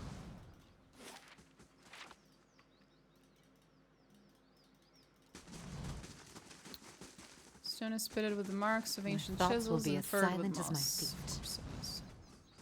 Solid iron bars block a dark passage. They don't budge, and there doesn't appear to be any mechanism for raising them from the outside. We can't stay down here. Slowly Someone now. must go to the nest eventually. Right. Two wood elves, a man and a woman, wear colorful robes embroidered with a matching emblem, a winged egg. Apart from their clothing, they couldn't be more different. She folds her arms and continuously scowls at the broken walls around them. He, on the other hand, mutters prayers, his shade-dappled face as tranquil as a cloudless sky. Just how are we supposed to worship the Sky Mother from among the weeds, hmm? This is a disgrace. Calm yourself. We should be grateful that she protected us from the winged terror. Besides, even here we have a visitor. I would like to know more about, Hylia. Why, she's the goddess of song, art, the sky, and maternity. She's gentle and brilliant, speaking to her followers in dreams, inspiration, and birdsong. It is said that she wears a cloak adorned with a feather from every bird known to kith or wilder, and that she manifests in the flocks themselves. Aye, and in the screams of childbearing, which I can assure you is not so beauteous a thing. And this is true, which is why midwives are widely considered clergy of Hylia, as are many artists and poets. In any case, those of us who follow her feel closest to her splendor in a place where we might share light, song, and a view of the blessed sky. Language is also secret to our goddess. Something else you wish to speak of? This is the Temple of Hylia? You hear this, Wag? Relax, Anuin. I'm sure she meant nothing by it. Forgive my consort. She's been rather excitable of late. This is not, as you seem to recognize, our actual temple. It's merely a shrine we've set up after this business with the dragon. We saw you go up the mountain. Well, what happened? Oh boy. She means to say that we're both very relieved to see you're safe. Yes, of course, that too. I decided to let the dragon and its young stay in the nest. Are you insane? There's no telling how many kith those monsters will kill. How could you let them live? If the Queen of Birds saw fit to conceive such a creature in her own skies, then who are we to destroy it? This is not the outcome I have prayed for, but perhaps it is Hylia's will nonetheless. Perhaps speaking to her at Terevron will illuminate the matter. What will you do now? We'll continue to worship Helia as we always have. As much as we treasured the nest as a legacy of the builders, it was only a place. We still have the sky above us, as much now as ever. And who knows, perhaps we shall reach even more of her devotees from here. You're so busy. Don't mind her. The Queen of Birds can be worshipped anywhere there's a view of the sky. How may we help? She's so pissed at me. Of course. Hilarious. Laying low. I shall be discreet. Slow and silent.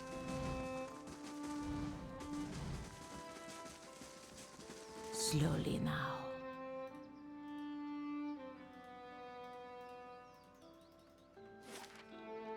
Okay, we've been there, we've been there, we've been there, we've been there, we've been there. That's Noonfrost, that's the Burial Isle.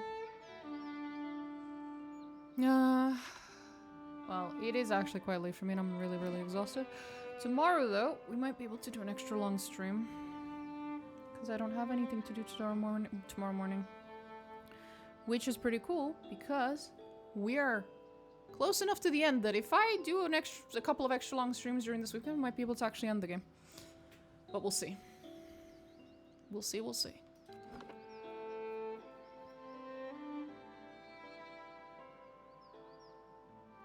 I'm trying to think of what we still have left to do, and it's really not that much. Anyway, see you guys tomorrow. Feels surprisingly long. I know. But I love it for it. Bye. Good night.